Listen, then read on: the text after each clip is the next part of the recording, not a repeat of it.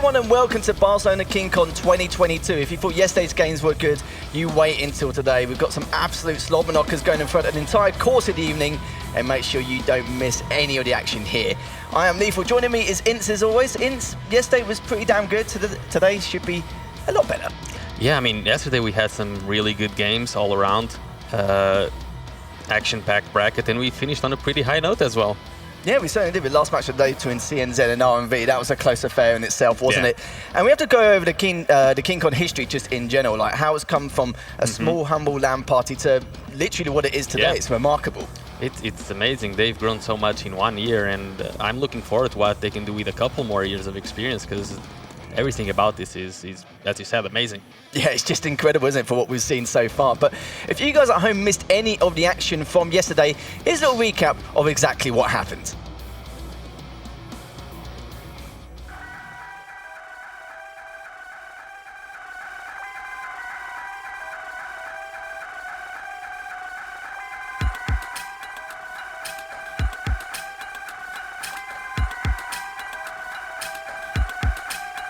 Top opening.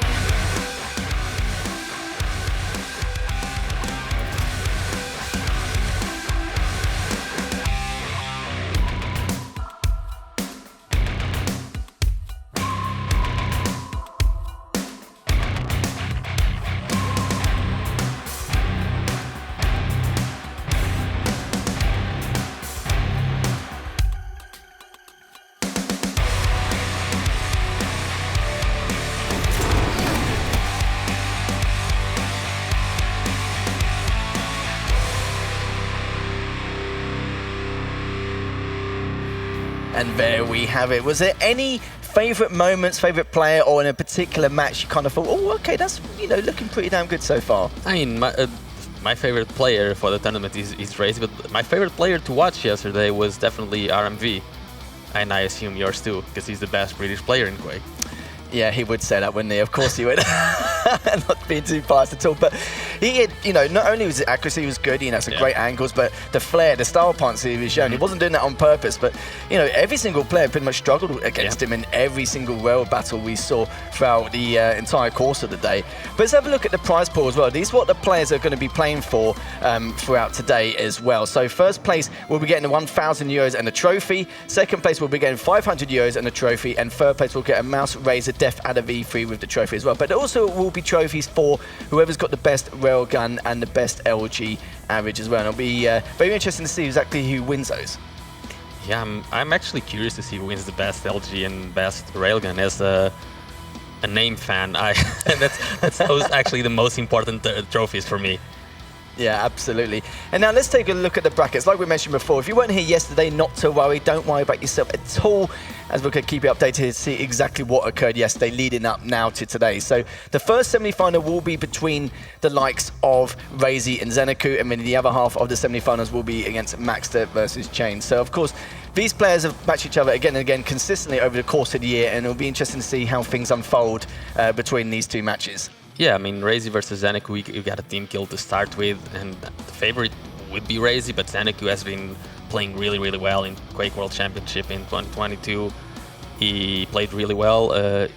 He had really close games with Vencer and Rafa, and I think he's stepping up as the months go by and as the years go by. He's proving to be a very, very good player. And in the other semi-final, we have Maxter and Chain, and we keep talking about how Maxter is growing as a player.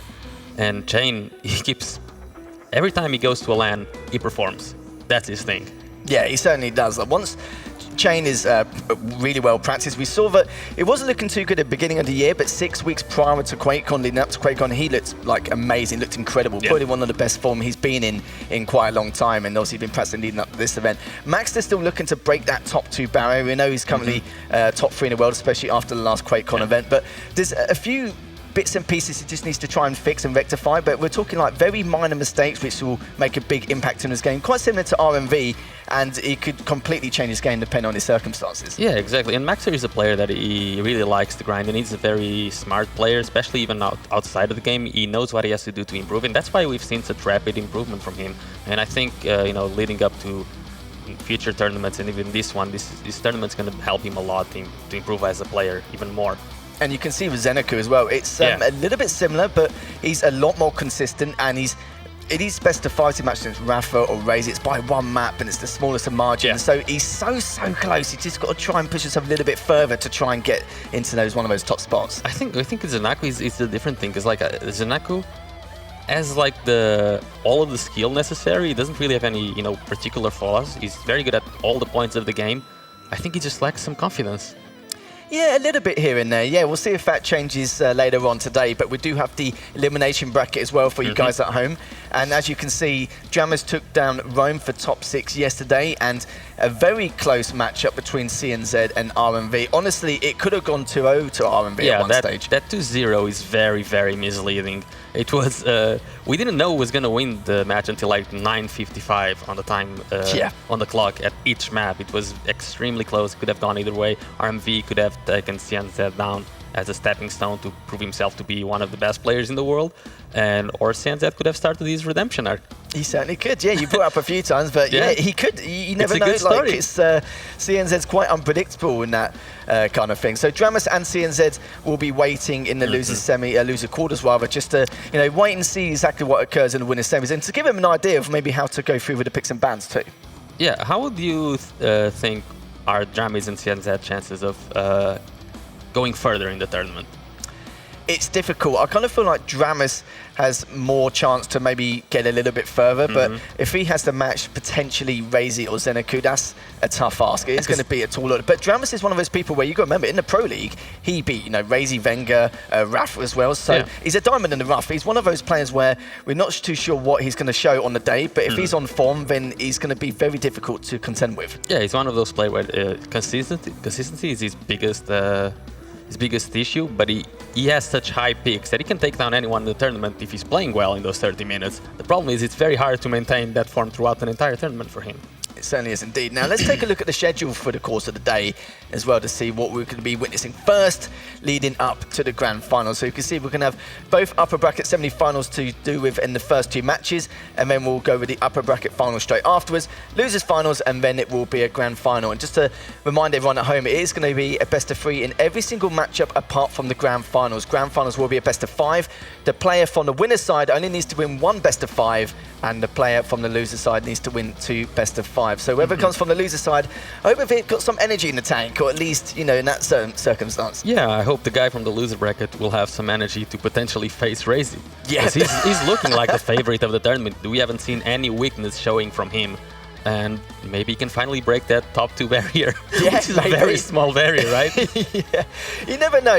We'll find out. I'm sure, because it's very rare. More times than not, we've seen Razy come from the loser side, and that's where stamina can play a part to a certain degree. But this time around, if Razy come from the winner's side and needs to win 1 best of 5, it's going to be very different. We know we're used to the rule set where the winner's side normally has a 1 map advantage and go from there. And then when normally it is a best of 7, you have to be very, very particular about the maps you select, because when it gets to the final map choices and the final champion choices, it can be, I wouldn't say it's quite random, but of course you've only got what's on the table. You haven't really got much left on the very end, but this is different this time. That's usually the problem with Razy, right? Coming from the lower bracket, he's usually left like the last map when it's 3-3, and the best of 7 is left with the really bad champion for the map.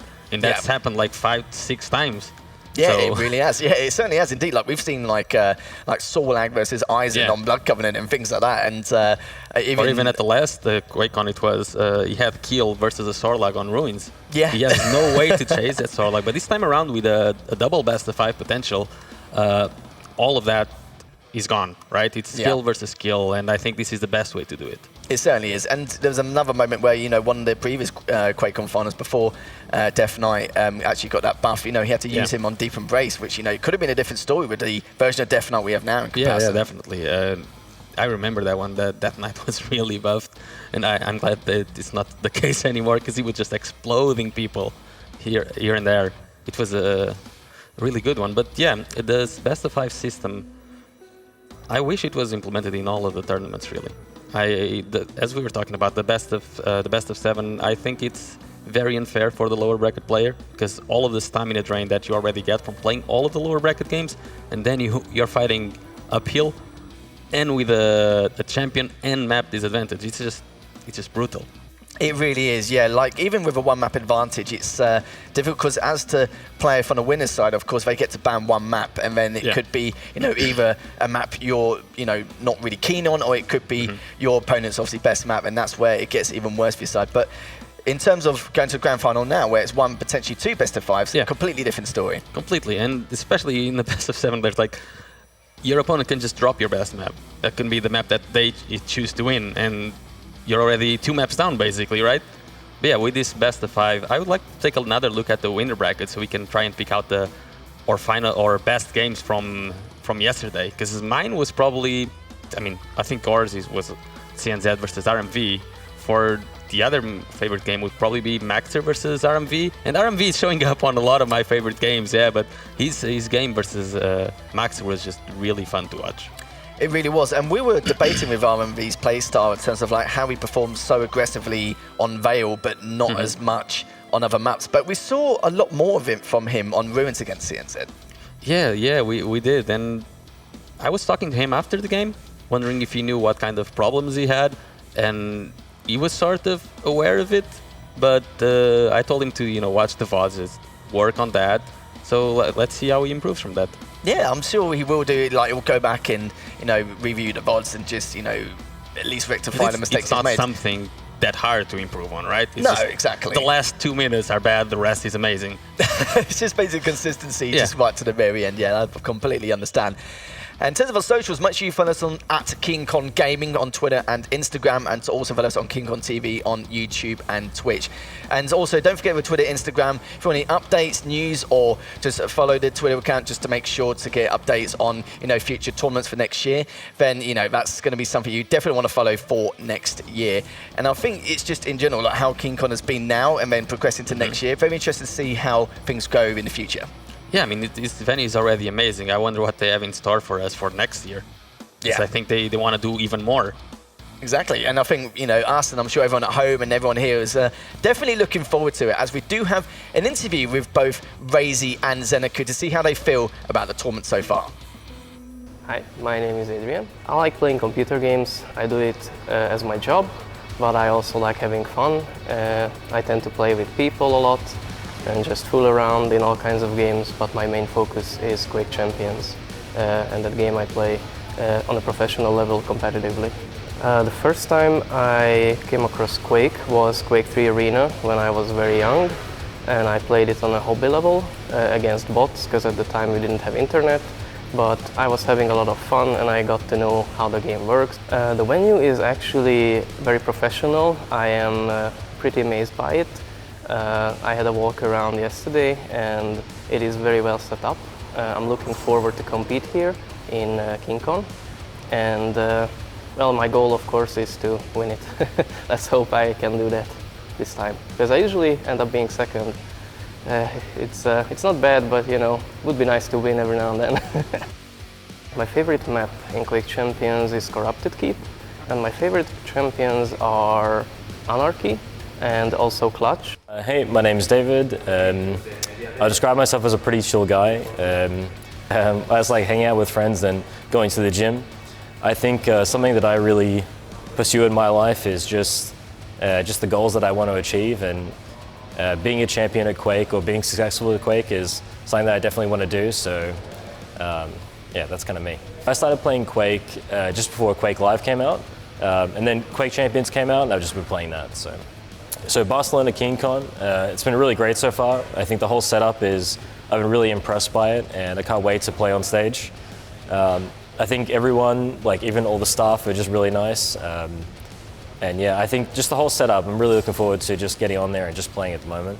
My favorite Quake player is probably Rafa. I think probably when I first started playing, he kind of showed me the ropes a bit. So my favorite map is Ruins. And I think my favorite character is probably Scalebearer.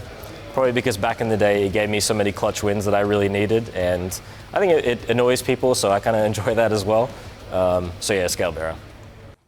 And there we have it. That's the interview with the players, so how they felt about the tournament. But we're ready. The players are ready to go onto stage, and let's announce our first player. It is none other than Razy.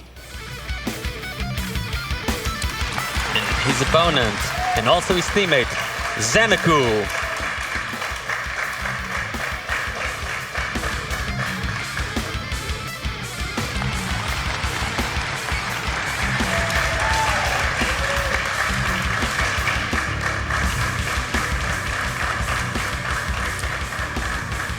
And there we have it. It's going to be a Maestro showdown, team kill, however you want to see it so far. And this is definitely going to be one of the closest series of the day. And, you know, they could even match each other again in the grand final, depending on how the scenario goes in this matchup.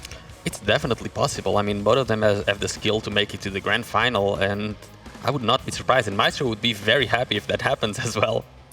Maestro Grand Final? Yeah, I don't think they'll complain too much about that, will they? Definitely not. Not a bad thing to add onto the accolade there, onto the CV, but Razy and Zeneku now just getting set up, getting prepared, getting ready, getting warmed up for, I'm sure it's going to be an incredible series between the two, as this will be a best of 3, just to let you guys know at home. And the picks and bans will be up shortly. But before we go into the picks and bans, we have to discuss this a little bit in terms of predictions. You've seen how Razy's been performing, you've seen how Zeneku's been performing throughout the weekend. I think a lot of people will assume that Razy's definitely one of the favourites to try and take the championship here. But how do you feel about the prediction of this matchup? Because Zeneku is definitely closing the barrier between the two. He's definitely closing the barrier, but if Zeneku's biggest strength is his consistency, he doesn't really do any mistakes. And he's very consistent throughout his performances, as we saw versus Ramis. You know, we were talking yesterday that Ramis had really high peaks, but lower consistency. But Zeneku is really consistent throughout. But when we're talking about consistency, there is no one more consistent in Quake than Razy.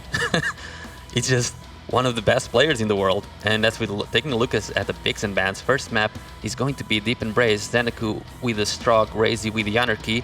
Second map will be Zeneku's Peak Awoken, Razy with a Visor, Zeneku with a Sorlog. Okay, that's a fun one. Third map will be Zeneku's favorite map, apparently, Ruins of Sarnath, Nyx versus Clutch. Okay, the last two maps are going to be very fun to look at. Yeah, the Ruins one as well. I spoke about it yesterday. Of course, everyone who's not familiar, I think everyone knows that Razy does use Clutch more than times than not on Awoken. But the fact, and I did mention before that on rare occasions we do see it on Ruins, and it could throw Zeneku off a little bit. Of course, he knows about his Clutch and Awoken now and again to top on it off, Ruins, but with the Nyx, scale bearer. Yeah, exactly. Yeah, he's the respect ban going in. And that's also one of his favourite champions as well, and I think he just doesn't want to take the risk. Yeah, when you're at this stage, you cannot take the risk. You just have to ban your opponent's best champions. That's what he did. But Zeneku is also really good with the Nyx. I'm really looking forward to seeing all of these three maps. As the first map, I don't really see any clear advantage. I'm glad to see Anarchy is coming out a little bit more of a meta pick in like Deep Embrace, because it's been like more about the slash and the Strog, but Anarchy is also really strong there. I think Razy will show us what he has in store with it. I'm sure he will. I just want to go to the third map as well, hopefully, if you see how he does with the Clutch. But we are underway. The first winners semi-finals between Razy and Zeneku. This will be a best of 3, kicking things off on Deep Embrace. We'll be starting off from Razy's perspective, going with the Anarchy. And now we can see exactly how he's going to go. He's going to pick up the rocket straight away. It takes a little bit of LG damage to begin with. Oh, Zeneku coming for the Mega. Very aggressive start by Zeneku, trying to put pressure on the Mega, but unfortunately for him, he doesn't really have any weapons, so it doesn't quite work as he wanted. Does pick up the LG eventually. I'm not sure if he'll be able to contest for this heavy. He's trying, but Razy has the position, even though he doesn't have the stack. He has a position in the weaponry, so it's much easier for Razy to hold. Certainly is indeed. Razy does manage to pick up the heavy. Oh, wow. And Mega will be up in the next few seconds. It depends who gets a better position. Razy definitely is at the moment, but seeing if he can get a little bit more damage done before he picks up the Mega. But this is looking much better than what we expected at the very beginning. Yeah, I wonder if they're going to be playing very aggressively or not. I can see Razy trying to, you know, chip away Zeneku's stack to then make a push, but without chipping away Zeneku's stack, he's not going to try and do anything too aggressive just yet. No, not yet at all. Still has his inject in the back pocket. Razy with his huge stack. Zeneku just trying to keep his distance for the time being. Comes straight in with the LG. Zeneku just trying to back away, using the Pika to do a fair amount of damage, but in the end... He misses the rail. That's a not miss for Razy. Zeneku realizing that he has an opening. Unfortunately for him, Razy was too quick on the weapon switch, and he should be able to get a clean Mega Health pickup. Yeah, instead of using the Pika to collapse onto him, he's trying to be a bit greedy to do a bit more damage instead. Goes up to the top, good rocket there. Good steal though by Zenek. Somehow he still manages to live long enough to get that heavy. And this might allow him to push at the Mega in 10 seconds. Let's see what his position is. Good rail by Zeneku, and he switches for the right weapon, gets the light armor, and now he should be able to collect the Mega Health as well. Yeah, he only needed 3 more ticks of damage with the LG to clean that up, and he certainly did as well, just in range. Mega's still up though, has been delayed just a little bit, but Razy should be in position to see the audio cue, and does pick it up, but he's prepared for the heavy anyway. So Zeneku in good form right now, just standing his ground. A good decision there by Zeneku. Instead of going lower and losing the high ground position with a Mega, he decided to let Razy take it, tried to land a couple of rails, unfortunately couldn't land any, but he put himself in a good position to stay at the heavy side and pick it up without any risk. Very risk-free gameplay from both players.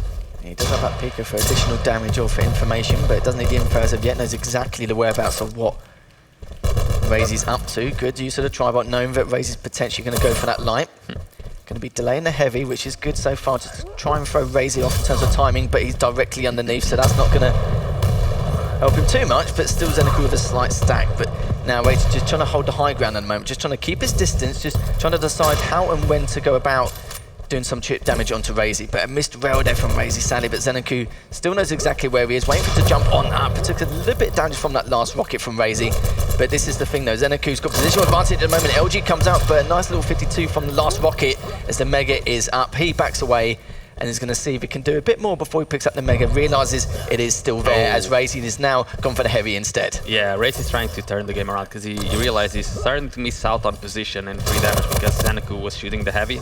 But Razy juking him, going for the heavy himself, and now Razy might be able to get this kill. That was very close. The injection does save Razy in the end and gets the second kill. Both players playing really well, and the game seems to be a lot more in favor of high ground position than items or damage so far. Yeah, you can see there's a lot of mind games with the items as well.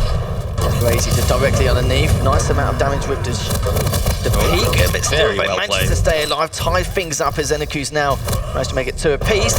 Mega's up as well, and Razy's trying to catch him whilst he's going for the Mega. As even though Zeneku did pick it up, both of them are still on a similar stat, but this is looking good for Zeneku at the moment, even though Razy's still kind of back away. He does have the inject though.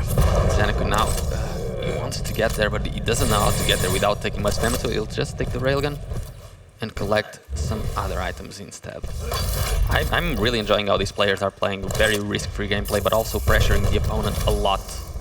There are no free frags in this one. No, not at all. Just trying to hit a couple of rails here from top mid. Realises that he's gone around to the shotty area. Still holding the high ground, and this is what I like about Zeneku, consistently having that positional advantage.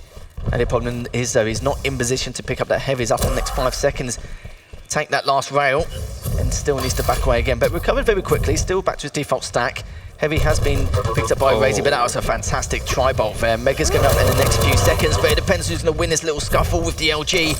Backs away again, and Razy with a slight disadvantage with stack, but he's in position for that Mega. That was really aggressive from Razy. Like, he took the, he's coming up. I put personal for a fight. Zeneku is the one landing the damage, but Razy keeps pushing because he's the one collecting the items. Zeneku does no damage with the picker. Heavy up soon, and Razy actually misses his jump. Zeneku went, just a little bit of damage. And he catches him in the air. Oh, that was ridiculous. The shot was available, he almost hit it. The thing is that with Zen as well, he's not picking up the items, but he's doing so much damage during the conflicts they have when they're contesting the items. It's not really helping him too much. Good rail there from Razy just to keep Zeneku back a little bit, but he's going to continue the aggression and to try and trap Razy if he can before he heads to that heavy. Heavy's up in 5 seconds. Still got the tri-bolt there, just trying to do a little bit more damage with that heavy machine gun. And he's actually put himself in prime position to get this heavy. Mega's up in 10 seconds, and Zeneku now's got plenty of time to contest this and get positional advantage if he can. Yeah, he's going to be now finally a frag for Zeneku if he decides to drop onto Razy. He knows he's overstacking him a little bit. Now with the Mega, he should be able to get a clean fire. Nope. Oh my god, that shot! What was that? Wasn't a bad little flick, was it there, Winston, considering the position he was in at the moment, and he's still going back around and seeing if he can try and clean up Razy. Oh, only a 4 from that last shotgun. Will he be able to do it? Another 20 on top of things. Who can get the kill at this point? Yeah, he was thinking. I thought that was going to be a guaranteed kill there, depending on how good his aim was going to be with the shotgun, but sadly didn't do the damage he would like. But Mega is still up. Has been delayed a little bit. Neither player's going for it as of yet. Prioritising the kill instead. Good rail there coming out from Zen.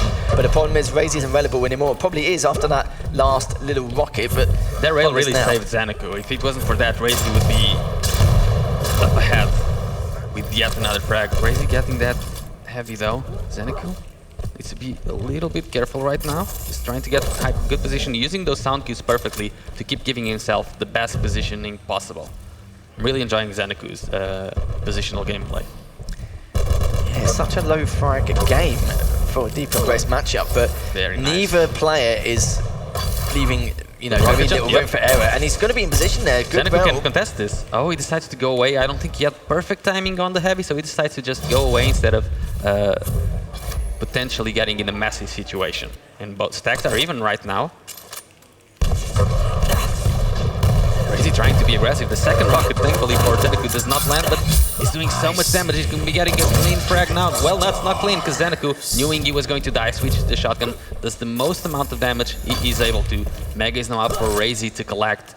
Zeneku should be using this time to get the rocket, the rev, the rail in a get position, but oh no, he didn't have the rocket, it seems. He didn't have it, and he actually gets the frag? How? How does he get the frag in the end? After that first missed rail, that was so important. I thought that was going to be it. That's going to be 4-2 in favour of Razy. And now Zeneku's looking so good. Razy's really weak. Just trying to not just stand his ground, but just trying to decide from the audio cues how he wants to go about top mid and to try and recover. But this blind rocket that he just hit on Razy as well, this could allow him to push for this mag, but he's trying to be a little bit more safe. He knows the heavy timing this time around, and he's going to just collect it. He still doesn't have a DLG, so he doesn't want to get too close yet. Oh, oh, there was almost an angle there. There it is, he hits it. Good read there from Zen. And another. If Razy picks again, he'll hit another. 10 seconds for the Mega. Zeneku ideally wants to get a frag right before it. 1 minute to go, and Razy, no armor to play with. All the armor in the map is going for Zeneku. Really great push, and going up through the TP, Zeneku uses the peeker to get yet another frag. There's a heavy pickup from Zeneku, and now it's a uphill battle for Razy. I like that from Zeneku as well. He knew both fighters were going to be up exactly the same time, roughly. Use the DN jet to try and solve a bit more. Will he be able to? He's going to go back away once again. And Zeneku's playing this so well at the moment, with the mind games with the item control so far. Only 45 seconds left. Razy still quite far behind in terms of stack, as Razy's going to have to push in at some stage. But both items are, again, about to appear any second now. Zeneku's going to go for the heavy, but Razy's actually still trying to progress towards the heavy, or at least get some damage done before it's picked up. Yeah, I liked Razy's attempt. He knew he could back off at any time, but if Zeneku was to give him an inch, Razy would take a frag. 20 seconds to go. Zeneku just trying to have the best possible defensive position right now. Razy just trying to do what he can with some spam damage, see if he can pull out the frag. 15 seconds to go. Zeneku hits yet another rail, and Razy comes from him, but the defensive rocket by Zeneku. Razy still gets the frag though, with 100 HP left, 5 seconds to go, and the game is tied up. Oh, Zeneku gets caught off guard, he's going up a jump cut, and oh, he's gonna get the frag. No one yet. Razy with 12 HP, still somehow able to survive that last engagement. Now going into sudden death, still holding top mid, still trying to recover from the last engagement as well. This is the first match of today. It's still the first map, and it's already so tense. 7 seconds until the heavy. Razy now still has the inject, want to keep himself alive a little bit longer, depending on the next bout he takes. Zen's already there picking up the heavy, but he has time to also contest the Mega. Problem is Razy has that positional advantage. Looking to try and back away, and Zen looking to try and catch him and end it now with DLG. Backs away again. Defensive rockets coming out from Razy. But look at the stack of Zeneku now is right now. Razy dropping down, still trying to recover from the last couple of fights he's been taking against Zeneku, and sees that he's probably going to contest a heavy straight afterwards. It's all about Razy just trying to keep his distance, get some chip done before we can contest some of these items again. And then for Zeneku, he's just trying to catch Razy off guard a little bit, but that's looking very hard to do. Good spam damage there by Zeneku to get more in the rail. He's going to try and close it out now. Can he find Razy? Can he get the winning blow? Oh, the defense from Razy was so good there. We thought that was going to be away. Literally, yeah, the final frag, but Razy does somehow get away from that, and Zeneku's looking so healthy, and this could be the final frag here, depending on where Razy's going to position himself. He's backed away, nicely done as well. Didn't want to stay out of his comfort zone. Okay, now it's the chance for Zeneku. He has to push in. Let's see. Doesn't go for the shot just yet. Doesn't land that one. He has still the peeker. Mega coming up in 3 seconds. He's trying to make sure Razy doesn't do any damage on the Mega, but he doesn't feel comfortable in going for the Mega with Razy there, it seems. He wants to either bait Razy for going for the Mega or give him the Mega so he can take the Heavy. But Razy, he sees an opportunity. He takes everything.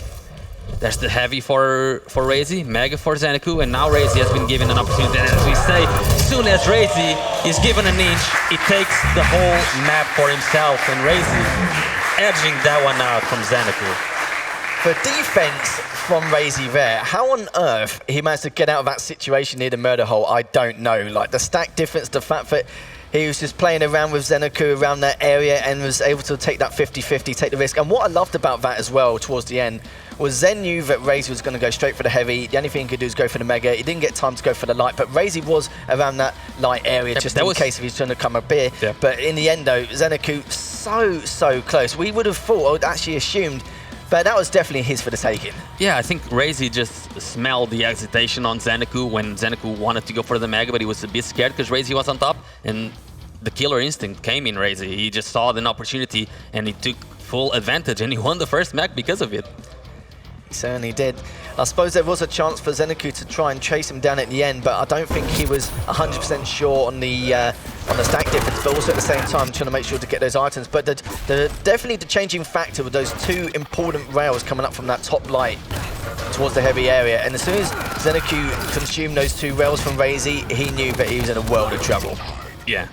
And I mean, the end, it sort of comes down to what we were talking about. Zenecu is a very consistent player. He can be at the top of the world. And I said his only weakness is really his confidence. And I think that kind of showed with the hesitation that he had, like with the last second decision of not going for that Mega. And as soon as you hesitate versus a player like Razy, he's going to take full advantage. Yeah, you can kind of tell he felt it in his loins, didn't he? But he was not panicking, so to speak, but he was just trying to be as safe and as consistent as possible. But the only problem was it was just those two rails from Razy, which was the literally the changing factor of the game, and Zenecu knew that was it. And you can see it from his face as well. He literally had the first map in the bag. But it doesn't matter though, we've still got potentially two more maps coming up next. And the matchups in this one will be very interesting. It should be. I want to go to the last map to see the Clutch versus Nyx myself, I'm not going to lie, but Same. I think everyone else wants to anyway.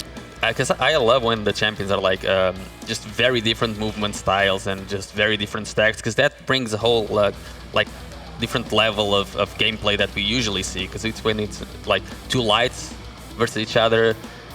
The game is usually slow, even though they're the fastest champions in the game, just because they're so balanced, right? Yeah. So when there's such big imbalances between the champions, the game gets very interesting.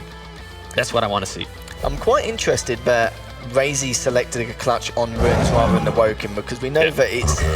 Because people have seen it so much on Awoken, maybe Zenecu's got a good idea on how to try and counteract it, and that's why he selected it for Runes instead. But before we even get that far, and if we do get that far, we are going to head into the second map. It will be on Awoken, as Razy's coming up 1-0 in the series.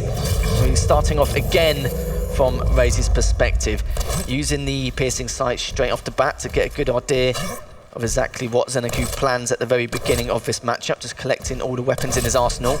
Pick up the hourglasses to get ready for that piercing sight straight away, has to back away again. And Zenecu knows that more times than not, Razy's going to be hanging around those hourglasses, especially around the curve, around the LG, and to make sure just to keep his distance and also keep him away from that. And the big advantage that Zenecu has in this matchup is that Visor has no movement ability and he has no way to escape. He has his hack ability and that is it. So Zenecu should have a big advantage in this match. It's up to him to be aggressive enough to be able to take a complete advantage of it. And we'll see how that plays out. Razy will try to hang around, higher ground positions with escape routes. And Zenecu will usually be the one on the driver's seat trying to make aggressive decisions. 1 minute in, so far in the second map.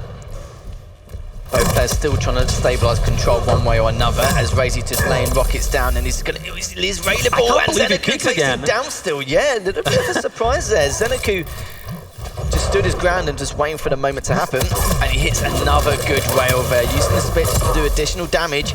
The problem is though, Zenecu were just waiting for the rotation from Razy, and Razy clocked onto that as soon as he saw that early defensive rocket coming out from Razy. Zenecu now looking to try and go for that recovery rotation, managed to pick up the light and the health bubble, so at least he can be almost back to his default stack.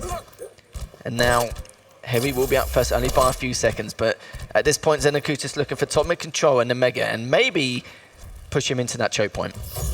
I'm still slightly amazed that Razy picked that, because usually when it comes to those kind of situations, if Razy is railable in any sort of way, he will not pick the angle, he will not risk it.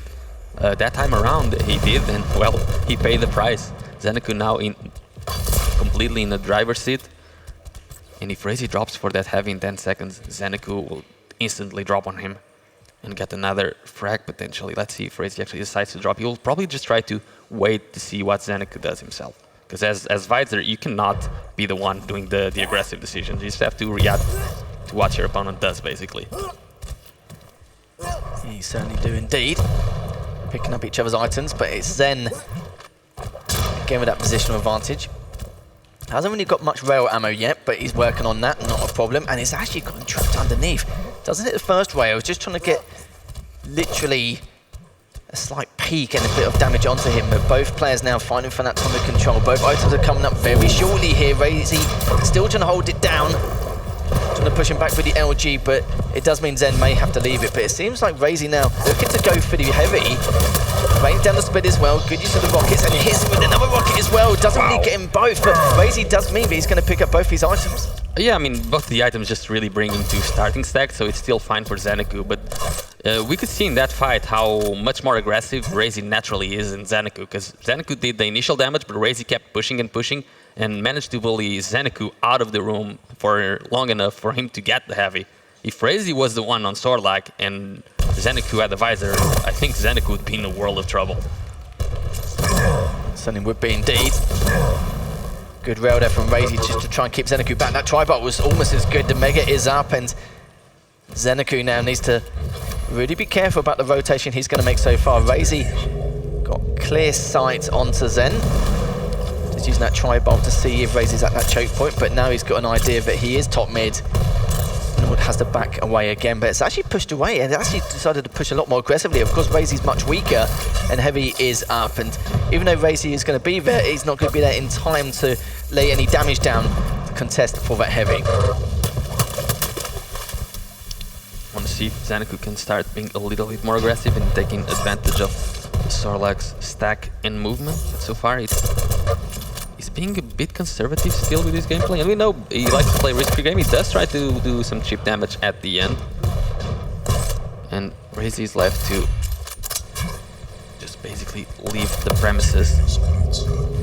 He hasn't got any rockets left. And Zeneku not pressuring at all at this heavy. I don't really like the move that Zeneku did just now. He definitely needed to pressure that, because now he gave Razy both of the items. And Meg is going to be up soon, and Razy, he catches him off guard. Doesn't really do that much damage, but it's enough to guarantee a free Meg health pickup. Yeah, at least lay down a little bit of pressure as he goes flying across to the rockets. Heavy's up in the next few seconds, and it seems like Zen won't be there to contest it. Well, technically he is, but a very difficult angle for him to dish any damage onto Razy. So we're just past the halfway stage, just one apiece so far. A lot of low frag gains, both players leaving little room for error, just to play as perfect as possible without giving each of their opponent any kind of an advantage in this matchup. As Zen just hang around the rockets at the moment, waiting early for this Heavy, 6 seconds until it appears. He's got a feeling or read that Razy probably is around that area. Now definitely knows after what he just saw there. Heavy will get picked up, and now Mega will be up in the next 15 seconds. And it's mostly Razy just rotate. He comes up a jump at Visor and takes a lot of damage for it. So Zeneku, he decides to leave, and Razy comes back in and he gets another frag and the Mega for himself. Yeah, I don't know, I think Razy just read that perfectly. He realized when Zeneku was going to leave the room, took the position for himself, even though Zeneku thought he was going to not go for it anymore. Just barely missed that. I think Razy got all of the major items for the past 3 minutes. Which is weird in this matchup. Usually the Sorlak player is the one controlling the items due to the innate advantages that he has in this matchup, but it's all about Razy. Well, this is the thing with the piercing sight. He could use it to prep a little bit better for these items, but he's had all the audio cues he needs, so he's just been using it to try and catch what Zeneku's going to do on spawn. try and clean up some of his frags. Can use it again, realise he's still at that choke point, rotating back around onto the rail. Knows that Zenecu's, the rail there. Knew that Zenecu was trying to contest the heavy from the high ground, from that rail area. He's still here, still following him as well. Jimena taken down, there's some good rockets, but thing is though, Zenecu's weak, but not weak enough for Razer to continue to make that challenge, as now he can continue to be proactive as well. Picked up the Mega whilst trying to at least keep the pressure onto Zen. Zen just trying to get away, just barely manages to get around that corner onto the LG. Zenecu just doing his best to stay alive. That was a good first rail there from Zen, just to put some pressure back on. Some good try bar as well. Will have to give up for this heavy, but is in a much better situation than he was 20 seconds ago. Although all of the items are still going the way of Razy, and any bit of damage that Razy does is a lot for Zenecu. This time around though, Zenecu can actually take the Mega for himself. One good aggressive move by Zenecu changed the pace of the game right now. We see the first major item Zenecu takes in since like the 3rd minute or so. And now he opened up a new world of possibilities. He will definitely be appearing for the heavy and Razy, as we can see. Just has to hang back, listen out for the timing. Not really going to be able to do any damage. And he will be playing a lot more defensive for the last 2 minutes.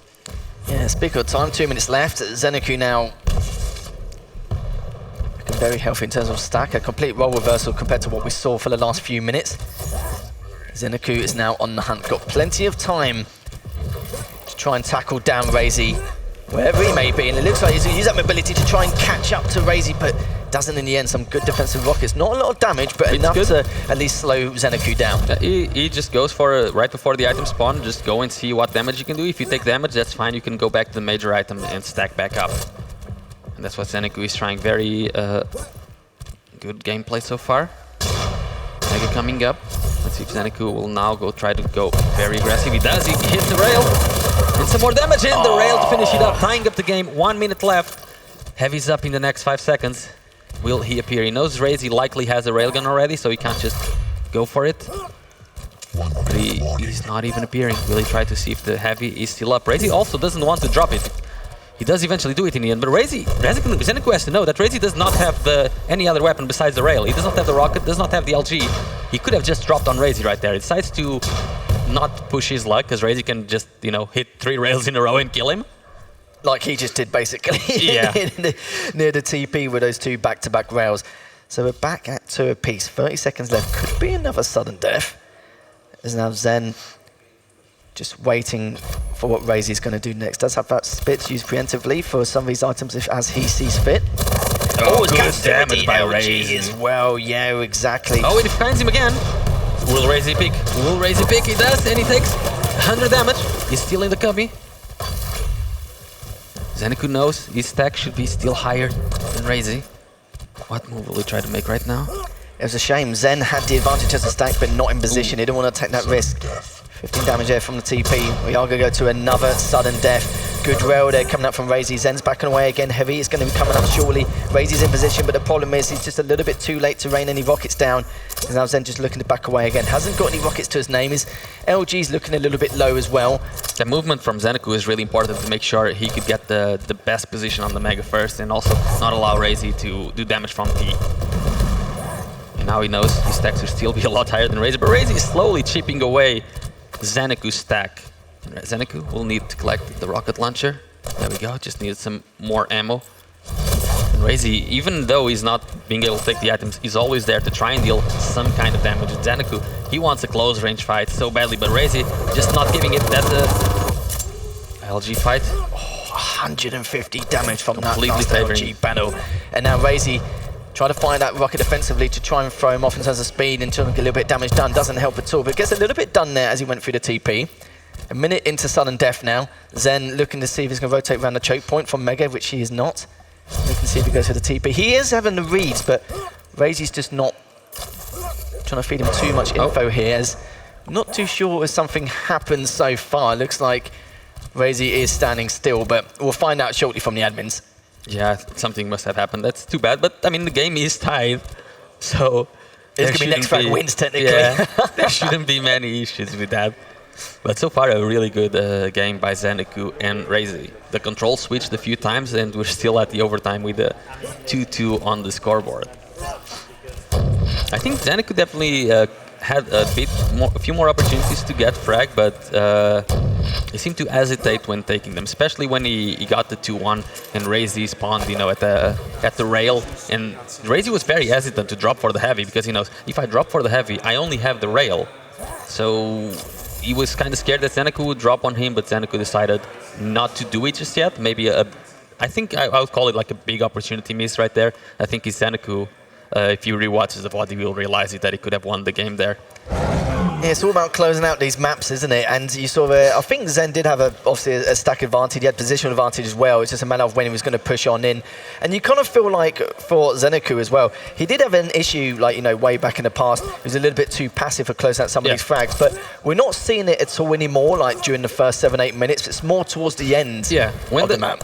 Yeah, so it's like it's the confidence problem, right? He doesn't want to. He's not completely sure whether he's going to get the frag or not, so he decides not to attack.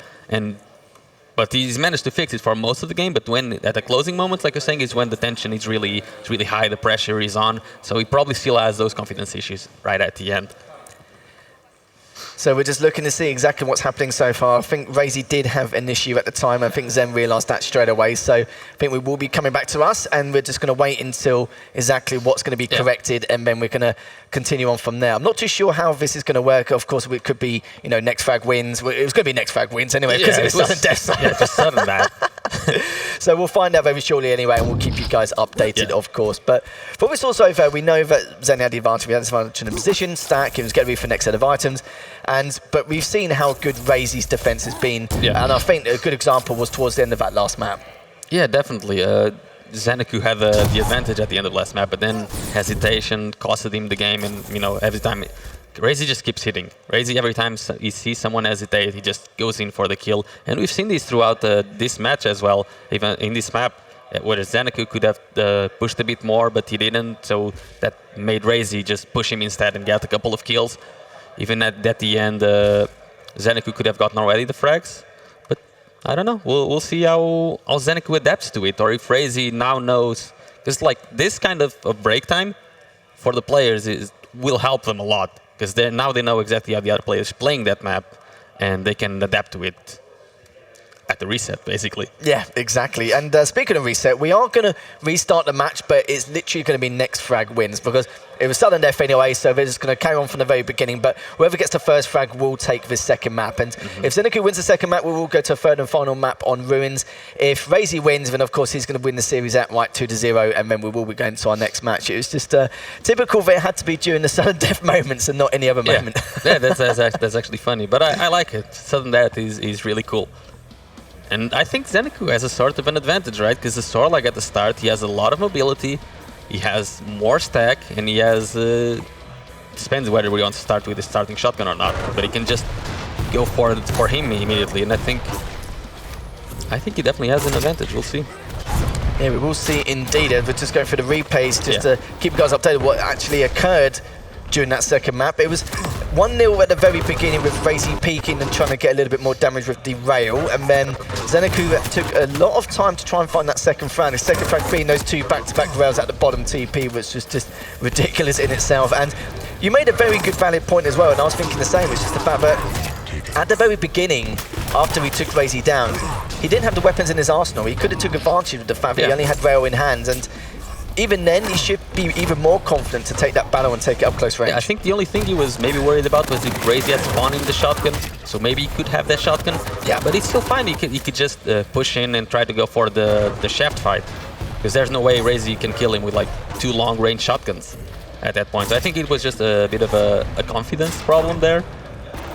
And I hope he adapts, because I want to see the third map.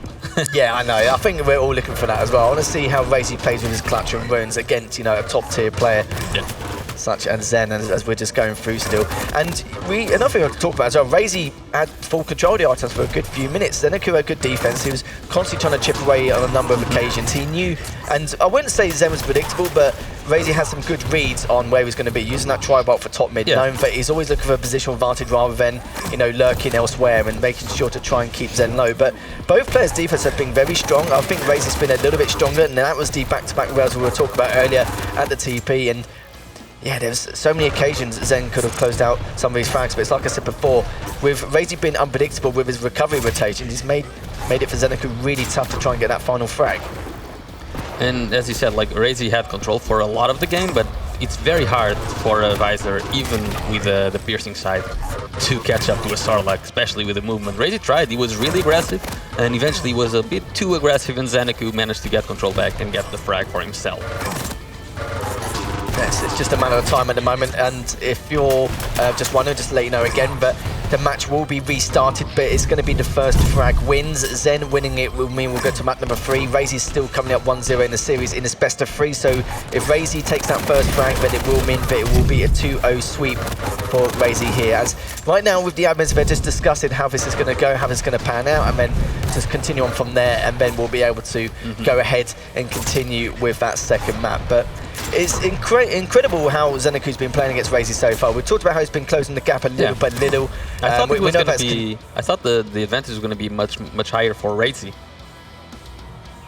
Okay, well, I've just heard in my ear that actually we're not now going to go to first frag wins. It's going to be a completely full reset. So I'm happy about that. Okay. Yeah, we get 10 more minutes. And I mean, it makes sense they would agree to that, right? They're teammates, they're friends, and they'd rather play the full match than try to gamble it on like the 1 frag wins. Sadly, because I would prefer the 1 frag wins because I want to see like max drama. Yeah, that wouldn't surprise me. I don't. These two players are very humble, like, and like, as well as being teammates as well. They're not gonna, try and like mess each other up in any way, shape, or form. So it does make perfect sense. And you kind of feel like with first frag wins, you talk about the, in terms of what could happen at the start. Of course, with Sarlacc, with his mobility, obviously he'll probably pick up the light with the Mega straight away if he gets a similar spawn. Of course, with Razor with piercing sight, he can get that first rail. If, for example, Zeneku's trying to get the weapons in his arsenal and predicts him to go through TP. There's a lot of little things here and there at the beginning where that one frag could cost a lot. Razy would have to use it instantly, just because he knows how much of a disadvantage he would be in. You need to use the piercing sight defensively immediately, just to try and run away from Zeneku, if that was the first frag wins.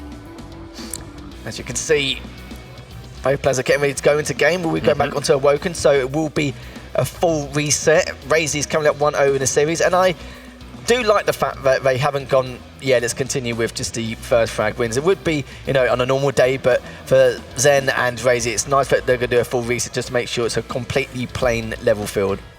Yeah, and I wonder if their playstyle will now shift a little bit. Especially Zeneku. I'd like to see him play a lot more aggressive. I think also it will be interesting to see who's going to adapt better from that previous matchup on Awoken and now go back into it. So back to map number 2 once again, a completely fresh start in this best of 3. Could be starting off from Razy's POV once again. As already just picking up the LG, picking up the light, and does have the Mega from earlier. Looking to see if Zen is around top mid. It's actually gone back to top mid again, as he still has that piercing sight to use if he's not too sure on the prediction on where Zeneku is going to go. But he's just going to walk slowly behind towards the rocket. Still needs to get the weapons, of course. He's got a rail as of yet, still early days. Now using that piercing sight to see where Zen's going to come from to try and contest for this heavy, but realises that Zen's too late. He's going to pick that for free. Not too bad. If the pace is anything like the previous match they were playing, it might just be first frag wins. It could be. Like, you're not wrong there. 1-0 until 10 minutes. I like this from Razy as well. Even though he has to go through the choke point to get Mega, he's denying him the rail, which is huge. And I'm sure Zen won't mind at all having to abuse his combat skills to get him close range there. As Razy still just biding his time. Zeneku, as Sarlacc, he knows that the biggest advantage for Razy is if he gets the rail to combo that with the piercing side, because that's where you get max value from Visor. So Zeneku, just defending that part of the map is actually a good strategy. So instead of going more aggressive and trying to abuse his movement, he's playing to his opponent's weakness. Let's see if he will try to catch him now. Oh, he has to put... Oh my god, so much damage with a tribal. Then Zeneku is forced to run away instead. 100 damage just like that. Yeah, Razy's just massively slowed down the tempo of this matchup in comparison. As we're 2 minutes in, items are almost in sync, only by a couple of seconds. But it's a matter of which one of the two are going to try and go for both items, or each other's items, considering. But at some stage, Zen did have to give up the rail area, so he did manage to get a rail gun for himself. Mega is up, delaying it just for a little bit so far. Heavy has been picked up by Razy. Zen will have the timing of that. Mega is still up though. It does manage to pick it up in the end. That's going to be huge, but good rail there from Zen. Another good rail as well. He's not going to go for the thirds. He does want to outstay his welcome around top mid. But it does mean he has the advantage even after picking up this both those items. Yeah, those two rails were just basically saved Zeniku for the next 30 seconds. Now he's actually able to push for the heavy, doesn't hit the shot, so he has to back off. And wow, he hits another of those rails. Rails are really saving Zeniku in this match.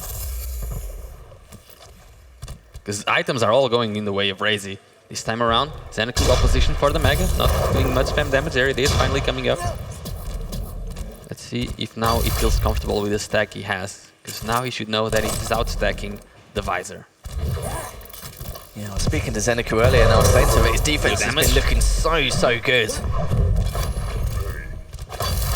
Zen, here's that piercing sight.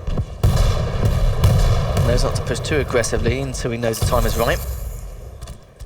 Razy coming up aggressive, taking a lot of damage, 100 damage already, and Zeniku knows Razy's trapped, goes in for the kill and gets the first frag in this match. Beautiful, took a bit of time there, Vince, but 3.5 minutes in, Zeniku does get that first frag. And Razy. I wonder if he's regretting agreeing to the full match now. In the back of his mind, maybe. I know I definitely would, but I suppose when you're in this high-pressure situation, you know, knowing the fact that you've got to win 2 back-to-back maps in the best of 3, I'm sure it's the last thing on his mind as Zeniku. The hard thing now is that as Razy advisor, even with the piercing factor, it's really hard to catch up to a sword like that. Oh, wow, did that racket do 100 damage? Wouldn't be the first time we've seen that. We definitely saw it in deep range as well. Comes in with a choke point as well. Hits the shotgun, hits it again. 2-0. And look at the stack Zen has. Only on 18 HP, 15 armor. Oh, as he picked up the light, a direct comes out from Razy to get that first initial frag for himself. He's going to be able to pick up the heavy. Mega's going to be up soon. Sen should be able to pick that up, but he's only got a rail in hand. Needs to be so careful as he does get away. But Razy looking to be aggressive, but Zen knew that he's going to potentially rotate all the way around to try and deny him of his weapons and diving straight on across the rail. Zen going to realise this, misses the rail, but Zeniku's in a world of trouble and is now so weak, still trying to get away, still trying to recover as well. And he's got that piercing sight he used, knows exactly where Zen is. It's a matter of where he's going to go to next, but look at this though, Zeniku has already recovered almost back to his default stack, but in the end, though, he's lucky to get out of that situation considering the amount of health he had after that previous rail. The most important thing is that Razy knows if he wants to chase Zeniku right now, he can, because Zeniku still does not have the rocket launcher. I'm sure Razy is keeping track of it because he was keeping control of it for the past 30 seconds, just hoping Zeniku would fall for the trap going for that rocket launcher. There's that, but Zeniku's most probably going to keep his distance anyway. But you are right, though. As long as he continues to deny the rockets, then it's just one less thing for Razy to worry about. Well, now Zeniku should have them, and Razy knows he missed out on a little bit of a chance, but he's still in control of the map. Not if Zeniku keeps landing those shots. Yeah, he's just chipping away. And Razy so far, but still has a bit more HP in comparison. Is now Zen is just daring for Razy to push on forward. Good try, but good rocket as well coming up from Zen. But the problem is Razy ends up picking up the heavy, and he needs to be so careful. Manages to dodge his way out of that last rail. If that hit, we could be seeing a completely different game here. But managed to hit that one, is going to be diving straight on in. But of course, with the mobility, it comes out with the LG anyway. Mega's going to be up any second now. It will be picked up. Still somehow has to survive. And the LG from Zeniku was ridiculous. And he picks it with the rail from top mid as well. Great stuff there from Razy to equalise the scoreline. I thought after the rail shot, Razy would not dare to push in, but he does. Zeniku picking up the heavy midway through the fight, and the beautiful rail. So Razy equalizing the score. Zeniku does not have much tech to play with, trying to focus on getting that LG as well for himself. Great shot, and I think Zeniku went to the... yes. Oh no, he just went to the TP. Thought he had been pushed to the jump path, so nope.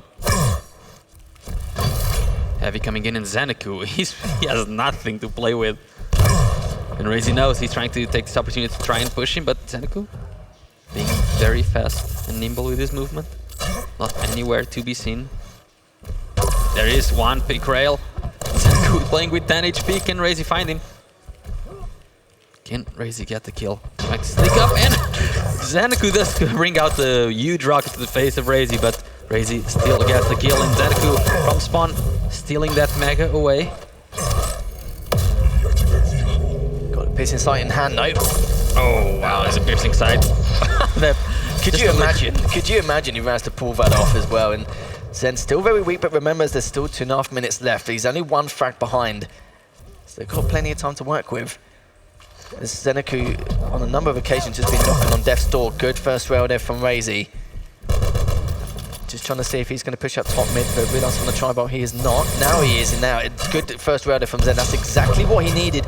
Gets a little bit of damage done from that last rocket. Using the spit, and actually managed to get him, so at least he's going to do a tiny bit of damage onto Razy. Gets a little bit more as he walks straight back into it. Good first rail there from Razy, looking for the second to see if he goes back over the jump pad again. And he does not, so back to Wayne tries to recover for himself. Xanaku is definitely going to get railed there. Yep, there it is, and he doesn't even get position on the Mag. And Razy he's just focused on chasing Xanaku right now. He doesn't, and Xanaku tries to go for a counterplay, but Razy positions himself on the Mag before Xanaku can do anything else. 4 seconds for the heavy. Will Xanaku hang around here any longer? Razy just chases him through the TP. Should be able to get yet another frag, but nope, not yet. He decides not to switch for the railgun. Goes for some guaranteed damage with the machine gun. Not quite getting the frag just yet, as we only have 1 minute remaining now on the clock. Great read from Razy as well, just knowing that he's most probably going to leave the heavy and go straight back around the LG. Zen is back top mid, he's looking to try and get some chip, but sadly he can't at the moment. Needs to be really careful. Now that he's missing some of his rails, it could cost him a frag at some stage. Xanaku's back to way again, Heavy's up in 5 seconds. He's going to see if Zen's going to try and attempt, not to go for it, but to at least do some damage with the rail whilst he contests that Heavy, but sadly he's not in a position to. Raise. He's more than ready and prepared for anything which is going to come his way from Zen. Yeah, with 40 seconds remaining, we see Razy already taking a very defensive position. As you know, Xanaku is likely well positioned at the Mega, and from where Razy is right now, he has an escape route, regardless from whether angle Xanaku comes. Oh, there's so much damage without taking any. And he misses the first rail as well. Hits the second at least, so it's going to give him a tiny bit of leeway. Okay, so this gives Xanaku a little bit of a chance. Some stack, 15 seconds to go, and he gets railed immediately. Now Xanaku just has to run for him. Can he actually find him? 5 seconds to go, and Razy just rocket jumping around, does not let back up, and Xanaku is forced to do a very desperate rocket jump, and that's going to be the win for Razy, 2-0, beating his Maestro teammate. Yeah, good weapon selection at the end from Razy. Yeah. He knew that if he did try to rocket jump over, he's got the LG in hand to keep him at bay and doesn't even need to take that fight. And it will be Razy who wins that by 1 frag, and you know, both those games were just incredible. I suppose you could say technically 3. We had 3 maps, all 3 of them go to sudden death. All 3 maps, of course, going only by 1 frag, and it just shows how tight it is between the two. Yeah, I mean, I didn't expect it to be this close. I knew Xanaku could, reach Rage's level, but Xanaku played really incredible. But I think in the last map, especially, if Xanaku played more aggressive, maybe he could have had more chances to overtake the lead a few times, but Razy with perfect defensive positioning and gameplay, especially at the end, the last minute from Razy. I mean, there was really no way for Xanaku to get in. Xanaku tried the rocket jumping with weird angles, but Razy always ready for everything. He certainly was indeed. That's had a little bit more art and control and comparison to Zen, but it's like I said before, Zen's defense is some of the best I've seen so far, and the one good read we saw from Razy at one stage was towards the end when you saw Zen was prepped early for the heavy. He was a little bit weaker. He knew that in terms of stack he couldn't continue contesting. And the same time Razy went through the TP was the same time that Xanaku rotated all the way around to get to LG to recover from the previous engagement. Almost managed to take him down as well, but still at the same time knew that the heavy was guaranteed. Yeah, and I mean, I guess the 2-0 doesn't really surprise anyone in the end. But all the games were close and could have gone either way, the maps. And especially if we had had the sudden death, that would have gone either way. The fact that all 3 went to sudden death was just ridiculous. I think it's the first series I've ever casted where all 3 maps went to sudden death. It's normally at 1, maybe 2, because both players are leaving little room for error. But yeah, it was incredible. It's especially the first series you ever cast with 3 maps that go to sudden death, and it's a 2-0 in the end. Yeah. Somehow we made it physically possible to have 3 maps in a 2-0 series, but I still think it's, you know, humble both of them to not go for that first frag, just do a complete full reset. And you could see that it was pretty much almost the same circumstance. The only difference was in that second game was how Razy slowed down the tempo so much during the first few minutes to try and throw Zeneku off at the beginning. And then at the end, he slowed down the tempo once again just to have the best defensive gameplay possible, and he clutched out the win.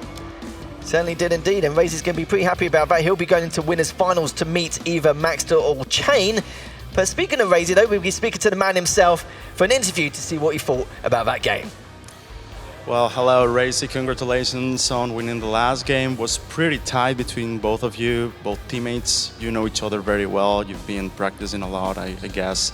So how did you manage to finally beat him and go through the next round? As you said, we practiced a lot lately against each other, so he knows me very well, how I play, what are my comfort zones on the map, and what positions I take, in what ways I play. Also is familiar with my champion pool, like which ones I prefer against which ones. So he was prepared, I feel like. He put up a really good fight. I had a really tough time beating him. The reason I could was probably because those few opportunities that I had a chance to turn around sometimes his control, I managed to do that. Sometimes, for example, on a Vulcan, my piercing sight came in very handy, managed to hit rails I would normally not really hit because I would not have the information or the right angle, but with the piercing sight I could adjust these things and find opportunities to turn around the control and gain the advantage. Yeah, it's true, and it was a great game. It was pretty tight, and there will be other great games, and tight ones, especially the final of the upper bracket. Who do you prefer, Maxter or Chain? I don't actually have a preference. I have played against Maxter at QuakeCon, and that was in my favor. So hopefully, if it happens again, it will again be in my favor. But against Chain, I don't exactly remember when I played against him last time. Probably sometime online during a study tournaments. I don't really have a preference, but I'm just hoping I'll be in good shape against whichever. Thank you very much for your words, and again, congratulations on going through to the uppers bracket final. Back to you guys. Thank you much, guys, for a lovely interview there from Razy. Yes. But we are going to go through the bracket now just to keep you guys updated to exactly what's occurred so far. So Razy now sitting pretty in the winners finals, and our next matchup will be between Maxter and Chain to see who Razy's going to play against afterwards. And I'm curious to see what you think, because in my opinion, from what we've seen, not just from previous history, but in terms of style, I do feel like Maxter will probably suit Razy a lot more if Razy wants to go to the grand final. If he's against Chain, we know that Chain is a lot more of a solid player all round, and it's going to be quite tough to try and adapt against him compared to Maxter. Yeah, because Maxter overall is sort of more, not exactly more aggressive player. Both of them are pretty defensive overall, but Maxter, he usually gets opportunities with his rail, and as I said, Razy, whenever he feels danger, he will not peek for those rails, so it's hard for Maxter to get in the game if Razy knows what he's up against, basically. So I think if Razy would probably prefer to play versus Maxter in that case. Yeah, we'll have to see, because that is going to be our next semi-final matchup when we come back. We can see who's going to make it to the winners finals with Razy between the likes of Maxter and Chain. So don't go anywhere, as we're back in just a few.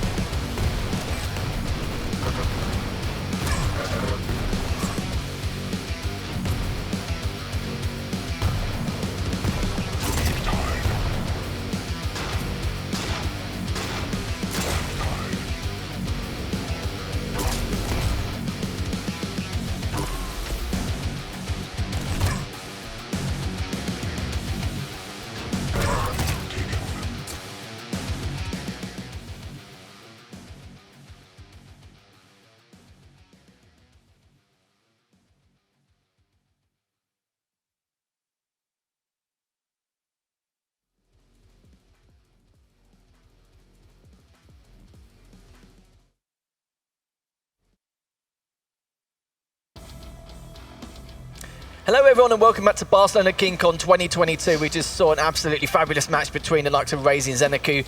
As there was a reset during the second map, we've got 3 sudden death maps. Can't really complain in that department, of course. I'm Lethal. Joining me is Ints once again. Another win in semi-finals, and it will be between Maxter and Chain this time. This one should be very close. However, I don't think it can be any closer than the previous one, right? Well, even if you say that. Even if you go to the third map and it's a 2-1, I'm sure not all of the 3 maps will go to a sudden death. No, well, right? Yeah, if it does, yeah, of course, It's really hard to get any closer unless they keep getting sudden deaths. Yeah, exactly. And we do have an interview from the likes of Maxter and Chain just to see how they feel about the tournament so far going in. Hello, my name is Maximiliano Gonzalez, aka Maxter. I'm a professional player currently playing for the 40 Gods. I started to play Quake when I was around 5 years old. And then I started to play professionally when I was around 22 years old. There was a gap, really huge gap there, because I was playing other games until I find that competing on a game that I can be by myself, it's more attractive to me and it fits me really well. I think that this kind of events like KeenCon is doing right now, the fact that it's the 2nd edition and now we have the opportunity to just have pro players and as well we count now with a LAN server, I think it's just a really huge step in between the 1st and 2nd edition. And I think this is a really huge opportunity for us to show how good can we do as an event organizer. Well, to be honest, as favorite Quake player, probably that one might not be here in the tournament, but that one will be Rafa, but inside the tournament probably will be Chain, because I really like how disciplined he is. My favorite map and champion, I would say that probably Corrupted Kid and Slash are my favorites in terms of maps and champions. Hi, my name is Greg. I play Quake professionally. I enjoy working on different kinds of projects, and of course, playing Quake. I started playing Quake when I was probably 13 or 14 years old. I started playing Quake 3, then I got into Quake Champions 2018, so I missed the first big year, and since then I've been playing as much as I can. So, it's really impressive what KeenCon has here. Like, I wasn't expecting. It's like a little pocket studio bundle. They have everything they need, and it's very compact and it looks very professional, so I'm very pleased with what I'm seeing. And I hope to achieve first place, of course. It's a good event to win, I think. So, when I was younger, I watched like Vu. He had like this one frag movie. I just rewatched a lot, so maybe I'll just say Vu for now. Favorite map would probably be Vale, maybe. And favorite champion, probably Nyx or Slash. Right, we're ready and set for our next winners semi-finals. First player coming onto the stage, Maxter.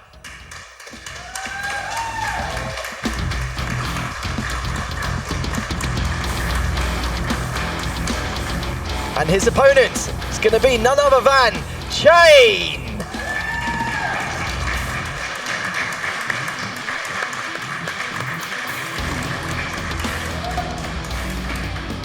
This matchup's going to be very interesting in terms of styles to see how Chain can deal with Maxter's strategic aggression. We've seen it time and time again, these two coming up against each other, and we'll have to see what Maxter can do here. Yeah, definitely. And I mean, in terms of our own predictions, who would you favor in this matchup?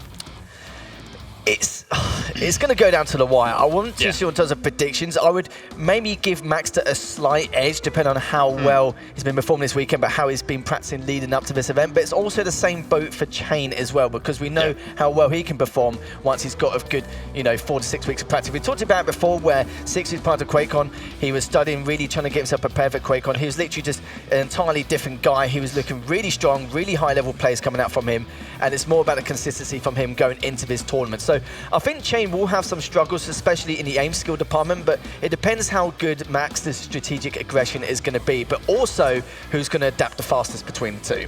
Well, we're looking at now at the picks and ban screen, and the first map was actually going to be Insomnia. Nice, I think we might actually get to see Insomnia this time around, it seems. So it's going to be Anarchy from Chain, a very strong champion in Insomnia, and a really good counter for it as well. Maxer going with the Ranger. Second map, Ruins of Sarnet, going to be light champion battle. Maxer with the Slash and Chain with the Nyx, one of Chain's best champions as well. And the last match, a bit of a weird pick for Chain there. Galina going versus a Strog. Yeah, this is not normally a matchup we normally see ever going on to Blood Covenant. If we do see Blood Covenant, it will be the first time we've witnessed it on stage here this weekend, but at least we're going to witness Insomnia for the first time especially. We've had it in a few map 3s, but sadly they did go to a 2-0 series, but it's going to be a very interesting one itself. First map is going to be Insomnia in this best of 3. Maxter playing as the Ranger, with Chain going in as the Anarchy, and we're going to see how this is going to unfold shortly, as this is going to be an absolute cracker of a series. The winner will be facing against Razy in the winners final soon enough. Speaking of Razy, I was asking both him and Zanaku their predictions for this game, and Razy said Maxer seems to have the upper hand statistically, so I guess he's favoring Maxer in this matchup. And then I asked Zanaku, and he said, well, I think Chain will win 2-0. Okay. So, not that close. No, not at all. That's very different opinions, but I guess the differing opinions only means that this game is actually very balanced in the end. Certainly is indeed, as we're going to get into our first map on Insomnia.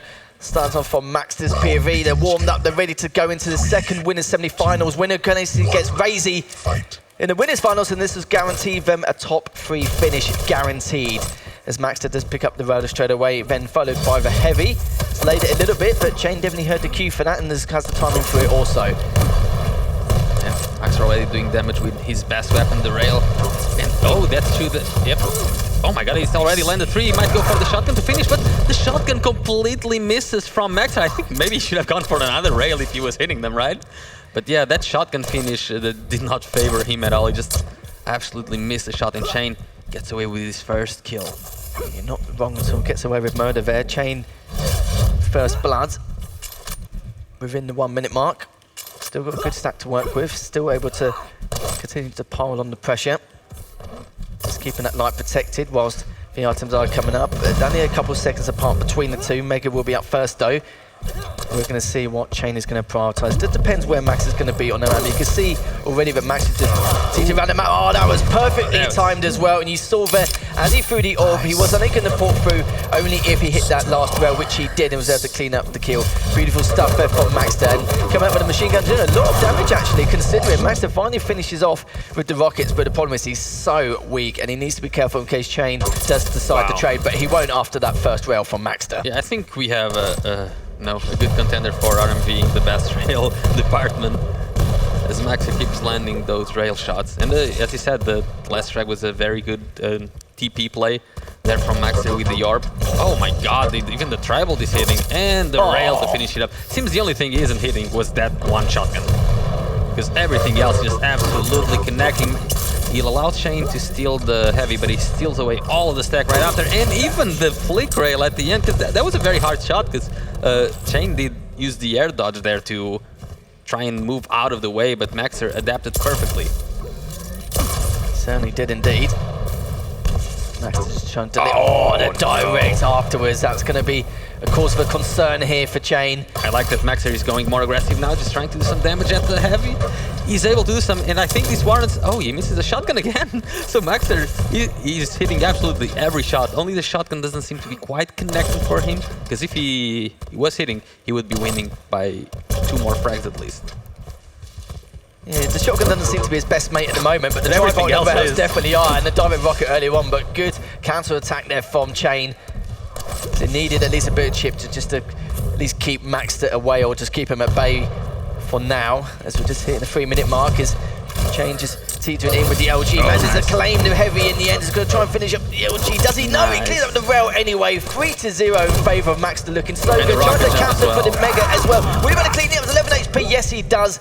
He does burn the Mega, but the problem is for Chain now, even though he got that first frag, he's super weak from that last bout. Did you see the patience of Maxter there with the shotgun, knowing he's not hitting that well with that weapon? He just patiently waited for his shot, so that he knew he was going to die, and just tried to do max damage so that after he dies he can go back to applying pressure. Speaking of pressure, where is he? Chain? He's he's finding it a bit weird that Maxer isn't here to try and do any damage or pressure at this heavy, but they're just going to completely trade items. Maybe Max didn't have the timing for it, maybe he wasn't in position, maybe he decided to go for the Mega instead due to it being only 5 seconds apart. Now just change the circling around to see what you can find. Click on those hourglasses, the injects later on. Good rail there from Max, they're backing away again. Oh, that's a heavy for Maxer. Chain forced to get out of there. Not sure if he's even going to be fast enough to go for the Mega. Position. Oh, Maxer does use the orb eventually to get both of the items himself. But oh, he didn't get the heavy earlier. It's still up there. And oh, he almost hit that shot actually. So Maxer actually went for the Mega. Oh, yeah, the shotgun straight afterwards. And now he's hitting the shots. And now that he's hitting the shots, it's starting to get very hard for Chain as the score now goes 4-1. And Maxer knows Mega is the next item up. He's waiting even for the light armor. And there's enough time for him to go for the heavy after. Chain not really able to delay him any longer. And he even picks up yet another light armor and tries to do a little rocket jump. Can he get the kill? There's the orb. And no, Chain actually hits 200 shotgun blasts to try and close the gap. Good first rail there through the TP from Chain. Now Mega will be up in 7 seconds. May have time to contest a heavy also if he gets there quick enough, but again depends on the positioning on Maxter. Holding the angle at the moment. Chain just waiting for him in case he tries to stop him from picking up that last light. Does some tri-bolt damage as he picks up the heavy, but oh, okay, a little bit more damage from Maxter as well, just to keep Chain on his toes. Just look and see exactly where he wants to go and where he wants to rotate round next. There's still has the weapons all in his arsenal. Uses the inject early. He's going to see if he can tickle Maxter just a tad with the LG. Not going to go for the TP. Doesn't want to be too predictable. He's actually going to delay it instead and hits that first rail. That was huge. And this could be a chance for Chain to try and get this third frag. Yeah, I mean, just delaying the TP entrance for a little bit and then going in with and hitting that flick shot just gave Chain all the control he could need. And Maxter immediately trying to go for defensive positions, and Chain rocket jump up, which is fine. Maxter hits him and he just goes back in. Gets that light and then gets positioned again. But Maxter keeps landing these shots. And Chain was actually... Oh my god, how does Maxter keeps landing all the shots? He got no items for the last minute, but just rail after rail after rail. He's the one to collect the frag. It's not like he's got piercing sights, is he? Just making extremely good reads on where Chain is going to go. Chain now just trying to look to survive. Max is only trying to survive himself on 14 HP. Has picked up the heavy, but he's still available as Chain does clean up there. Now 5-3 still in favour of Max there. Only a 2 frag deficit for Chain. Still plenty of time for him to bring this back. Mega will be up next in the next 5 seconds. Looking to see where Maxter could be. Has a feeling that he's going to start approaching the Mega any second. That was a good read. Doesn't hit the rail sadly, but at least it keeps him away just a tad. Maybe enough time to get this heavy. We'll have to see. But he does have the height advantage, depending on the rotation and Max is going to make, as he has been standing up top trying to get a bit of trouble damage every single time that Chain has progressed to the heavy. Not this time round though. And most of the weapons they're being using have been just the rail and the shotgun. Mostly the rail. I wonder if Maxter will be able to collect this Mega as well. He is. Takes a little bit of damage for his shovels, but lands the rail right after, obviously. And puts himself on a good position to defend the heavy as well, Chain. He wants to go through, but going through the choke point is a little harder, but he does hit the rocket in the end, and that's 5-4 right before the heavy spawns in. He might get a spawn frag as well. Should be an easy one to get. And there it is, Chain tying up the game 5-5 with the Mega about to spawn. Yeah, sadly Maxter dropped down for the heavy a little bit early. Tied at 5 apiece. Chain land the shot down. Yeah, will he be able to? The question is only on 31 HP, needs to back away. Doesn't want to overstay his welcome too much. Yeah, not quite able to land the shot. And that might cost him the heavy as well, as Maxter already here pressuring. And Maxter, I love that as well. He knew the heavy was coming up. He decided to put the orb so early as he's picking up the heavy just to make Chain think twice about his actions and just at least try and be as proactive as possible, pick up the heavy whilst at the same time. You know the craziest thing about that was Maxter's last rocket as well. He had no more weapons besides that. He only had that one rocket and he made the play with it. It's a problem Maxter had last year with his ammo management, one of the small minor pieces to his puzzle, but he managed to fix that throughout this year. And this time around, you're right though, at least that one rocket which he had left on the table was able to dish enough damage in order to take down Chain. Good rail again from Maxter, now up by 2 frags. Chain's in a bit of trouble here. Hasn't got the weapons Maxter has, is still looking to put a bit more pressure on before trying to contest for these items, but Mega's coming up next few seconds. Heavy will follow suit 10 seconds afterwards. He has just time keeps to go for landing both. rails. It's ridiculous. It's disgusting to see, really. There's no way in for Chain if Maxter just keeps landing these shots. They want to try and finish up on Chain, but knows that the Heavy is up. In no point prioritising the frag there, considering both of them were on equal stacks at the time. 1 minute left remaining though, 2 frag deficit for Chain still. He needs to try and find an opening here, needs to get some chip damage done quick and get that item control in order to tie with Maxter's scoreline. But will he be able to, as Maxter's still got positional advantage here, managed to pick up the Mega. This is not looking good for Chain at the moment, as he needs to really do something quick, needs to do something soon, especially in the next 20 seconds, because if not, then we could be seeing the first map victory here for Maxter. Yeah, this heavy push might dictate how the game is going to go in. Chain does get the heavy, but he's taking a lot of damage. Thankfully for him, Maxter does not land the final rail there. So Chain, a bit of an opportunity. 20 seconds to go, does not land the shot. He really needed that, and now Maxter sees an opening to close out the game, and there it is, 8-5, and that might be the GG, as both players call it. It certainly will be mathematically impossible now for Chain to try and do anything here, shape or form. As they've realised that already.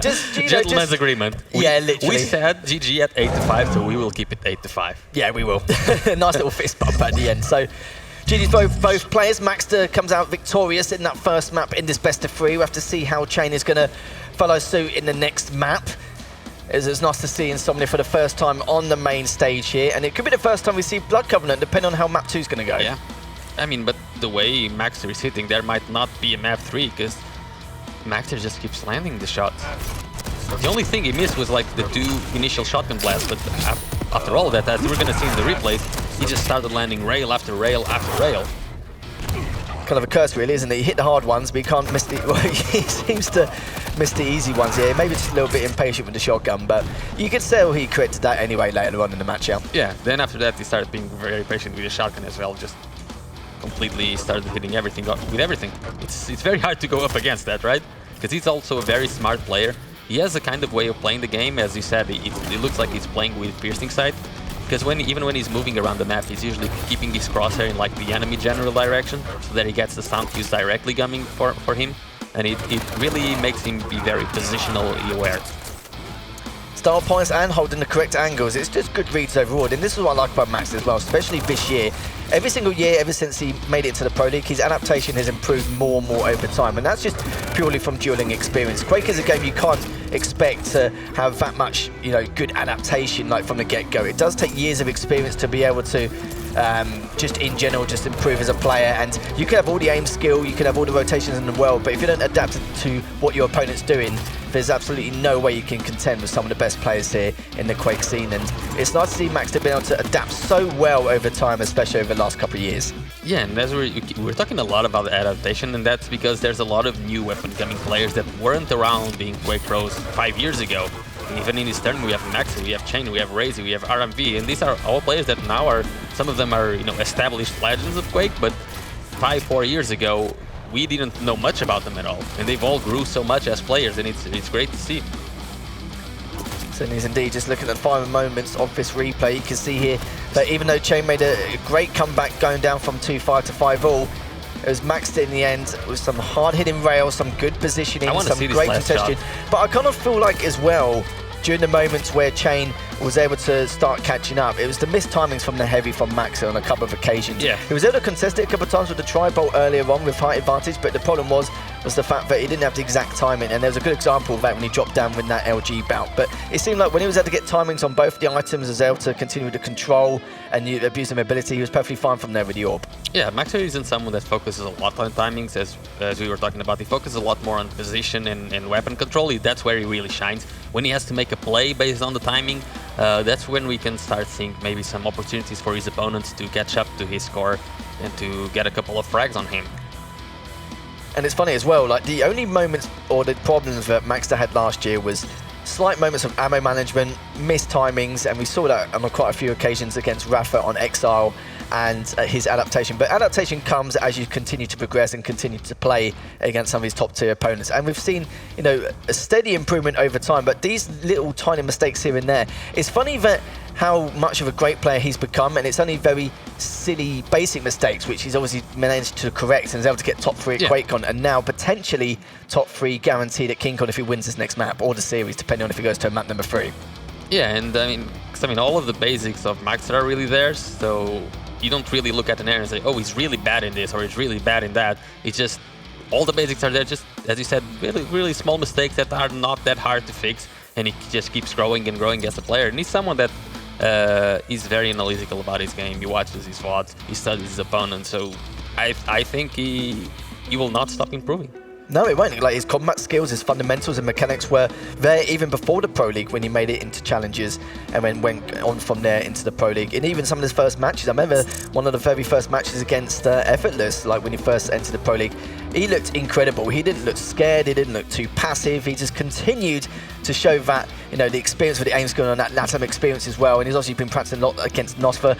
And you remember him and Nosfer always had his number, but now Max is able to, you know, fix that adaptation, as I mentioned before. And the more he's been playing it is really a scary stuff. It's kind of like R&V, like, you know, with the more experience he has, the more of a monster of a player he's going to be in years to come. But Maxter, though, he is very close to a title. We're not sure when he's going to be able to bag it one day, but like I said before, just a few minor things he does need to still correct and fix to make him championship material. Yeah, he's already very consistent. He's already has all the basics down. Now it's just a matter of, you know, increasing his own skill cap.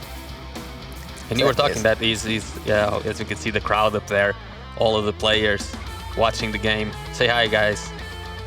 There we go, there we have it. That's the player lounge there. Everyone's just chilling and just either finishing off their games in the loser bracket or just watching the event unfold here on the main stage. It's some great stuff there. Everyone's ready to get set up for this second map. And I want to talk to you a little bit about the second map, because it is going to be Slash versus Nyx. And how do you feel about this matchup? Because we've seen, we know that Slash gets picked, like, you know, 7-8 times out of 10 on Ruins anyway, depending on how soon Slash gets banned, if she does get banned. Because of course you've got champions like Athena, where, you know, you've got to keep a watch for while, and you don't want someone to get away with Athena on Deep Embrace or Blood Covenant, especially in this cycle of maps, for example. But how do you feel with the Slash versus Nyx matchup on Ruins? I mean, I give the full advantage to Slash, right? Because if Nyx gets 2 frags down, Nyx is going to have to take a lot of risk, and she is going to have to use the Ghost Walk very aggressively to be able to catch up to Slash or catch Slash off guard.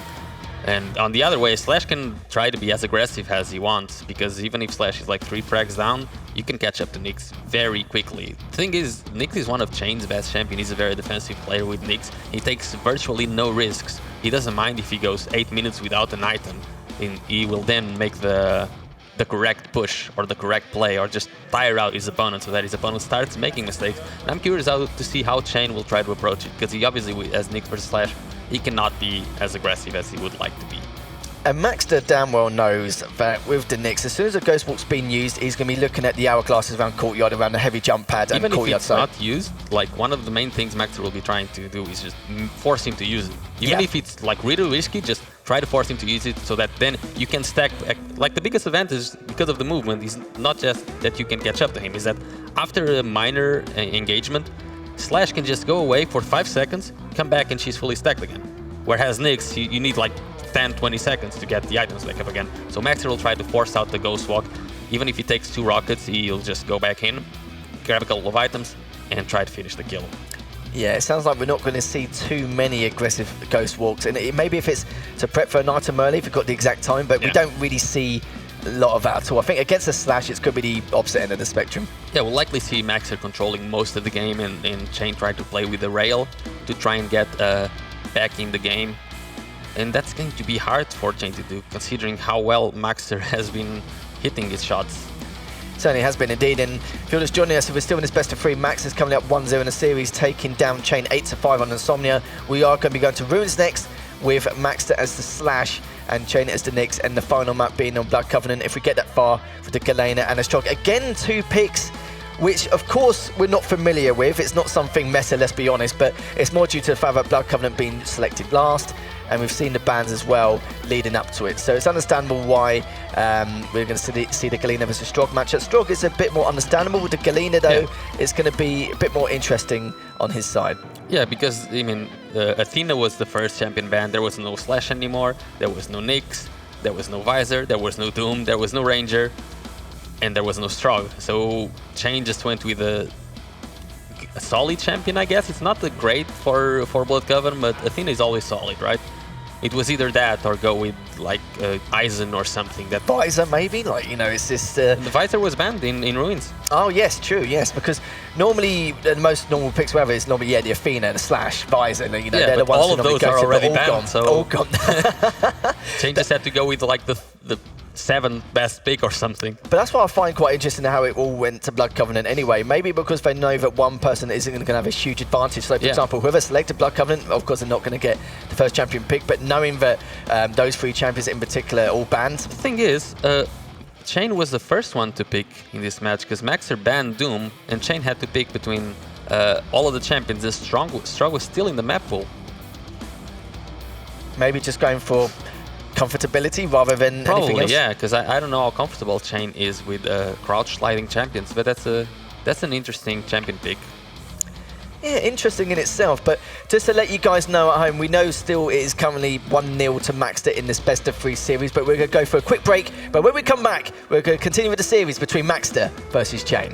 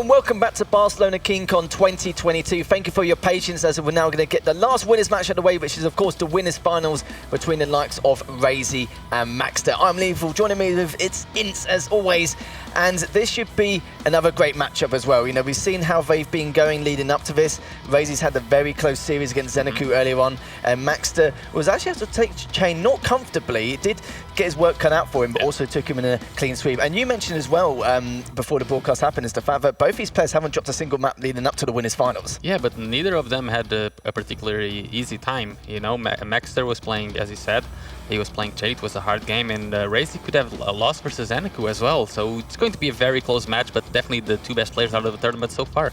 Definitely is indeed. We're going to see who's going to make it into the grand final from the winners side and who's going to drop down in the losers finals. But we've got the players ready and set for this winners finals match with the first player coming onto the stage, Razy!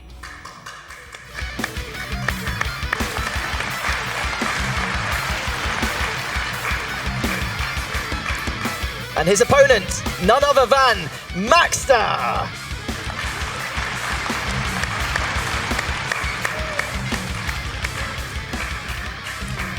And the fact that, like we said before, neither of these players have dropped a map leading up to the winners final. It's going to be very interesting to see who's going to be able to take it and go to the winners side. And do remember that whoever makes it to the grand finals from the winners side will only need to win one best of 5. If come for the losers, it's 2 best of 5. So whoever goes down does mean there's going to be a lot of stamina for them, which is going to be withheld going up to the grand finals, whoever is able to make it.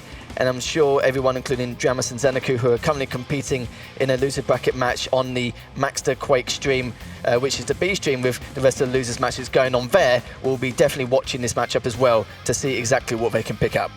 Yeah, and it's interesting. Like, who would you favor in this matchup? Because I think I was talking about with the players about who they favored in this matchup. A lot of the votes were coming for Maxter, for Razy, and most of the Spanish people were voting for Maxter. Oh, really? And this time around, we actually have the picks and bans done live on stage, as we're seeing right now. And it seems that there are already been 2 map bans. So Razy banning Insomnia and Maxter banning Corrupted. Smartly enough, right? Maxter bans Razy's best map.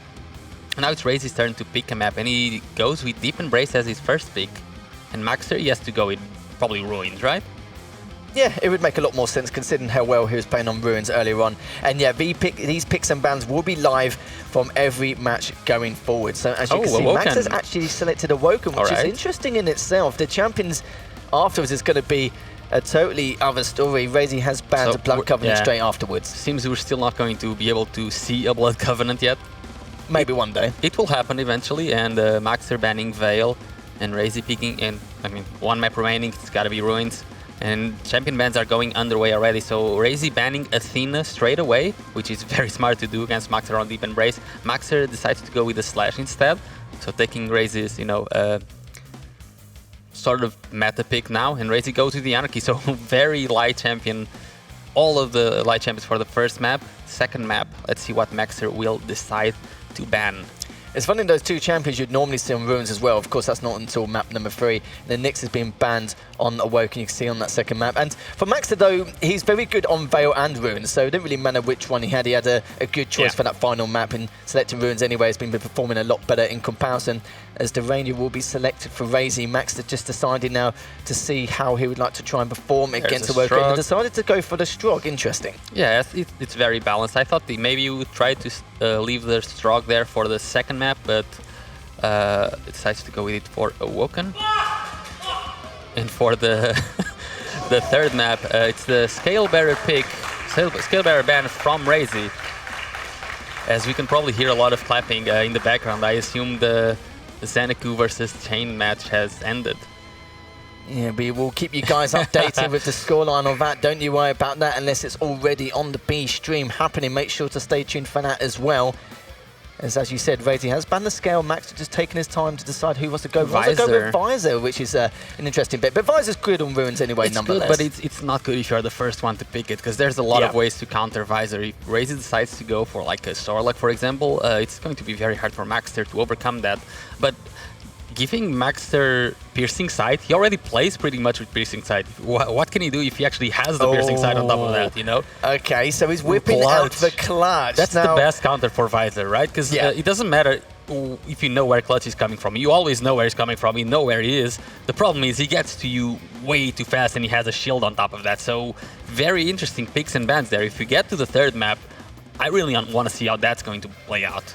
He's eager to whip out that clutch, isn't he, on Rivers? He did have it selected against Zeneku earlier on, but of course we didn't get to map number 3 to see exactly how it's going to pan out. But we never know. We haven't had a 3-map series yet on main stage, but this could definitely be the first.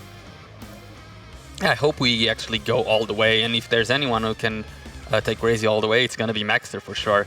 As I said, I was talking about the players. The players, like the international players, all seem to favor Razy. We see on set saying Maxter will be like if any map gets close. That's a very, very convincing prediction there from him. And yeah, Maxter seemed to be a lot more favored when he came to the Spanish players, but we'll see how it goes. Yeah, Maxter's style didn't work previously when he played against Razy at QuakeCon, just due to the fact that Razy just made Maxter feel extremely uncomfortable and Razy was just playing really unpredictable, so it was very hard for Maxter to read his opponent in any way, shape or form. But this is the winners finals, guys. This is going to be a best of 3. We are going to be kicking things off on Deep Embrace. Razy with the Anarchy, Maxter with the Slash. And we're going to be starting things off from Razy's perspective, using the inject straight away as he's going to go towards the heavy. We'll pick that up nicely. Not going to do any shenanigans with the delay or the timing as of yet. And actually finds Max to join, but good LG damage coming up from Max just straight away as Razy has to back off and get position advantage. But comes straight with the LG, only on 14 HP. And will Max to be able to try and clean this up? It looks like he will be able to. Drops down from top mid and gets the first frag on the board. I love that starting aggression for Maxter, knowing that Razy does not have that lightning gun, so he takes full advantage of having that weapon in his arsenal. Gets the first kill. Oh my god, what? Oh, well, those back-to-back rails there. That is insane. The teabag at the end, Maxter. Okay, 2-0. And Maxter's aim is showing already, right? The lightning gun for the first frag. Oh, it could be for the third frag as well. Can he get the kill? There's the... Oh, wow. And Razy was looking for that next rail because he was in a spot above it anyway. He couldn't get out of the position he was in. He had to try and hit the next one or else he would have been absolutely done in. 1 minute has passed. Max is coming up 3-0. And Max is very weak, but he's looking to see if he can at least try and catch him whilst he's going for the heavy. He does not. I've seen Razy fumble his jump to the heavy already 2 times, stepping at the start and now again. So maybe not feeling super comfortable just yet. And it's hard to feel comfortable when your opponent is hitting all of the shots, so Max just has to keep the pressure on, but he's showing very good performance already. Certainly has done, has got the trail once again. Basically does have the inject, uses it straight away, but he's trapped in a hard place at the moment. He's going to go back forward, maybe go around the TP, depending on the situation of this little scuffle here. Max to go with the LG again, but it's only on 10 HP, takes him down with the rail. That's going to be a 4-0. Has the heavy, still looking to try and recover as he hasn't got any help box to find. Hits another rail, just making matters worse for Razy. He's just back to a very low stack again, and still though, Max is able to read Razy extremely well. Yeah, I mean, that's one of the strong points of Maxter's game. He knows how to read his opponents really well. As you can see, like, he doesn't really ever, like, even when he's strafing, he doesn't look away from his opponents. He's always trying to look at where he thinks they're going to be. That's why he's always ready for double backs and surprise attacks, everything. Luckily, due to the speed, Maxter was going out towards the heavy. He won't be flying high from the LG, but another barrel comes down more towards the light. Goes through the murder hole. Good rocket there from Razy. Brings it back. Finally gets his first frag on the board, trying to hit that first rail, but Maxter could easily get a 50 if he hits it, but decides not to. He's assuming that he may not be available. Just misses it. Oh, he's hit. No, it was not the easy ones, and there we go. Maxter cleans things up there, now up to 5. Yeah, I don't think Razy was expecting this kind of speed and aggression from Maxter, and it's going to definitely take a while to adjust as Maxter searches for the 5th frag in his feet. Razy just trying to survive for a little bit longer. He's going to be given a few seconds as Maxter goes to the heavy to collect it. I know there's a few players out there who like to try and take their time and stabilize at the very beginning, but it's all gas, no break for Maxter right from the very beginning. Razy hasn't got any armor to his name as of yet, but does have positional advantage. Just wait and see where he goes. Good rail there from Razy, but Maxter's still got a huge stack. Razy's well aware of that. He's stuck in a hard place at the moment. Heavy up will be in the next couple of seconds. He's going to try and contest the best he can anyway, but the problem is, will he get enough done? Not a huge amount, but he didn't really take too much damage for the cause anyway. Yeah, with this light pickup, now he's able to even the stacks a little bit, and Massive LG fight at the top, and Maxter comes out on top, switching to the shotgun for the easy finish at the end. 6-1 for Maxter with only 3 minutes in. Maxter just picked up the Mega. Razy gonna stand his ground, but Max is hitting almost everything at this stage. Good little rocket there. Keep Maxter away. Oh, 2 HP. Managed to pick up the health bubble. Still, Razy's just trying to be a bit of a nuisance towards the heavy. Hits the first one, misses the second. But both of them available at this stage. Not anymore after Razy doing the murder hole. 2 health bubbles and a light. Can't complain there. Good recovery from him. But it's after that, another rail coming out from Maxter. Looking to try and get that 7 flag. He drops down anyway. Backs away again. Left on 11 HP. One more will do it if he can. But he's just biding his time at the moment. Both of us so weak at this stage. Picks up the Mega, which is going to be huge for Maxter. Razy tries to corner around, but Maxter catches him straight away. Hits the first spawn rail on the LG. And this is looking extremely good for Maxter in this first map. Razy should have committed to that Mega, because if he doesn't get it, he's dead anyway 10 seconds later or 5 seconds later. If he gets it, he has a chance to try and come back to the game. He chose not to go for it, and now he's paying with yet another frag. And the rail off the spawn again, maybe 2, there's a second one. And Maxter is looking good. Yeah, he's looking better and good. Looking outstanding at the moment. What a way to start this winners bracket finals. Now looking to see exactly how he's going to go back towards his heavy. He is up in the next few seconds. Good amount of LG damage. Going to try and circle around. There's Razy uses the inject, trying to keep him at bay with those rockets, but it's not going to do enough to keep Maxter away from that heavy. And this could be an opportunity now for Maxter to try and get this 10th frag, assuming that Razy may go through the murder hole. But of course, with Razy not being that predictable, he delays it a little bit, but hits the nut 60 with that last rocket, waiting for him to go back through to see if he rotates back around, which he has not. But he's done more than enough damage to continue with the pressure to try and contest this heavy as well, which will be up in the next 10 seconds. In Razy definitely needs to start getting a couple of frags to be able to get back onto this. And thing is, there's no way for Maxter to even make a mistake right now. He's looking unstoppable. He's ready for everything, and with a massive stack and item control that he has, how can Razy even possibly hope to form any sort of comeback right now? Well, this is it, and he's delayed the heavy. He's delayed the heavy by about 3 or 4 seconds as well. He's going to go straight for a Mega during that meantime. But at least Razy hits one rail just to try and keep the stacks as even as possible. But now it comes to the heavy, Razy know the timing, or know that he's even delayed it at this point. Max is still holding around top mid. Heavy will be at the next couple of seconds. Razy has backed away, but it's come straight back again with the LG. Can't push through due to the trail there. Left on 33 HP. Max looking to try and stay alive. Hits the first well. Will he be able to hit another one in the end? No, the shotgun from long range will finish up. Max in the end. Razy will get the second frag, but needs to find 7 more in the next 3.5 minutes. It's definitely a tough nut to crack. He goes with the shotgun straight away. Good shot, good damage as well. How do you do max damage on that shotgun? I couldn't even see him fast enough, and Razy just reacted perfectly to it. 3-9. Heavy coming up in 10 seconds. Razy trying to do a funky rocket jump. Might be able to get the frag port. Oh no, he's bounced below, but the rail lands. Will he go back again? He goes in the shotgun, gets the kill. So 4-9. The comeback is starting to assemble. And that last rocket didn't do any damage. I think it went through one of the holes on the boards of the floor. 2 minutes 45 left for Razy to continue his comeback. Now only a 5 frag deficit. Has picked up the Mega. Maxter is in a world of trouble, but does have the mobility and speed with the slash to, you know, keep his distance and just do the chip if he gets the opportunity to. And now Razy just standing his ground, getting ready for this next heavy. All Maxter has to do now is, if he wants to play it safe, just do the opposite of what RMV does at this situation. Don't throw yourself at your opponent. Comes out with the first rail. Looking to see if he can get another. Both of them going very aggressively against the Mega, and it looks like Maxter gets caught on that pillar. Huge stuff there from Razy, but just means he can continue with the aggression here, considering the frag was quite clean. Yeah, 2 minutes for 4 frags in a very small map. 2 light champions and Razy. Heavy coming up. He's going in. Maxter's forced to leave after having used his ability on top of that. Good rockets by Maxter though. He should have an opportunity to attack the Mega, or just to try and do damage. Let's see. He finds him again.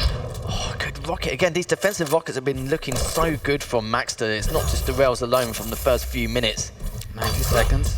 Time starting to whittle down little by little. Look at that. Maxter knows for the lead he has. He's trying to recover, but also trying to delay the situation as well. Now Raisy's only 3 frags behind. Misses the spawn rail, which would have been so important to continue this trend, which he's been making over the last 4 frags. So he has been picked up and then literally engaging by Vencer. But LG was actually very good for Maxter. May need to use the inject. Yes, he does, in case Maxter does catch him after he picks up the rail on spawn. And we'll find the top mid again, but he's literally flashing straight through. He's got the trust, so he can't really push up as of yet, but a couple of good rockets, not a huge amount of damage, but enough to make Razy make a split decision on what he wants to do next. But 45 seconds, it's looking at the realms of possibility now. Now we've only got 45 seconds with those 2 frags required. 40 seconds. Razy has enough stack to push. He knows where Maxer is, just needs to find a way to drop down on him, and he decides to just do it immediately and gets hit with 100 damage in the face for it, and the rail after that, that might seal the deal. Can Razy still come back in this game? Oh, he calls the GG, so first map seems to be going the way of Maxter with a 10-7 scoreline. Yeah, Razy knew that he had to take that frag or go on a chase. If he failed in any way, shape or form, that was going to be it. But the defensive rockets from Maxter was just too great for him to continue that pressure. And there we have it. Maxter with the first map victory on Deep Embrace over Razy. A dominating start in that first map to begin with from Maxter. Incredible rails left, right and centre.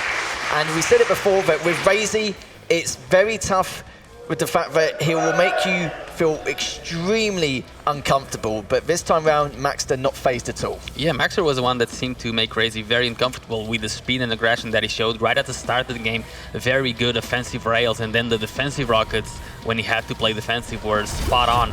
Masterclass by Maxter, really. And after seeing a clutch pick on map number 3, I think Maxter wants to make sure to try and end this in a 2-0 sweep if he can. Of course, we know that Razy is not going to give this up sitting down.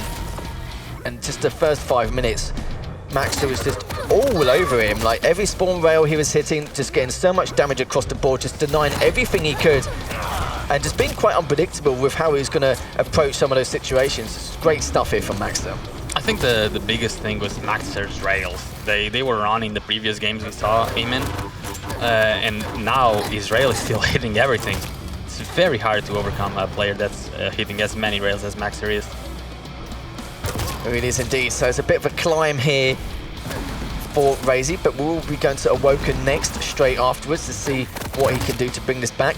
Even though Maxter knows if it goes to a map 3 on Ruins, it will be having to deal with a clutch pick with the Visor. He's still pretty good on Visor, but I'm very, it's same. Like, it's a rare occasion, like we do normally see Razy with a clutch. We see it on Awoken more than not, but seeing it on Ruins, it's like I said before, we've only seen it a few times in tournament situations. I'm interested to see if it gets that far, but the way Max is playing right now, we may not even get that far. Yeah, if Maxter actually 2-0s Razy down to the lower bracket, that would be... Is it even an upset at this point? Because I would still call it an upset, right? I would still, even though Maxter got 3rd in the Quake World Championship 2022, I would still call it an upset. I'd call it an upset due to the skill barrier which Max would have to break through in order to, you know, beat the likes of Razy and all that stuff. Although, and the fact that he's kept it so close, so gone. Although, this is how Razy usually gets to the grand finals. Through the lower bracket, right? Yes, maybe at some point it's already like some sort of a mental block to him if he loses here and then goes to the grand final again. Well, it's definitely not normal seeing him go into the grand finals from the winner side, but he still has the opportunity. Still got 2 maps left to play. As you can see, it will be the Ranger versus the Strog pick on the Woken. And how do you feel like this is going to play out this time round? Both Ranger and Strog are very good picks for Awoken. I would favor the Ranger just because in Awoken with the Ranger and the orb that he has, the ability really favors Ranger in a lot of areas of the map, because you can, I mean, the rocket jumps are super useful, and then the ability on top of that really helps you close the gaps that there are and go through rooms really, really fast. And Strog, his ability is a lot harder to use. Usually it's more of like either a zoning ability or just a Hail Mary type thing. It's not a map where you can really hide for a long time and use the ability properly. So I don't know how the Strog player will, because even without the ability, you know, Strog is one of the best champions in the game. He's like Ranger. Even without the ability, he has the destroying that he picks up when he kills someone. He has the crouch slide and he has a good stack. So even if the ability isn't the best for this particular map, the rest of the kit of Strog makes up for it. I think it's going to be the timing of how he needs to use the peeker. There's times in the past where, you know, you can use it however you want to try and push your opponent back or just to feed yourself a bit of damage. But there's times where, you know, if he uses that peeker and Razy could easily orb straight past and just finish off his opponent, or can maybe if it's from quite large distance using it, it's difficult. You can't use the peeker while Ranger has the orb. Exactly. If you do that, that's suicide. So Maxer will be trying to play at a distance until Razy actually uses the orb, because while Ranger has the orb, there's no way Maxer can get close. But the thing is, Maxer usually, with his playstyle, he wants to play as far as possible. So the stroke pick kind of makes sense in that regard. And Razy, it's the other way. He wants to get close and personal. He wants to use the rockets. He wants to use the shotgun and the shaft. He does not want to get in rail fight versus Maxer. That's where Maxer usually shines. And we've seen Razy play multiple styles on Awoken, especially against Zeneku earlier, really slowing down the game to his level to make you feel at, you know, unease, like in a lot of situations. And there's times that he absolutely speeds things up to the maximum. But the problem is against the likes of the Shock, it will be sometimes tough to catch your opponent, but with the orb again, you know, it's not just a cause for damage. And of course, like you said, with the passive ability to the Ranger not take so much damage, but the Rocket's going to help him help himself here, there, and everywhere to try and catch up to the Strog if he does have a bit of an issue in terms of that speed and agility. He has to play against that Strog. But yeah, there's lots of pros and cons on both of these situations, but I do agree with you, there's definitely a slight advantage playing as the Ranger here, especially with the stack advantage in the item control. It's going to make things a little bit of a rough road here for Maxter, but the way he's been playing at the moment, he seems very confident in his rail skills, not even just that map or throughout the whole tale. It's been the entire weekend. Yeah, I think the only match where he hasn't had the best rail on, it was versus RMV. During the Veil of Night, where RMV was actually out-railing Maxer, but outside of that particular map, Maxer has had the best rail of the tournament. And I would not be surprised if he takes the rail trophy in the end. Yeah, he certainly could do, and it's like you say, you know, RMV was the only one to challenge him and just consistently do that. It seemed to be a lot more confident than what we saw in those previous maps earlier on yesterday afternoon. So we are going to head into map number 2. We'll be on Awoken, Razy as the Ranger, and Maxter playing as the Strog. Razy going straight in with the orb as he goes straight through, and that was super aggressive, not something we anticipated. He only did that because he heard the peeker coming out. Maxter tried to use the peeker really early on as a way to surprise, but as we said, if you use the peeker while the Ranger still has the orb, that will happen. And I think Maxter was a little bit lucky, so that Razy couldn't get the kill in the end, because that could have gone really bad for him. Maxter just waiting right behind the corners. Exactly. Maxter being very patient, but also Razy knowing that.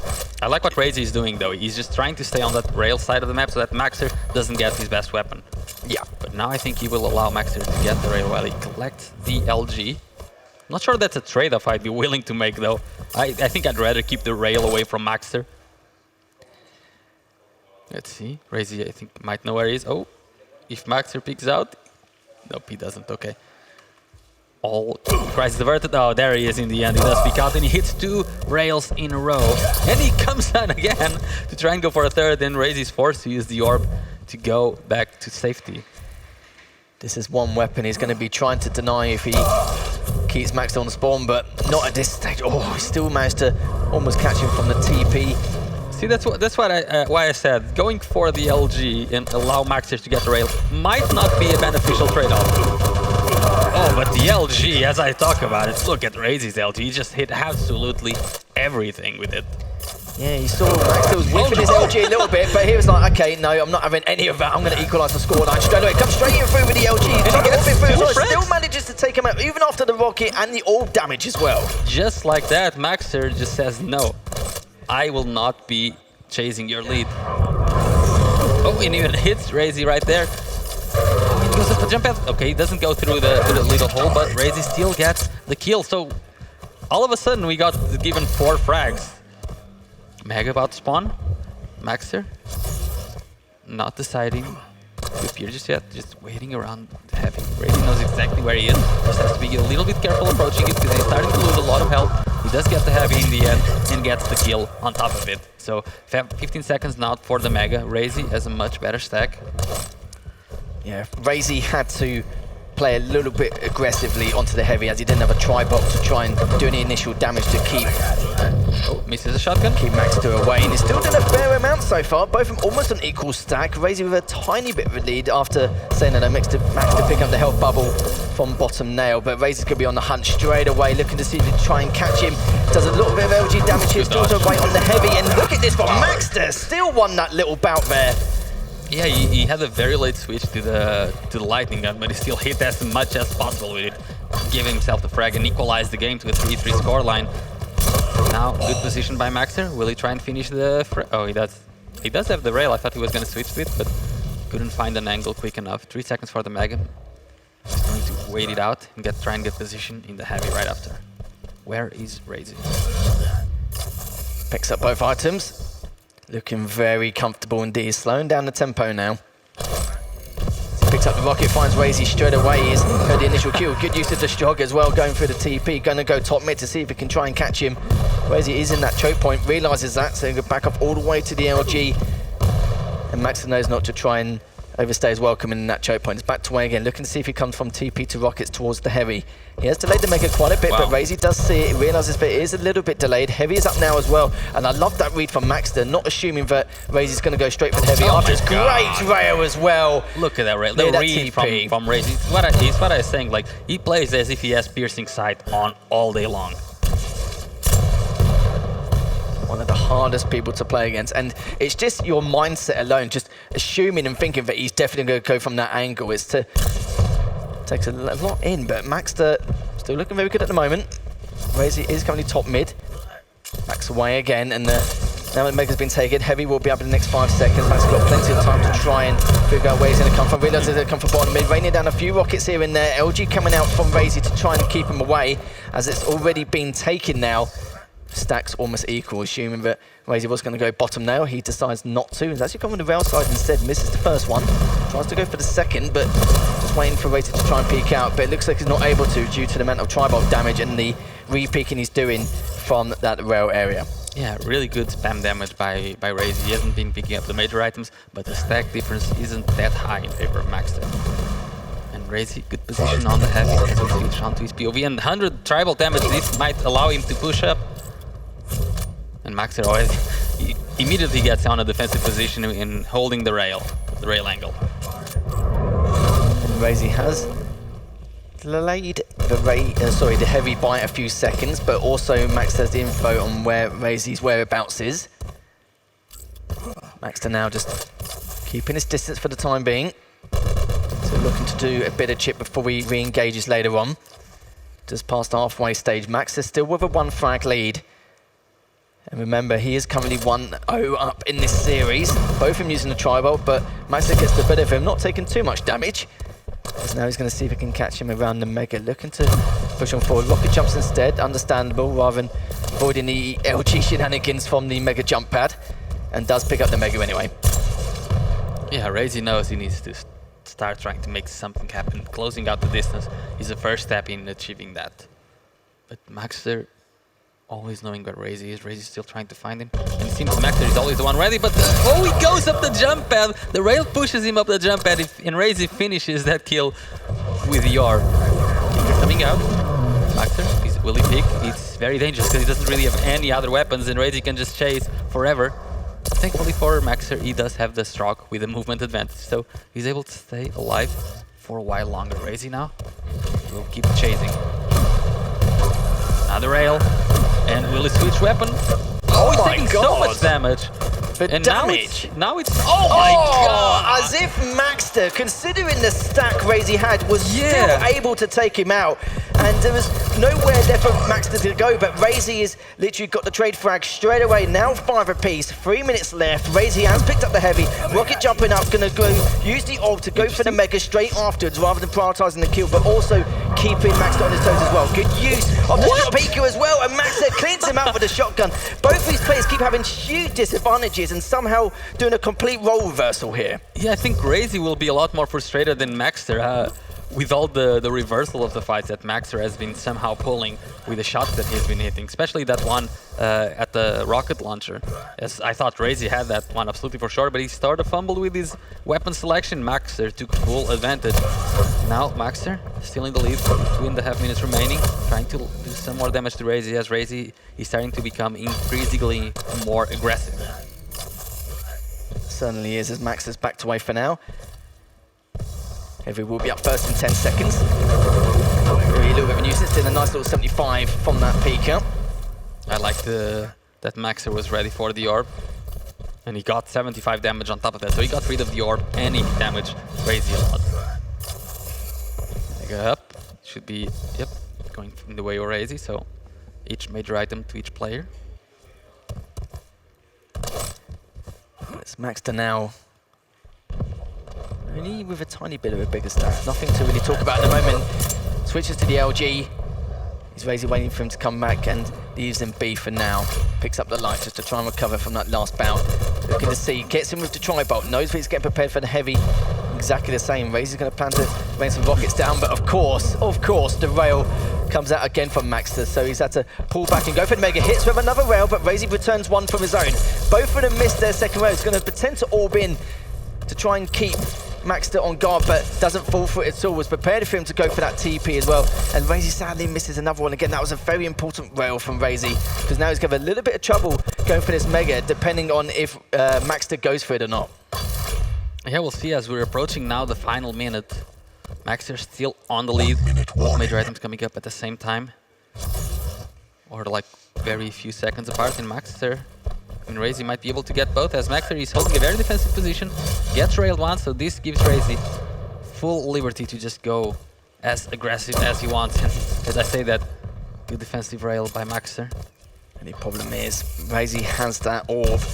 Maxter knows to try and keep his distance, not just for the kid to keep hold of the lead, but to keep away from the orb as well. And any chance for Razy to try and time this lead. Wouldn't surprise me if this go to a sudden death. Hits that first rail, and that's going to be the key indicator. The orb comes in as well. Both players literally trading. Oh my 3 HP, 20 seconds left. It's picked up the heavy. The question is, Maxter going to go for the trade, or is he just going to leave it to the sudden death? I think he should, because Razy definitely messed up all of his shotgun shots there. He only got the frag because Maxter ended up doing max damage and actually killing himself in the process with the splash damage from the rocket launcher. But Maxter should know he definitely has the stack advantage right now, especially after the mega pickup. And Razy still hasn't fully recovered as of yet. He's not even back to his default stack. And Maxter comes straight through, left on 31 HP. As Razy now trying to back away as soon as possible. We are going to continue on to sudden death. As Maxter is trying to rocket jump over to see if he can catch him around LG. Sadly, he doesn't get there in time, as Razy's already gone for the TP. Does have the orb in hand once again. And look at this, both players have an indicator. That's going to be 70 HP. He is railable. He's going to try and rocket jump away. Rocket jump. And this is absolute man. He's on 46 HP. Max is directly underneath him. Is he even going to try and approach him up? I'm not too sure if he knows how weak he is, but he can try and do it with a peek. And now he's left on 31, still trying to recover. Orbs up to go for the mega, and the mega is still up, and he decides to go for the orb first. And really about to get him. It doesn't matter. He's not railable anyway. Hits the first rail. Razy picks up the mega. And look at Maxter, even left the heavy up, knowing that if he picked it up, it wouldn't be full value, but then he has it after. Maxter trying to be aggressive. Razy. Stacks are very even still. Who's gonna win, Little? Oh, the rail from Maxter. Razy, Maxter's gonna come in, but they're both just as weak as each other. They're literally daring each other to push on forward in that bottom rail room. As Maxter has decided to back away, and I'm not gonna lie, that was very, very tempting, but it's hit by another rail. And Maxter manages to take the winners finals 2-0, and we'll be seeing him in the grand final later on. That was an unbelievable way to finish off that second map. Yeah, so many close moments, and Maxter clutching it out in the end. All of that, those last 2 minutes were super tense. Both players didn't really have much stacks to play with. All of them were mostly railable for all of the time, just exchanging damage, and Maxter is the one that gets the final blow in and wins the 2-0. Unbelievable. What a way to finish up that series. And the good thing is he does have to play against Clutch and Ruins. Yeah, I mean, I was kind of hoping to see the Clutch versus Visor matchup in Ruins, but Maxter, he did not want any of those shenanigans. So it does mean that Razy will continue fourth, but we'll be seeing him in the losers finals later on. And we'll be finding out his opponent momentarily. But what an incredible, do you know what? Every single Awoken game we've seen so far on stage over the weekend has been nothing but high class. Yeah, I mean, I think it's been the most played map as well. Yeah. I think it's been on almost every single matchup, and it's a really good map that came with Quake Champions. I think it's one of the best Quake maps that we've seen in the last 10 to 15 years. Just plays really well, and it's a very high-skilled map to play on. Like, the map doesn't force you to play a certain type of way. Like in Blood Covenant, you're kind of forced to play Railing, Veil of Not, you're kind of forced to play Rockets. But in Awoken, there's a lot of creativity to be had. We've had 3 games of Awoken here today and 3 sudden death situations. Extremely close, but, you know, commiserations to Razy. There was a lot of instances he did a great job just keeping himself alive, had really good defense, just trying to keep himself away from Maxter. But again, for Maxter, a lot of patience. Just, you know, there's sometimes in the past where he would have been a bit over-aggressive and to try and close out some of his frags, but yeah, my word, Maxter looking super strong like today. The frag that we just saw with the Rocket, I think that was where Razy sort of lost the game, because he had so much stack and missing those 2 shotgun blasts, allowing himself to get, he did get the frag, but he was so low that Maxter was just able to put so much pressure on him from spawn that Razy could not handle it after that. He certainly could not, and what a way to finish off the winner's side. So we will be seeing Maxter in the grand finals later on to match against someone who is going to be coming from the loser side. We've still got Zeneku in the loser side. We've still got Razy as well, maybe Chain or Jammer, so still needs to be updated in terms of what's going on the loser side right now, because it's been very chaotic at this point. But it looks like at the moment Maxter is ready for an interview to see how he felt about that winner's finals. Well, Maxter, what an epic battle. What a first map. You established a great lead. Against Razy, but in the second map it was a great back and forth between you both, and sudden death. Wow, what a final map. How do you feel, man? It's incredible, isn't it? Well, the same I said when I beat Banger back in QuakeCon. Exhausted because these players are just amazing. The fact that you have to play your 110% of what you have, but I mean, I don't know. I just defeated the guy that just took me down on QuakeCon. I mean, this is just upper bracket finals. He's really strong, so probably he will play the grand finals against me. I mean, Zeneku is looking really good. Razy, he's phenomenal. So, I mean, I don't know. I don't have words for what just happened. Yeah, by the way that you celebrate at the end, I think that you are now you're exhausted, as you said, and you are now focused on the grand final. So, what you're thinking about in the grand final? Are you going to choose similar maps? Are you going to choose similar champions? How do you think that you can beat your opponent, Razy, or the other player in the lower bracket? Well, I'm not going to say what I'm going to do for the grand finals, but most likely I will try to just focus on my main game, like I always do, trying to hit the shots, making pressure, trying to be as fast as possible. I will not try to give any easy angles and things like that. Just my game. Great. Take a rest, man. You deserve it, and congratulations again for reaching the grand final. Back to you guys. Thank you very much indeed, and yeah, I think exhaustion is probably the key word there. You had every ounce of energy or mental fortitude to try and take that series. Definitely, because Razy is not someone easy to go up against, and it took Maxter everything he had, and I just hope he can recover in time for the grand finals. So I think he will just be chilling for a bit now, going to definitely be watching the next games and preparing the plan. Absolutely, and as you can see, Maxter has made it to the grand final without dropping a single map. That's the most impressive part, and that is the most impressive, exactly. He played really good players, and he had a lot of close games, even in this first game where he didn't, in the second game rather, versus RMV. It seemed like RMV could have won that map versus Chain. Both maps were close, and versus Razy it was really close, and he still managed to win 2-0, going to the grand finals without dropping a single map. Very impressive performance. Certainly is indeed. And just before we go to break, if it's possible to look at the loser bracket as well, because we know that a couple of matches have been played I'm really on the B curious to see stream. the results. But if not, that's perfectly fine. We will get a losers finals bracket match coming up shortly anyway, as it will be going to the losers finals. Again, will be a best of 3. We'll be live picking bands as well. And don't forget that grand final will be a best of 5. But the fact that we're seeing a player like Maxter, you know, we'll talk about his accolade and how he's progressed so far as a player over the last few years, and the fact that he's making it to the grand final now against some top tier players. And this is some of the best I've seen him perform, probably ever at this stage. Yeah, definitely. I mean, I would say the best I had seen him perform. It's like every passing tournament, he just performs better and better, reaching new heights. So when I did the QWC recap 22 at the Chef Tastic TV, we said every time Maxter is playing, he's just playing better and better, and we said he was going to keep reaching greater heights. And I want to see what kind of player he is in 1 year, if he's going to be contending for the title, if he's going to stay at the top 3-4 spot, or what he's going to be able to do. Because I think the way he performs and the way he prepares his games and the way he conducts himself, I think he can become the best Quake player in the world. Certainly could, and he's definitely shown what he can do here. And it's interesting that with Razy, he wasn't actually making him as uncomfortable as he used to be, just struggled to force his style onto him. As we did have the loser bracket just briefly, as we were going to quickly go through, but we'll keep you updated anyway in terms of what's been happening in the losers quarters and semis, and of course leading up to that losers finals anyway. But in terms of predictions anyway, like you've seen how Razy's been performing anyway. I think a lot of people probably assumed, you know, for the first time in a long time, Razy's going to come through to the grand finals on the winner's side. Yeah. That was definitely, you know, you're talking if it's an upset or not.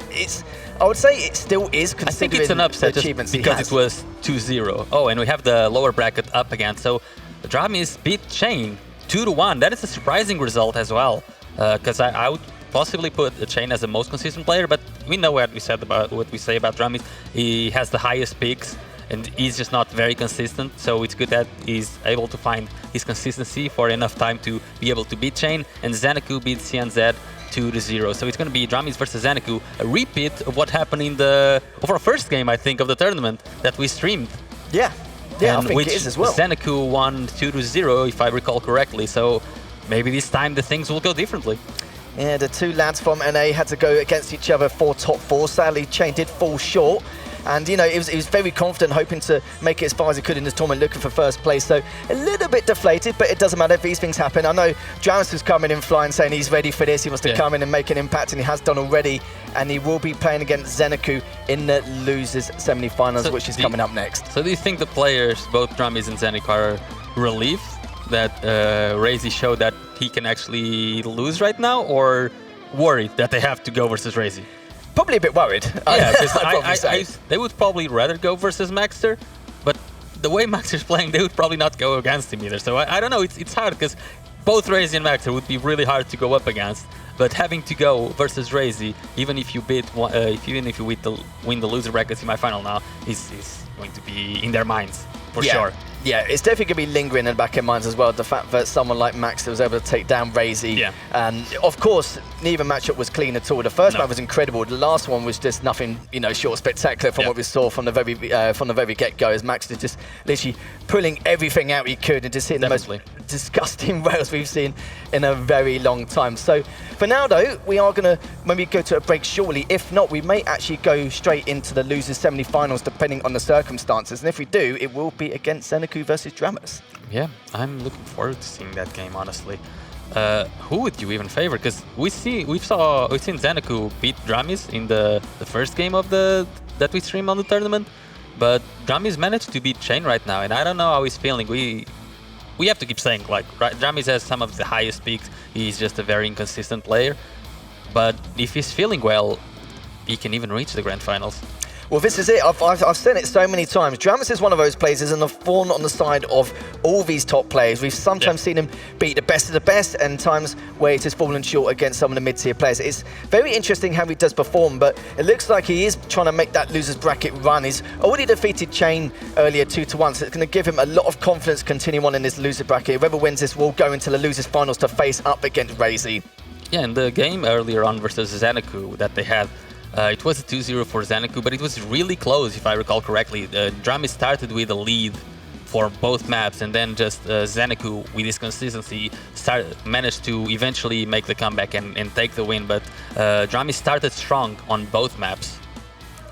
It was one of those matches where it could have gone 2-0 even for him, let alone for Zeneku, and especially on that Ruins map where he had 5 minutes of full control, a huge stack, and Zeneku always able to keep his distance, good defensive rockets, always making sure to keep him guessing. He wasn't really that predictable, it was very hard to adapt against. So if he could adapt, he always put himself in a very awkward position and not really give him the easiest of shots. So there's a lot of little things here and there which made a huge impact in Zeneku's gameplay, but you know, with these picks and bans this time round, it could be completely different from what we saw in their previous engagement earlier on yesterday. Yeah, definitely. As you were talking about the Ruins, I remember Zeneku after the game, he actually apologized to Dramis, saying that that's not the playstyle that he liked to play, but that's the playstyle that he had to play to beat him in that part, and that's just go to show how well Dramis was playing on that particular matchup. Yeah, I can understand his sentiment behind that. You don't like to play like that, you feel a little bit bad about it, but at the end of the day, if there's any way to get that W, you just need to crack on. I know it's not the nicest way to play with a very defensive manner, but you know, at that point, if your opponent's got all the items and not really giving you much room to kind of reposition or rotate in any way, shape or form, you have to play like that. And especially on a map like Ruins, you really have to. You have to force him into those choke points. Exactly. You want to win. It doesn't matter if you're being super flashy about it. You don't have to be doing 360 rail shots to win. You just have to hit the shot, get the win, get the kill, and go home with the trophy.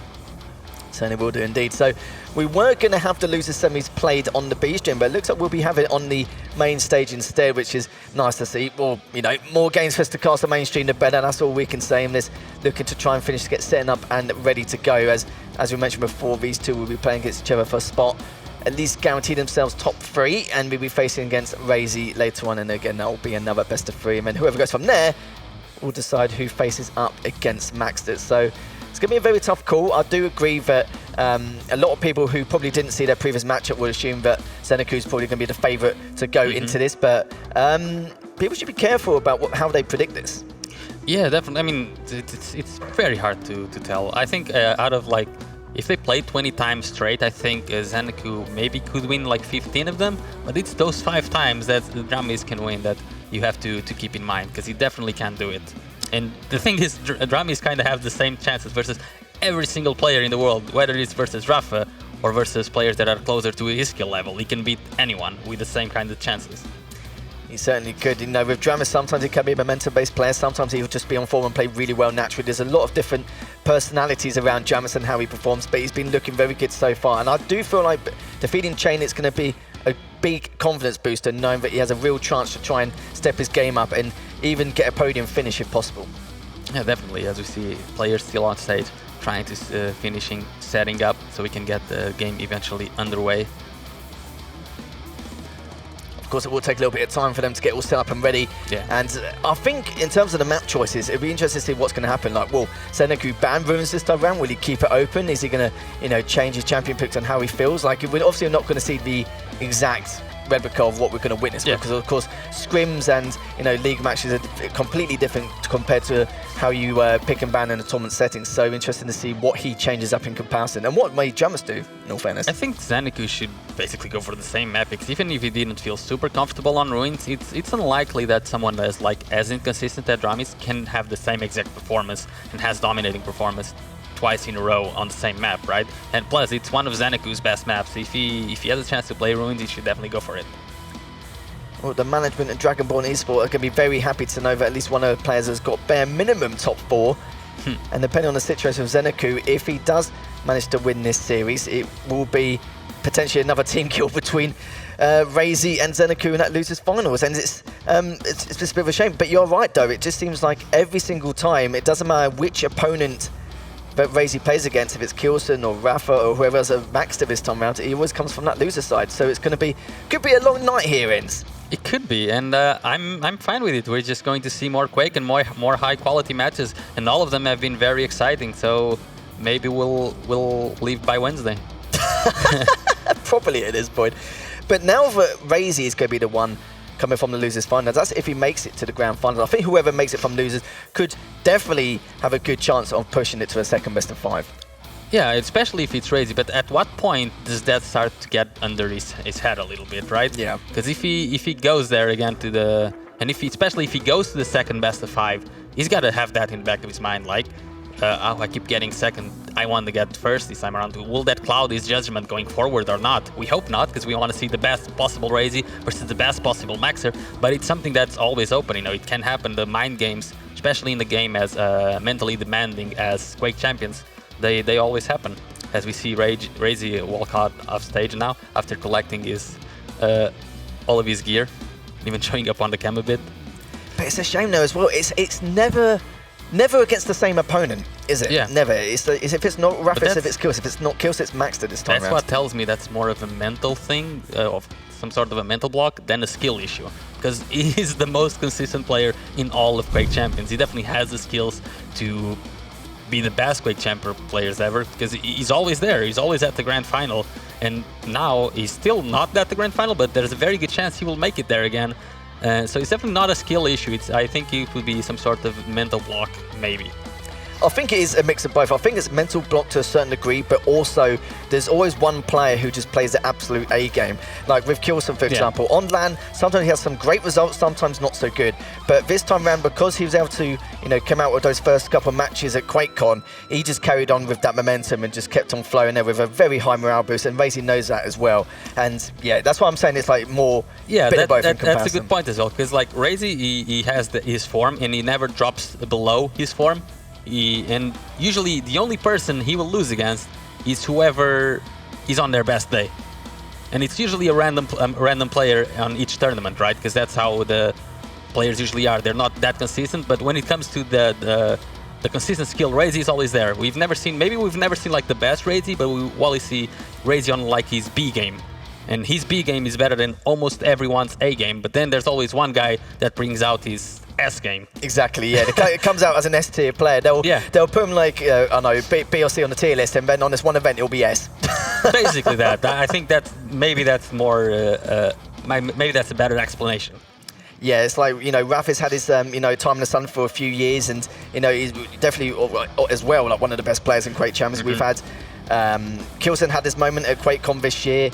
And now Maxter could have his moment here at KeenCon. At the one last year. Yeah, of course, Wenger as well back in 2021. It's always a different one, and Razy still maintaining his shape. And now, right now, it's Maxter getting his S tier form at this tournament. And Razy, he's just, I think he's more like just has to deal with the circumstances. Yeah, I do think for Razy, though, his time will come. It could be this event, it could be another event, but it will happen. It's just, of course, if you could name the players which could be, you know, a bit of a barrier to either stop him from getting to the grand finals or stop him from getting first place, those 4 players we've just spoke about in terms of Wenger, Rafa, as well, Maxter and Kilson, it always seems to be the same pack. Yeah, because those are the ones that one of those is likely to, you know, bring their best game. Because with the others, they would have to bring not only their best game, but their best game on a lot of consistent matchups. Because usually you're going to bring like if your S form is going to happen, it's going to be on 1 or 2 matches. But for someone, for example, like Dramis, to bring his S match, he would have to have it throughout like 5 different matchups. And if one of those matchups he only brings his A game, that his A game might not be enough to beat Kilson on his B game, for instance. Yeah. Yeah, I completely agree with that as well. So at the moment, losers semis is going to be coming up shortly. Zeneku and Dramis is currently setting up. It will be a best of 3. They will be going for the picks and bans shortly as well whilst they get prepared. Winner of this will be playing against Razy in the losers finals, and then whoever wins that will be playing against Maxter in the grand finals, as we just had that winners finals, one of the incredible winners finals we just witnessed there. If you didn't watch it, make sure you go back and watch it. That second map was definitely a doozy and definitely went all the way to the wire on the Woken earlier on, but we're going to see exactly what's going to happen in this matchup. It's still reason why a lot of people at home are probably thinking, why is this so hard to predict compared to what we've compared to their previous match in terms of their history of playing against each other. It's just the fact that Dramis could have defeated Zeneku 2-0 before. It was that close. It was just almost impossible to kind of predict exactly how far these two are going to go. But now Dramis does have a second chance against Zeneku here, but Zeneku also wants to try and make an impact here. He wants to be the one who makes the grand final. He really wants to try and win and to do everything he can. He's also one of those, he's not the most flashy player, but he's definitely one of the most consistent players out there as well. Definitely. When it comes to consistency, I think both Razy and Zeneku are the best examples of that. They're not that flashy as you said, but Zeneku is the kind of player that doesn't really make many mistakes. And if some player is having like a good run for a couple of minutes, as it happened versus Dramis, Zeneku won't let that affect him, and eventually he will get back on track and start getting some frags for himself. He knows how to get back in control. He knows how to get his frags. He knows how to take advantage of bad situations, and his consistency usually shines through. And I think Zeneku will really step up once if he would get to the grand finals, for example, and win this event. I think that would give him a much needed confidence boost to really step him up to basically raise his level. Yeah, because Zeneku does flare up on a server on the odd occasion, not as often compared to everyone else, but he's the kind of all-round player with his fundamentals and mechanics. He would rather limit the errors in his way rather than some flashy plays. He doesn't go for high-risk, high-rewards, but he goes for what he feels is right and what is correct, or it goes more by percentages on what he should be doing and not be doing. We know that last year he was trying to find his footing or trying to find his style in terms of his perfect balance. We know that there's some issues where he was a little bit too passive to secure some of his frags. We're not seeing that as much anymore, which is brilliant. It's just a little bit more towards the ends of some of his maps, which of course he's still looking to correct, but the main thing is Zeneku's on the right path. Yeah, definitely, and he's again one of the players that has grown the most ever since being part of the Quake Pro League. Ever since he moved to Europe and qualified, he has grown so much. I still remember, because I've been away from Quake for a while, and I remember how he was basically my level, maybe just below it when he just qualified for QPL. Okay. And in 4 years now, I don't think I can even get 2 frags in a row versus him in duel. He just grew so much, and he's became an unstoppable player. Yeah, Zeneku has a huge amount of determination to be not only one of the best, but the best player here. He's done everything he can. Of course, he's moved, from Australia to Poland at one point now in the UK, looking to try and do everything he can to continue his progression as a player. He constantly asking for feedback, constantly trying to improve his game one way or another, even by the smaller things outside the game to everything he can do inside the game. And this is what I love to say. I love players like this who've got a huge amount of devotion, dedication to the game, and not lipping up at all. Even during the off-season, he will make sure to try and make sure he's fully and well prepared, because you remember with Pro League round the corner once again, and now with his KeenCon as well, and all these LAN events popping up here and there during the off-season. It's great to see, and obviously great for a lot of these players, because it does mean even though there is an off-season, you got to watch out for these LAN events, which you got to keep yourself, not to get too rusty, and to make sure to be in prime position to continue to compete.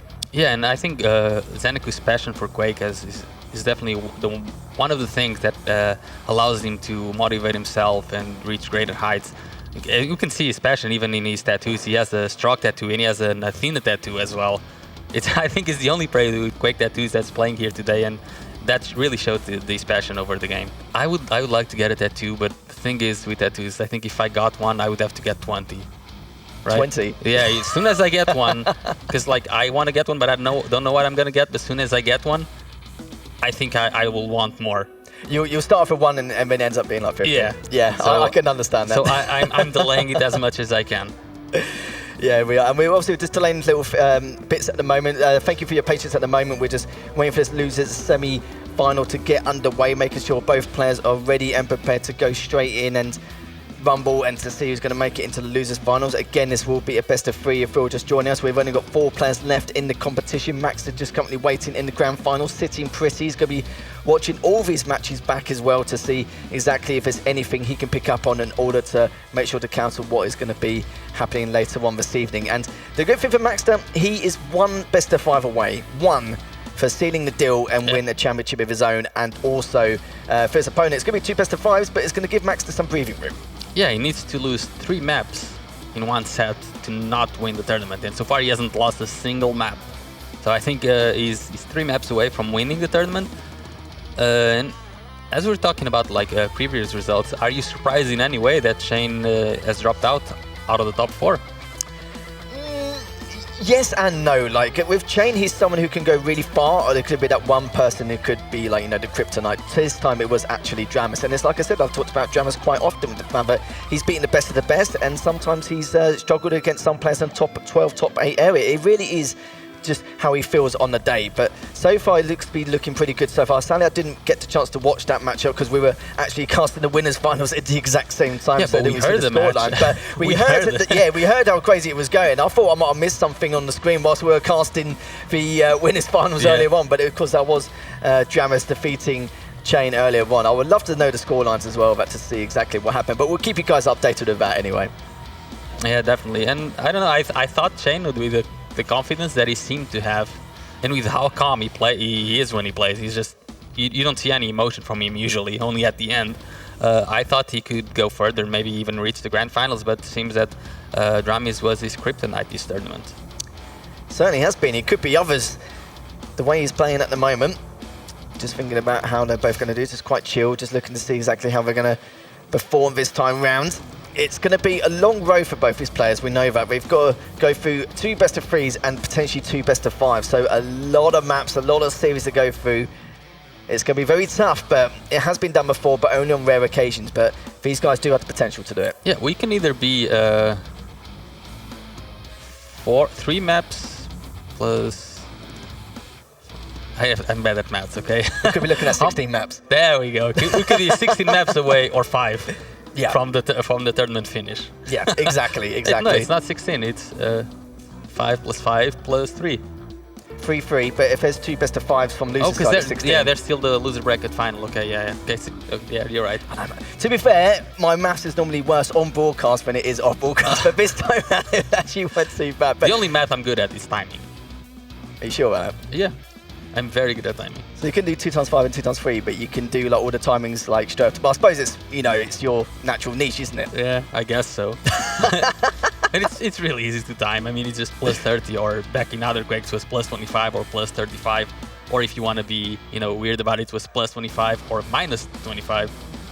Yeah, it depends how you see it. It depends how you see it, isn't it, really? Yeah, even though going back to 30-30, some people were a little bit, you know, not shaken, but it's just off putting them to been so used to 35-25 in the past. Yeah, but the 30-30 for me, I don't even time. It's the same, because for 20 is 50, right? Yeah. You just divide the clock in 2 and it's the same number. You don't even need to think about it, really. Yeah, like you may the hard part is memorizing, right? Yeah, the hard exactly. part is memorizing. Like back then, like you probably you think about it maybe for like half a second, but literally you don't even need to think about it for even a split second, really, do you? So, but enough about timings anyway.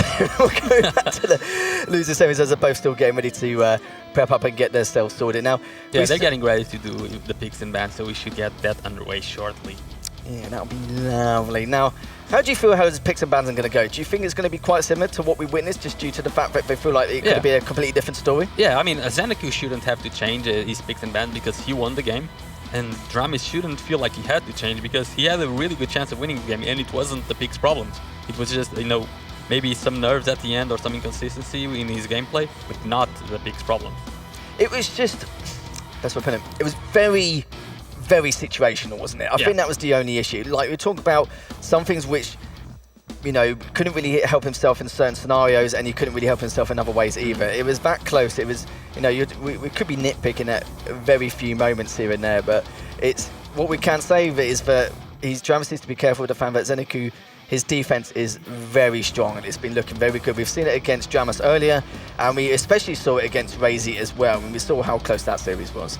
Yeah, and Zenecu is just a hard player to crack. He does virtually like no mistakes. His only mistakes are like missed opportunities, right? When he can go forward and he doesn't, and that eventually at this level, those missed opportunities turns into, you know, mistakes. But those are basically the only kind of mistakes he does. That's why defensively he's always been looking so good, and I think you've hit the nail on the head there. Sometimes he'll create the opportunities, but you can't get there in terms of the window of timing.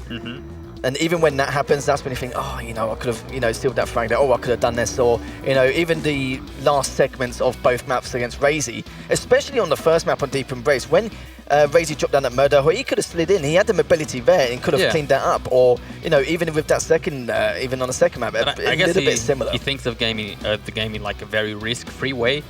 And sometimes that doesn't allow you to see all the opportunities of frags that you could have had. And that's something that, for example, Razy is completely fine with. He knows how to balance all of the risk, and he has that killer instinct. When he sees that he can get a frag, when he smells any hesitation, he goes in and gets the job done. It's key word there, it's hesitation. You know, any kind of hesitation, that's 1 or 2 seconds gone, and that's probably the only window you really had in terms of being able to get things fixed anyway. So we're just waiting for Zenecu to come back. He'll be back very shortly as well. Dramis is still just, you know, in his zone, as you could say, just trying to get himself ready at the moment, and then we'll be joining back shortly as well for this losers semis. But this is it now. We've only got 3 matches left to go, but In terms of, we spoke a lot about the match itself and what could be occurring, but in terms of predictions, how do you feel this is going to turn out from what you saw previously yesterday? Well, now that Dramis is wearing the KeenCon cap, I think he's going to win, for sure. Really? Yeah, I think that's going to give him a massive skill boost. You reckon that's giving the edge, yeah? Definitely. Yeah, I'll agree with you on that one. To a certain point, definitely. As Zen has returned now, and he will be getting himself sorted and ready. But I think you're right, though. Like with the picks and bans, I don't think either player really needs to change anything. They could throw something. They could throw a complete spanner in the works. It would be cool if they do, just to throw the other player off guard a little bit, just to go in a little bit of a surprise. I would like to see like a scale bearer from Zenaku, or maybe like Dramis playing the Slash? Well, these two players used to be totally different during their first years of Pro League. You've got to remember, Zenaku used to be the kind of player who massively favoured the heavy champions. We're getting underway with the picks and bans. Oh, okay. Wasn't too sure it's going to be live or not this time round. It was meant to be just for the losers, winners and grand finals, but we're going to get the losers semis as well, which is going to be lovely. Zenaku banning Ruins. Can you blame him though to a certain point? Yes, I can. I can blame him. I'm blaming him for banning Ruins. And Rami is banning Insomnia, so it's time for Zenaku to pick a map. Goes for Awoken, okay. And Dramis, wonder what he will pick. Yeah, I'd be interested what's going to be picked next. Yeah, if I were Dramis, I would probably pick something like Blood Covenant, because he's someone who's really good at railing and fast champion movement. So even if Zenaku bans Strog or Slash, he should have one of them. He goes for the Veil, okay. So he'll have to ban the Scale Bearer for sure. Yeah, he may even ban on Awoken just in case, but we'll have to see how he goes about that, because he knows that Zen does love to play a Scale. Of course, Scale and Veil name a better combo at this point, even in a LAN setting rather than online. So the next ban is coming in next from Zen. He decided to ban Blood Covenant, as that was the one you were suggesting, but Zen was like, nah. That's the one I want to see, because we haven't seen Blood Covenant yet. No, and these players not catering to our needs. We're gonna finish on a Deep Embrace, alright. So with the ban coming in and the choice from Dramis, either Deep Embrace and Corrupted Keep, I can totally understand with Corrupted Keep being banned. It's not really his cup of tea, especially with the rail heavy plays which Dramis sometimes makes with his reactionary style. And we're going to go to the champion style, so we can see what gets banned first. It will be the Strog from Zen, and we're going to see Zen bans the Strog so that he bans the Slash on the last map. So that Dramis will not be allowed to play his best champions. So that's very smart. And Dramis, what will he pick for Awoken? Possibly, the Athena as well, right? Dramis is really good at the Athena. And the question is, like, I would leave the Athena though for open, so that at the end of Deep Embrace, that Zenaku has to ban either the Athena or the Slash, and Dramis could go with one of them. But Dramis is really good at the Athena at Awoken as well. So Athena versus Ranger on Awoken, that's an interesting one. It's very dangerous for the Athena player. Surely this is going to be a scale ban for Dramis. Yes, yeah, okay, it is. There we go, straight away. And, Slash is still available. We've seen Slash being played by Maxter and Razy in the past on Deep Embrace. We know that Dramis loves his Slash. If he loves it on Deep Embrace, that could be another story here. Zen just getting ready to pick his next champion to decide what's going to happen. I suppose he's had to wait a little bit. I think he definitely knew that Scale was most probably going to get banned. So he's going to go for the BJ pick. Okay.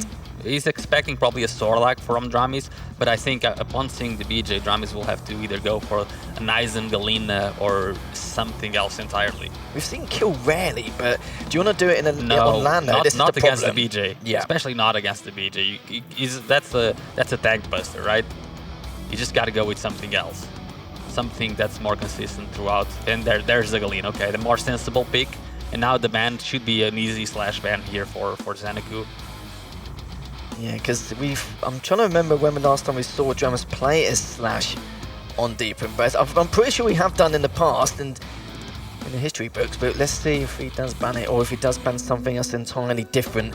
Of course, we've still got the few champions available, still got the Doom as well available. Slash, we mentioned it in the past. As it will be the Anarchy ban. Okay, I don't know if either Zenaku has a master plan or he got it under his own head a little bit now. And there's the Slash ban. Straight away. What are you going to do to counter this Zenaku? How long did that take him to select the Slash? Like, literally less than 5 seconds? Yeah, he's like, he's going to give me the Slash, I'm just going to run with it. And Zenaku is now wondering, why did I leave the Slash open? Yeah, it's interesting. But, Anarchy and Slash, they're two good picks for Deep Embrace. But yeah, I can understand, of course, having a Slash banned instead. But he has to go, Zenaku now needs to decide. He has to go with the Nyx, right? It's got to be the Nyx. either the Nyx or a Doom, something like that, because there's not much else. He goes with a Sorlag. Okay, that Sorlag is fine as well for Drip and Brace, honestly. But it does mean that Dramis is going to, again, heavily have to keep his distance and really be careful and take an element of caution on how he's going to progress with that slash as well. It's a good thing that the Sorlag was still there in the pick, or I would be a lot more worried for Zenek. Yeah, like Doom's, he's not bad, but he's not great either. He's okay. Yeah. I think that's the best way of putting it. He's okay. If there's no fast champion anymore, then Doom is fine. There's nothing special about it. He's just fine. But looking at the pick so far, we'll be keeping a close eye on that first map with the Athena pick coming out. Yeah, that one is going to be very rough for the Athena, because Athena, you know, Drum is going to be zooming all over the place. We're trying to get a quick rail in to try and eventually push, but Zeneku, he might as well just stand in one place with shotgun out, right? Yeah. He doesn't want to show up, he just wants to stand in one place with rocket or shotgun to try and hit the rocket to orb combo. That will be his plan, basically. Certainly will be. So we'll be going on the first map. We'll be on Awoken. It will be Zeneku as the Ranger.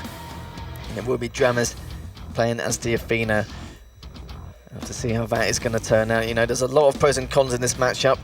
Dramas obviously just coming off that 2-1 win over Chain earlier on in the losers quarters. Now moving to losers semi. Zeneku going to see how this is going to pan out. The last map is very interesting itself. The fact we're going to have the Sorlag versus the Slash. It's not a combo we've seen Deep Embrace, well, a common trend you could say, you know, it depends on meta picks and stuff like that.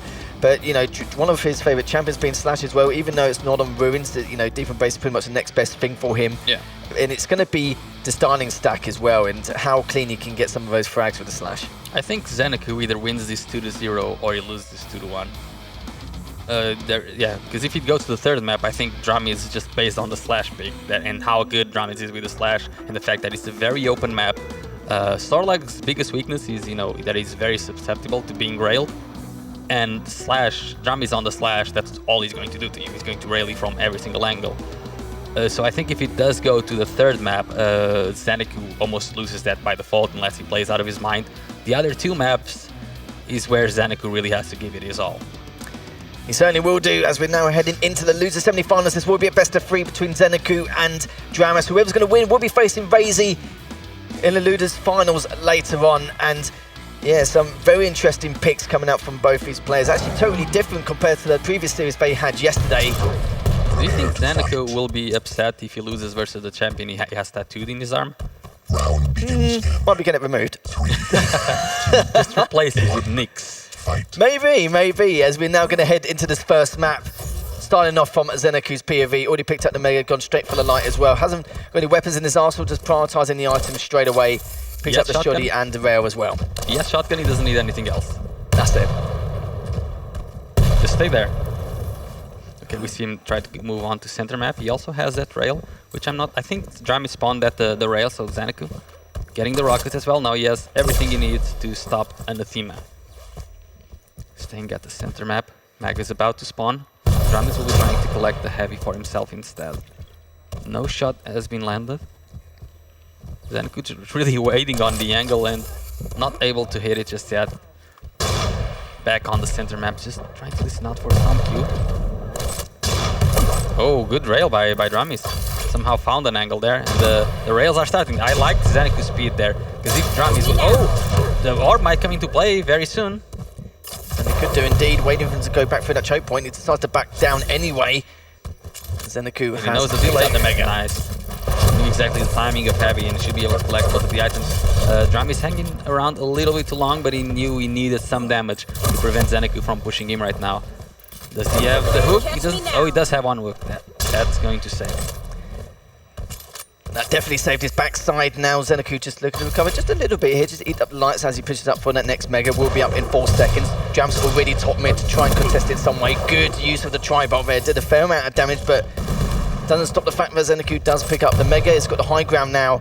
Just try and raise some rockets down there, but let's be honest, he didn't really have much rocket ammo anyway. I only had one, I think, if I remember rightly. And now he's going back to top mid, and he's going to try and rotate back around, looking to see if he's dropped back down, which he has not. As both players are just a bit of mind games here and there at the moment, trying to, you know, lightly contest some of these items whilst going back for their own. As both of them are top mid. Zeneku is replenished. His Rocket Hammer from earlier one heading towards top mid. Good first rail though. Is now jumps back at that choke point, but does pick up the Mega whilst consuming another rail coming up from Zeneku. 3 in a row versus Athena, that's not easy to do. And Drami is actually railable there. He's still hanging around. Zeneku might just go through the choke point. Oh, and he hits the rocket.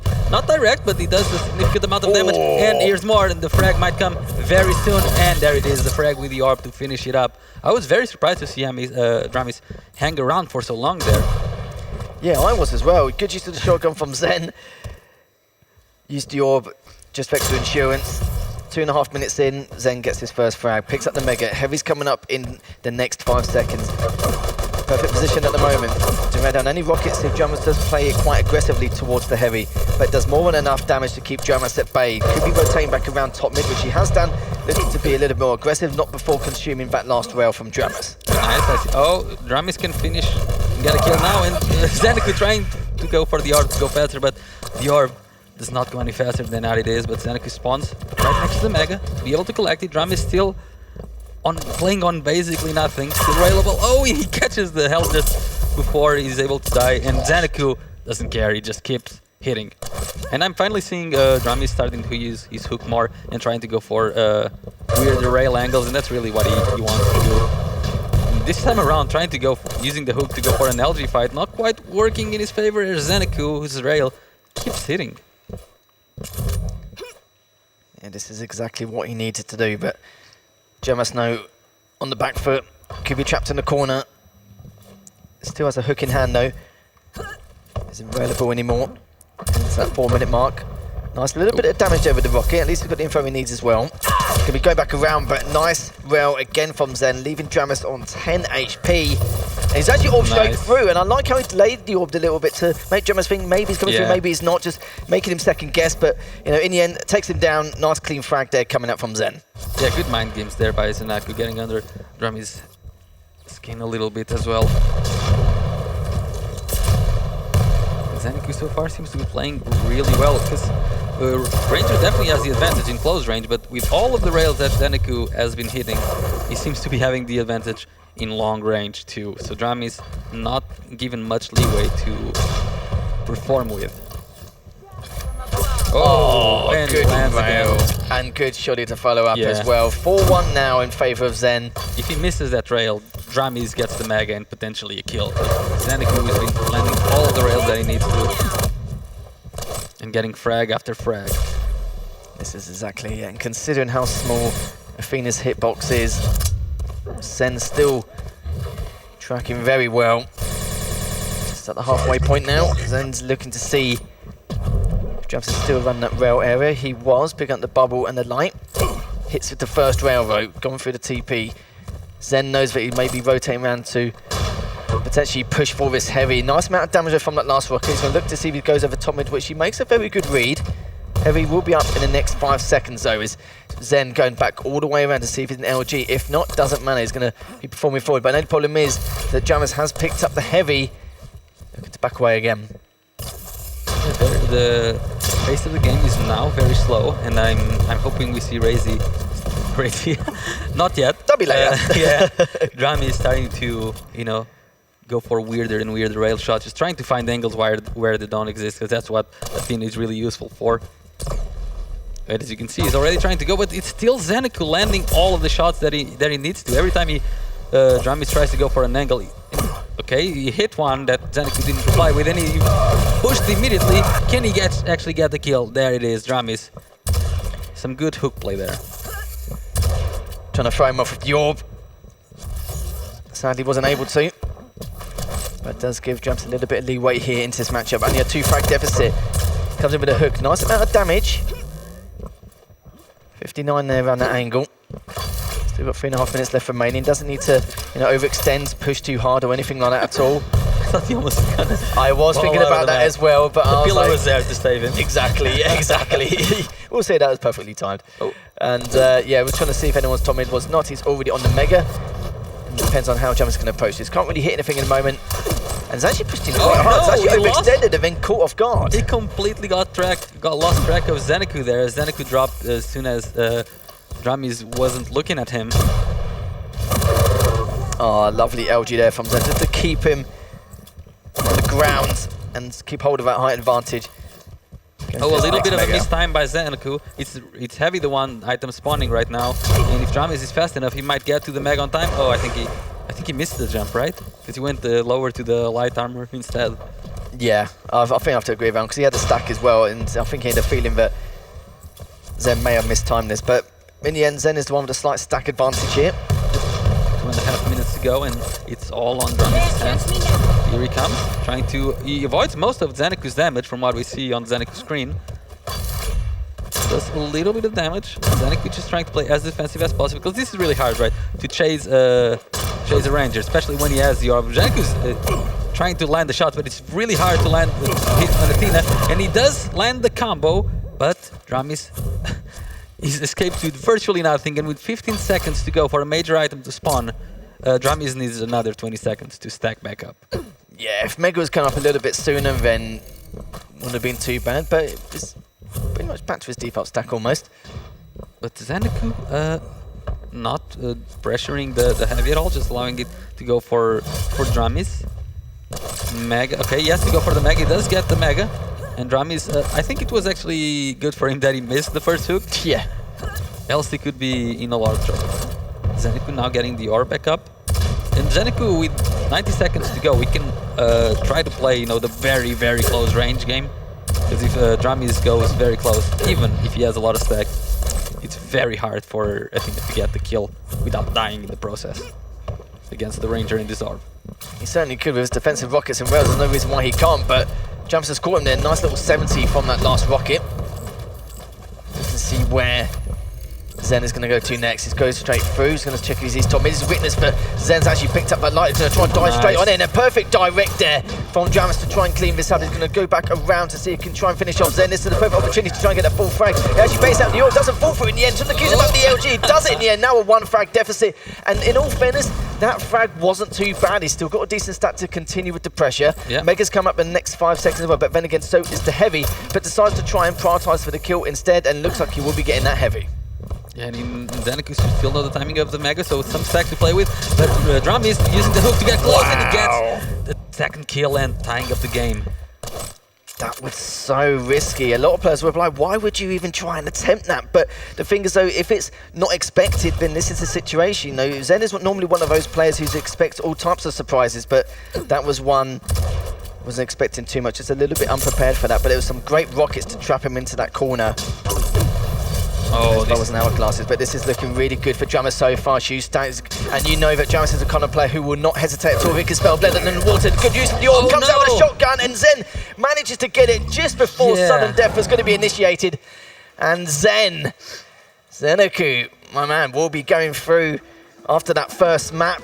I think going into the second now, and this is going to be a doozy of a series already. I think Dramis got a little bit too excited with the 2 frags before that one, because Zeneku had just picked up the Mega, right? He has good enough stack to, tank 2 rockets, and then he has the orb on top of that. And Dramis, that was his last hook as well. There was no more escape route. That was a full-on close range commit versus a ranger that has enough stack to tank 2 rockets and has the orb. I definitely think he got a bit overexcited for that one. Bit too excited to that degree. Yeah, I can understand that. I think you could see what his game plan was. I think he wanted to try and hook on up and try and make something happen. But the problem as well, he had orb in hand. He already had the perfect weapon selection as well. He was ready for it. It wasn't even surprising because he just did it in his face. If he came from another angle, maybe Zeneku wouldn't expect it. But Zeneku was watching him hook onto him. So yeah, I think a bit of overcommit there by Dramis costed him that map, but again, a very close series between these two. It sure was.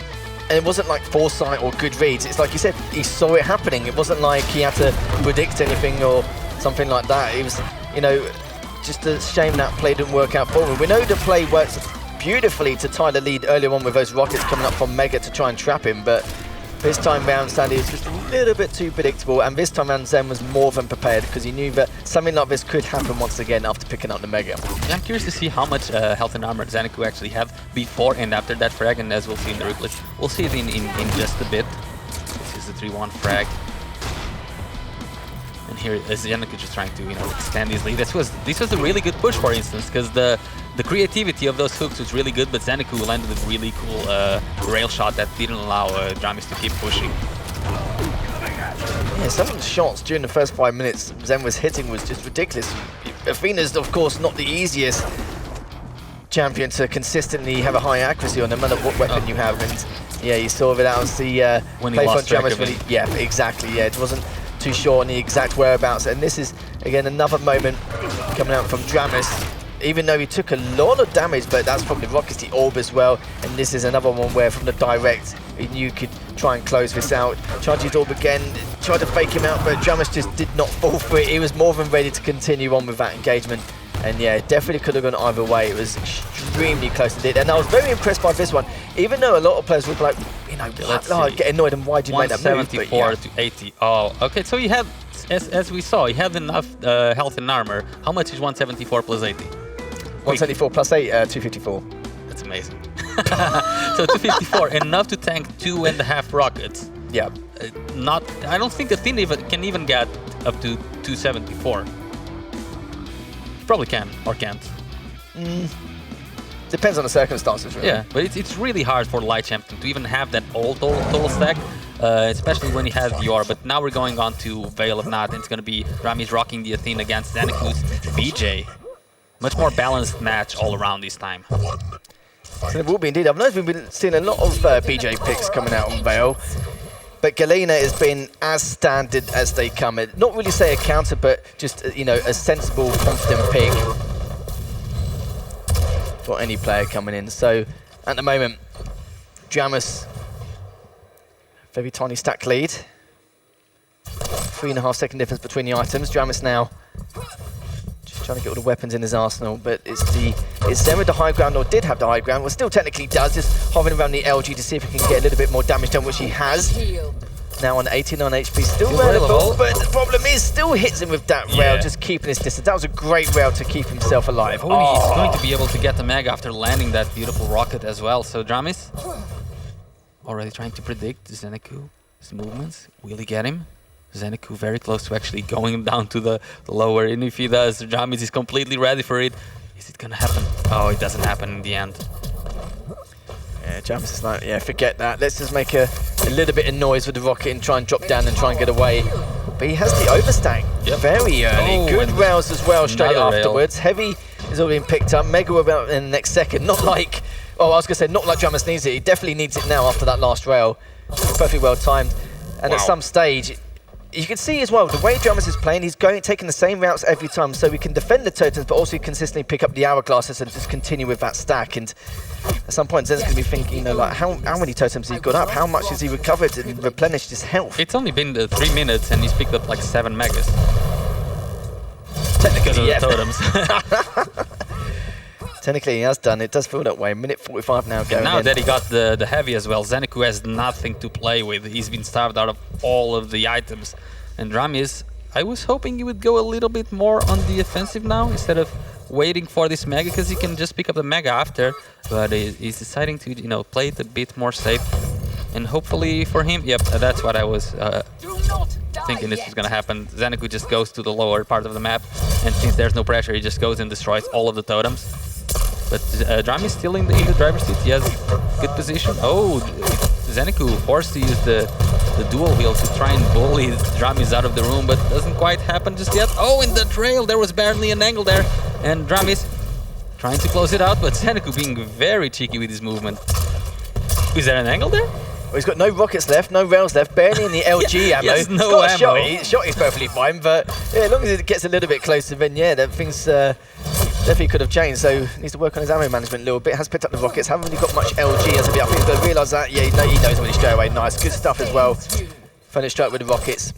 Managed to pick up the rail along the way. So able to sort out that ammo department anyway along the way, making that rotation whilst also taking down Zen at the same time. So good use of being proactive. Good first rail coming out from Zen. May come through the TP. He's timed it quite well. Dual wood with the LG as well to stretch insurance. Good stuff from Zen to tie things up. I think that's a big mistime by Dramis.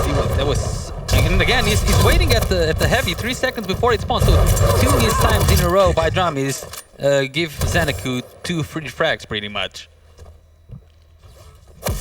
Yeah, you're not wrong there. Zen just looking to stay alive. Just pick up the hourglasses in case Drummers keeps them all for himself with his totem slayer. Still does know about the one on the second floor near the heavy. Speaking of totem, did face plant into one and took a little bit of damage from the LG, but too bad so far. Gets it, that's good use. Oh, the double rocket and the dual LG doing so much damage, and then the rail at the end. Both players now with the same stack, even though Dramis is the one that picked up all of the major items. Thanks to the dual wield by Zanaku. And he's already in good position to defend this mega health. Dramis should not have any real chance of attacking it. I think Dramis will be more focused in doing what he was doing at the start, just, you know, trying to go for the totem plantation again. He wants to actually attack this heavy, but Zanaku is right on top of him. Oh, he goes in and Zanaku actually missing the rocket, and he gets somehow railed in the back. Not much health for Zanaku. Dramis is going to go very aggressive right now, for sure. He knows exactly where Zanaku is, and Zanaku being very paranoid with the angles he gives away. I thought he was going to die right there. Oh, and he does get hit with the totem. Dramis is right there, decides not to push because there's a mega spawning, and he favors his stack. Let's see if Dramis will eventually decide to push. Heavy is coming up. Zanaku tried to get there on time. Was not able to just yet. Trying to get there from the top. I think he might have heard the timing, so he at least knows the timing on the heavy. But Dramis, I was hoping he would be a little bit more aggressive because he's been having these kind of opportunities. Not taking any advantage from the stack advantage that he may have. Yeah, Zen back to default. Jamis wasn't too far off until he picked up that mega. He will be now after taking that last rail. Tiny bit of LG, just wait to see if he comes with a TP, which he has done.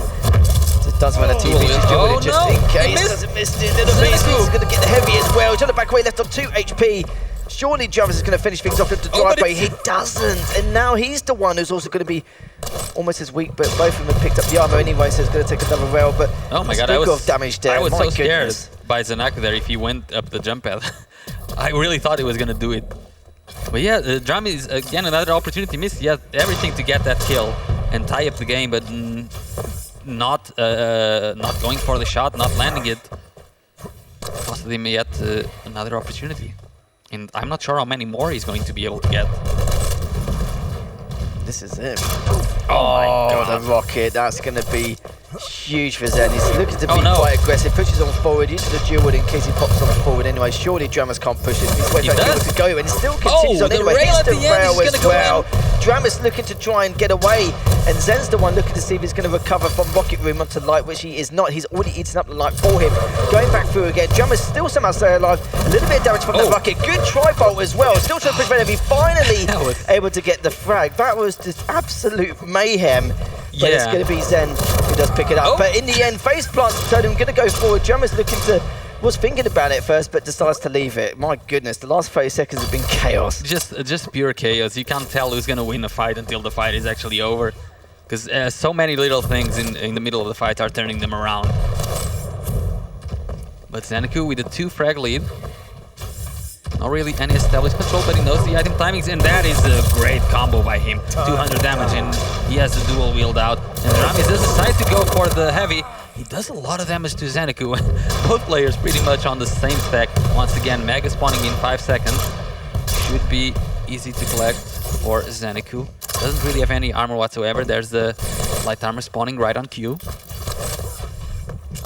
I like that from Zen as well. He just used up all his rockets because he knew that Mega wasn't going to be up for at least 5 seconds, a little bit.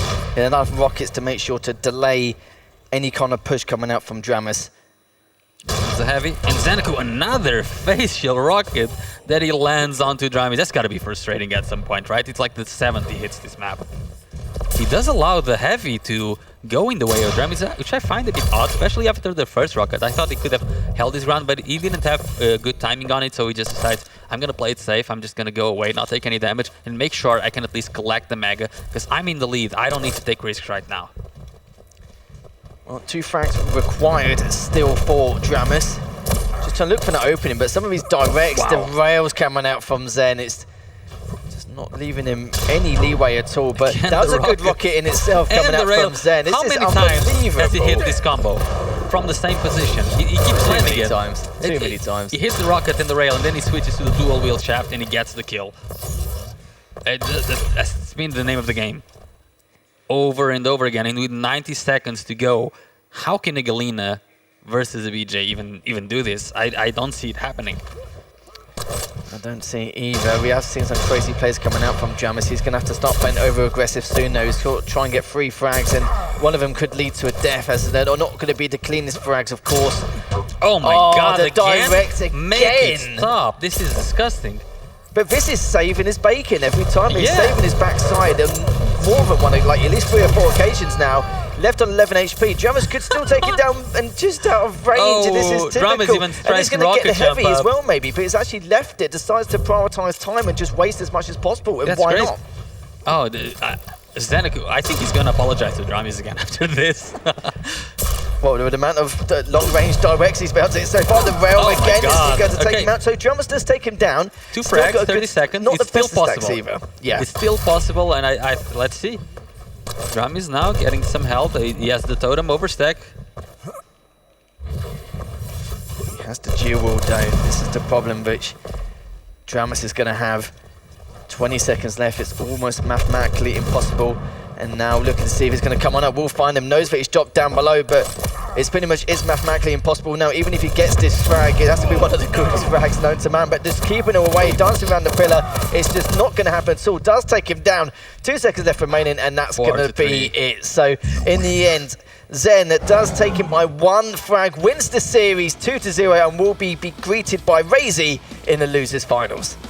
Yeah, what a great game in the end. It was really close, and Zeneku once again managing to just play defensively perfect with hitting a facial rocket again and again on so many occasions, especially at the heavy area, right? He would just rocket to rail to dual wheel shaft combo again and again. It's got to be very frustrating to go up against that. Well, Zen might as well get comfortable in that chair. He could be there for 1, 2, maybe 3 series, depending on how his lifeline is going to continue in this losers bracket. So we do have the 3 players confirmed. We've still got Maxter now in the grand finals. We have Razy and Zeneku will be facing off against each other in the losers finals. But all I can say is, commiseration to Drums. He played extremely well, and the fact that again both his maps went by 1 frag. It's some of the closest series we've seen so far. He has to be happy with his performance. I mean, he lost to Zeneku both of the times, but the 2 times were due to very special rockets, really. Yeah, there was quite a few. 4, 5, something like that? Yeah, a lot of them, really, because all of those situations were close, and Zeneku, I think we're going to see a lot of them in the highlights reel that we're showing now. Yeah, I wouldn't say too many of them are blind either, because if you think about it, with the over-aggression... It's just prediction rockets, right? Yeah, exactly. But I call it blind because he's not seeing him before he shoots the rocket. Yeah, of course. But the only problem is like, there's only like 1 or 2 ways. Normally there's 1 way he can come from, and that's what he's going to expect every time. That occasion that we saw there, I think that's where Dramis had his best opportunity when he pushed Zeneku to the lower part of the map, but then Zeneku just managed to land to rails, and Dramis missed both of the shots. That's where Dramis could have taken the lead in this map. Somehow not working out for him, and as soon as Zeneku started getting... Look, that's going to be one of those occasions. That's a rocket to rail in the dual wheel shaft to finish it up. And the funny thing is, sometimes even again, Dramis didn't take, even though Dramis didn't take any damage on 1 or 2 of the occasions, Zen would just use that dual as kind of a threat maneuver, just a kind of way of saying like keep away from the heavy. But Dramis would just say no. He would like make sure to contest it to its full potential. And yeah, here we go. We can see from here. I think this might that was actually earlier on with Fingers of Diving. That was actually at the end of the game. But we barely always stands around this archway. Yeah, exactly.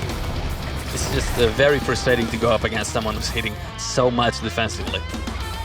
And Dramis tried in a lot of different ways. With the Athena, he was trying with very funky hooks. Didn't quite work out. And here, every time he tried to show up a corner, Zeneku was there to hit the very well landed prediction rocket onto him. The fact that he kept it to, between 1 frag, taking all those directs, all those predicted rockets, that shows how well he was playing, like Dragonborn Esports, and he has to be very happy with his performance, because the score does not...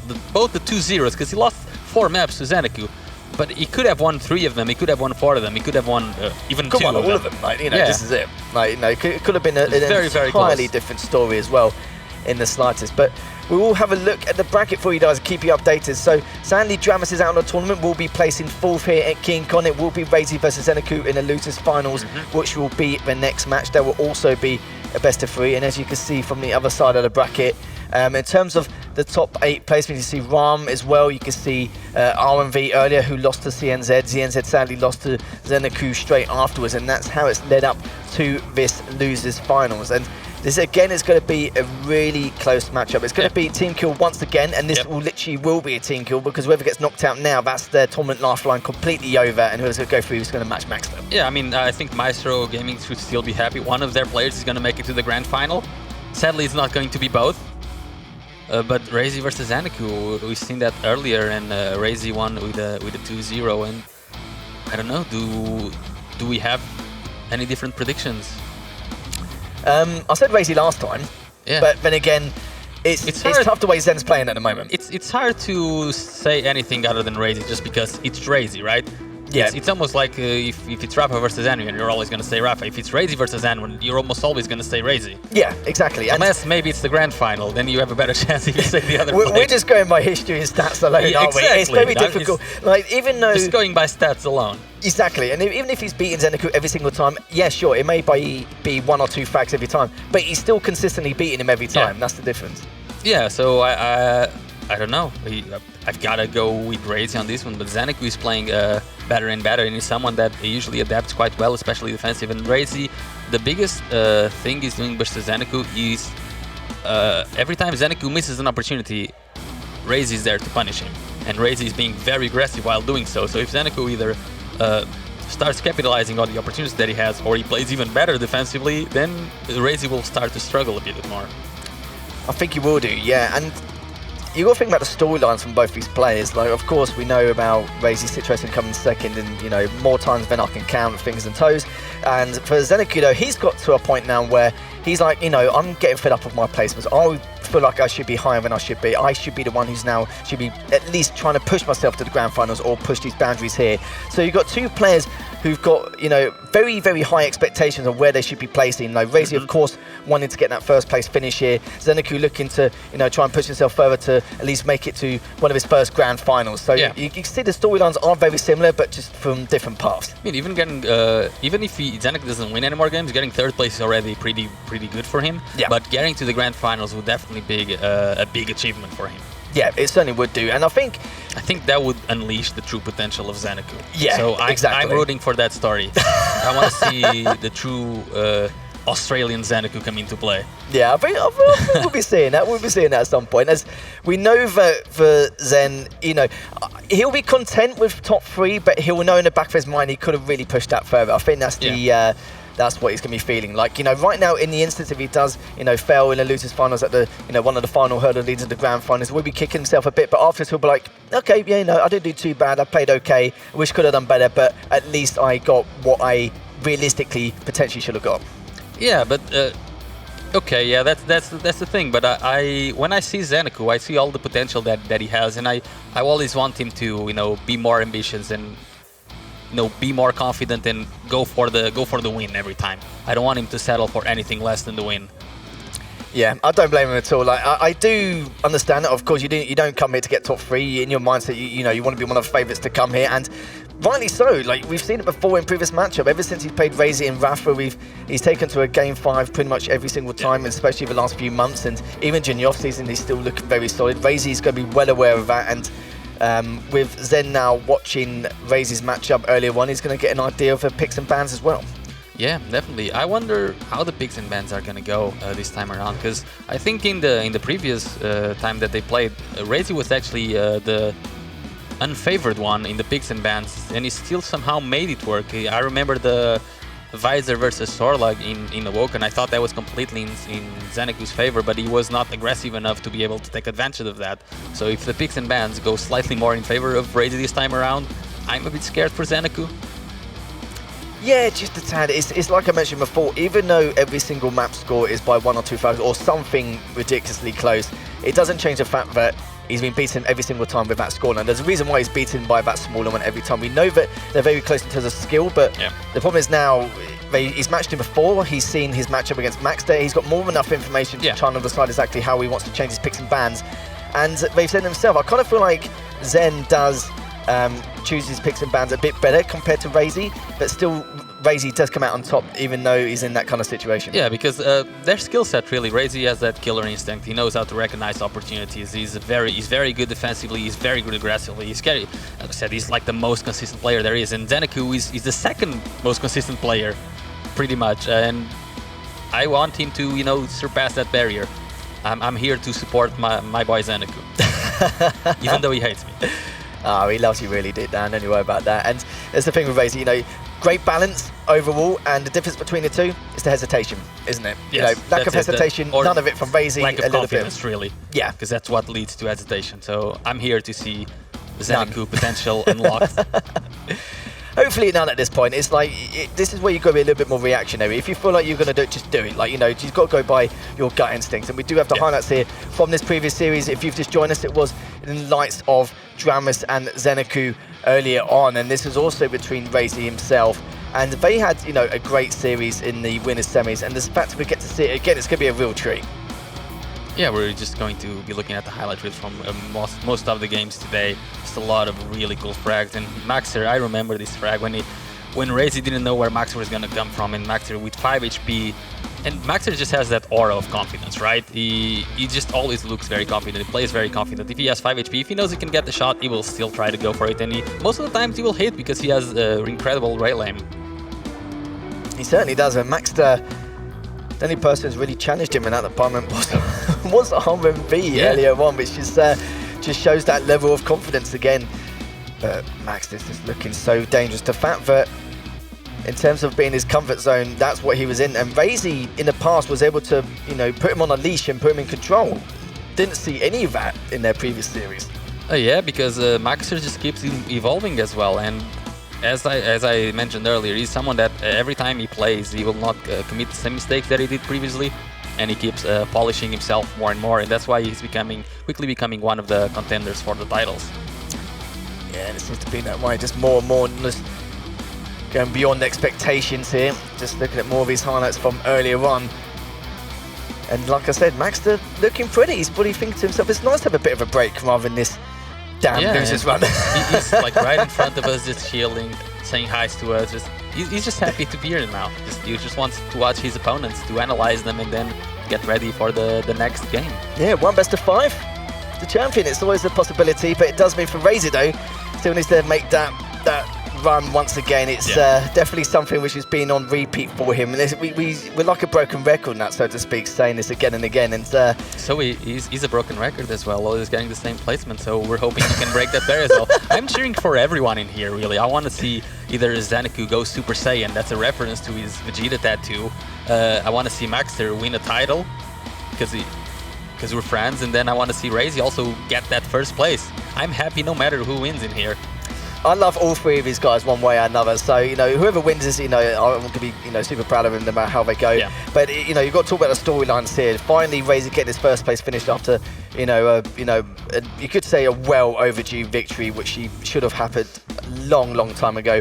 Zeneku maybe making it to his first grand final. Maxter making it, you know, he made it to the grand final at the last KeenCon, don't get me wrong, against Sirius.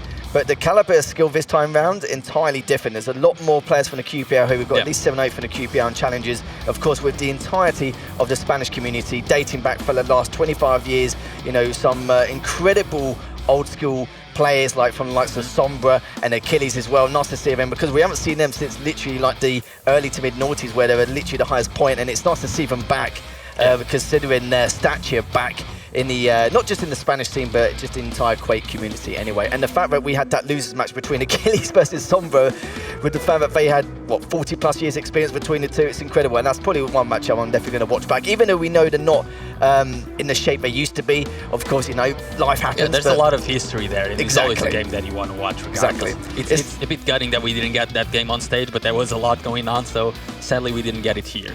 It's kind of like, you know, the Spanish community version of, like, you know, the Cypher Cooler you may get, or the Cypher I thought you were going to say Barcelona like versus Real Madrid.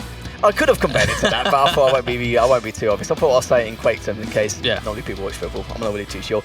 And as you can see, you know, just whilst we briefly wait for the losers finals to get underway, you can see all the players. This is where the LAN is set up and ready. We're actually watching themselves on stream currently. They were been practicing leading up to the event. They've been LANing all weekend long. It could be for 1v1s, 2s. They've been playing, I think someone was playing 44 TDMs on Vale at one stage. It's just been absolute chaos, but you know, they're all done and dusted here, just happily chilling, happily watching to see how the rest of the tournament here unfolds between Zenecu, Razy, and of course Maxter, just chilling, waiting in the grand final. Why is he playing? Okay, that's someone else's monitor. I thought he had the monitor tilted.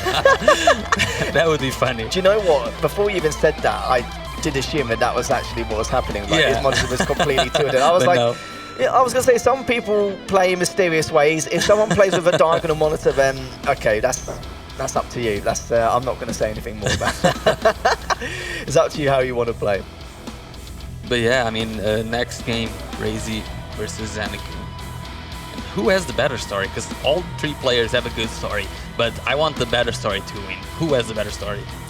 I think the underdog story would be between Zen and Max in the grand finals, because he's got two players in this high-level tournament to make it for the first grand final, technically. And Razy, you know, is it the same story again? Is he going to get, you know, another second place to collection? Is he going to win 2 best-of-5s and take Maxter down? It's a very tough ask, considering the way Maxter played. Razy has a really good story, whether he wins or he loses, because if he wins, he has a story, oh, summer leave, he won the tournament, finally. And if he loses, it's still a good story, but in a heartbreaking fashion, right? Because it's another second place, and the more second place you get, the more it gets to him mentally. And it's going to add to the player list. You know, Rafa, Kilson, Wenger's done it before, those three in particular. Maxter now, you know, the next person. But we knew that Maxter was going to get to this point. It's just a matter of how it's just a matter how fast he's doing it, you know? Yeah, like 1-2 years ago, I don't think he would be able to take a map out of Razy. And in last Quake World Championship, he actually didn't. He played Razy and he didn't take a single map out of him. And now he just beat him 2-0. And he's in the grand finals. If he does take the win in the end, it's massive. That's it. Give us a wave, guys. Give us a wave. This is the entirety of the Spanish community upstairs, just chilling at the moment. Surrounded by Achilles, who, you know, lovely to see him again. It's the first time Achilles is actually played on LAN since 2008. Of course, we know that Achilles, you know, I'm sure a lot of people, especially the hardcore fans, have known about Achilles from way back in the day in the late 90s, early noughties, as his last LAN was in 2008. And I was speaking to Achilles quite a bit last night, and he said it felt great, like, you know, playing Quake Champions on LAN, you know, the feeling, the difference, how great it was to finally experience the LAN environment again, and really, you could say, brought back some historic moments for himself. When did you get into esports? Myself. Oh, okay, we've got Maxter coming on to just to say hello, and sure, we've got plenty of questions to ask him, haven't we, Maxter? Here he is. Pull up a chair, mate. Come on, pull up a chair. Hello, Maxter. Hello. Can you hear me? I can hear you. Can you hear us? Lovely. How are you? Well, yeah, how are you, actually, considering what we just saw from earlier on? I was just chilling there in the relaxed zone there. I was just watching the stream and just enjoying this brief moment before the guys start their match. So. Are you starting to get more rested? Yeah. You look like you needed a bit of a breather. Yeah, you needed a bit of a breather, like, you know, just to see exactly how the rest of the matches are going to unfold. But yeah, first question from me to you. Now, you know, I spoke about it before, where we saw you play at QuakeCon. We saw how you played against Razy. It looked tough. It looked really tough. You felt very uncomfortable, but that wasn't because of how you was playing. It was the style of play that a lot of his opponents, especially in the top 3, were really, you know, forcing you to not play how you want to play in your style. This time round, it seems to be the complete opposite. You really didn't give Razy much of a chance to make any moments for himself, to get back into the game on spawn. You were doing everything which just worked perfectly. What I want to ask is, what did you do differently compared to when you played Razy at QuakeCon to the match you played only just now? Well, the first thing is I reviewed the match that I had during QuakeCon. I know what things I failed during that event. And I mean, I don't think that we are in the same shape as we had 2 months ago. Like, we are in the middle of off-season. We gotta be honest on that. And probably the performance that we are now having is not the same. So probably he's not aware of some angles, or just thinking that I'm now going to push in certain ways and things like that. Because I feel sometimes that I'm not feeling so much pressure. But anyways, it's still so hard. It's like it doesn't matter what the performance that this guy have, that it's just too hard to defeat them. You could play your, your S game, but he could play his A or B game, and he'll still be a force to be reckoned with, and it will contend you in every step of the way, and it's really, really tough. And I know you talk about the off-season, but what we need to understand is that it's normally the player's fault in terms of, like, if they don't practice enough leading up to the event, that's on their side, and they're going to fix themselves up. But one thing we've got to remember now is that even though there is an off-season between, like, now and when the Pro League restarts, it's the fact that, somebody you want to keep yourself in shape, you want to keep yourself practicing and playing to get ready for that Pro League moment. And I kind of feel like, I don't know if you agree, but nowadays with some of these LANs cropping up, with KeenCon here, we had Iron Fist last year, sadly we didn't have it this year, but with these LAN events coming up, even though there's an off-season, you kind of got to at least keep yourself in shape to a certain degree, don't you? Well, I think that this is a great thing for Quake, actually, that third-party tournaments are happening, like on LAN, like QuakeCon just a couple of weeks ago. Now KeenCon, unfortunately Iron Fist is not happening this year, but probably, who knows, next year we have it. And just imagine, we have like probably, I don't know, Season 4 QPL, and then we don't have like an off-season, because now we have more tournaments during the year that are LAN. So that will motivate players to not rest that much and start practicing toward the next LAN.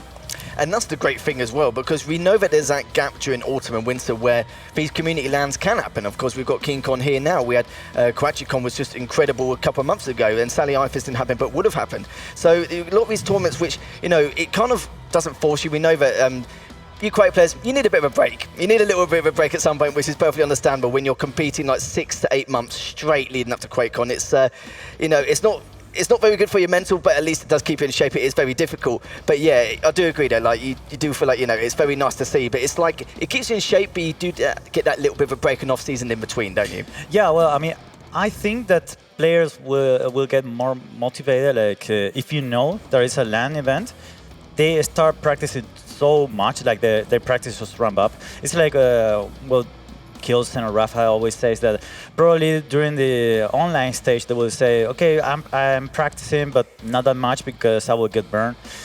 So before or prior a LAN event, they start ramping up their practice probably 1-2 months prior to the event, and that's where you feel like you are the most in shape probably, because trying to just maintain that or to keep that performance of being so consistent during 8 months and not having a break, and you have 3 more LAN events, that's really tough. Yeah, players, they need a rest. You need a bit of a rest at some point. It's great playing week on week, and don't get me wrong, I can't get enough of Quake. If I could watch you every week of the year, I would. But I know you guys, stamina, you need a break. It ruins your mental sometimes. Going into it, it is very, very tough. But I don't know if you also have any questions. Yeah, I do. First of all, who do you think you're going to face in the grand finals? No idea. I mean, who would you rather face? I will play a Maestro guy, that's for sure. Don't cop out. Who is going to win? Predictions right now. No. 2-0. They are truly good. So no. I'm not betting on that. Okay, I'll go for an easier answer. Who's going to get the best railgun trophy? I don't know. He's just trying not to say well, I don't want to say me, because I will curse myself. Just imagine that, I will get the trophy because I'm hitting too much, and then my percentage is lower than some player that is just... I just clicked once during the LAN party and I had 100%, and now I don't know, I have 48. Who knows? You're going to have so many trophies by the end of this. You'll be going around, you won't know what to do with half of them pretty much. But I have heard the players are ready for this losers bracket finals. So in terms of the first player coming out, can we have Razy?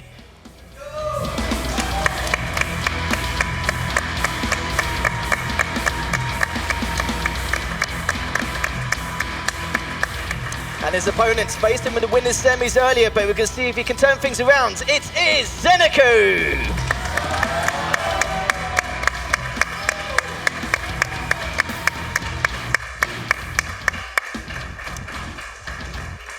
So like I said before, it's going to be a repeat of that winners semis before.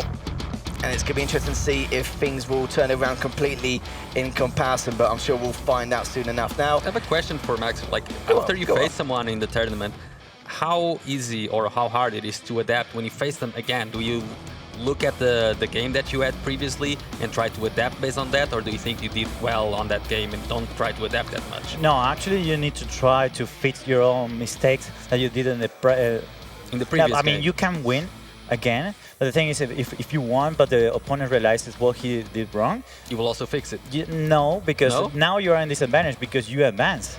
Yeah. Now is that he is the one that needs to fix his mistakes. Exactly. So what happens is that you need to keep playing your game and try a bit, test a bit what your opponent is doing. Yeah. Because, for example, if your opponent is just giving away too many angles and he didn't fix that, that's the opponent's fault. Yeah. So it's just.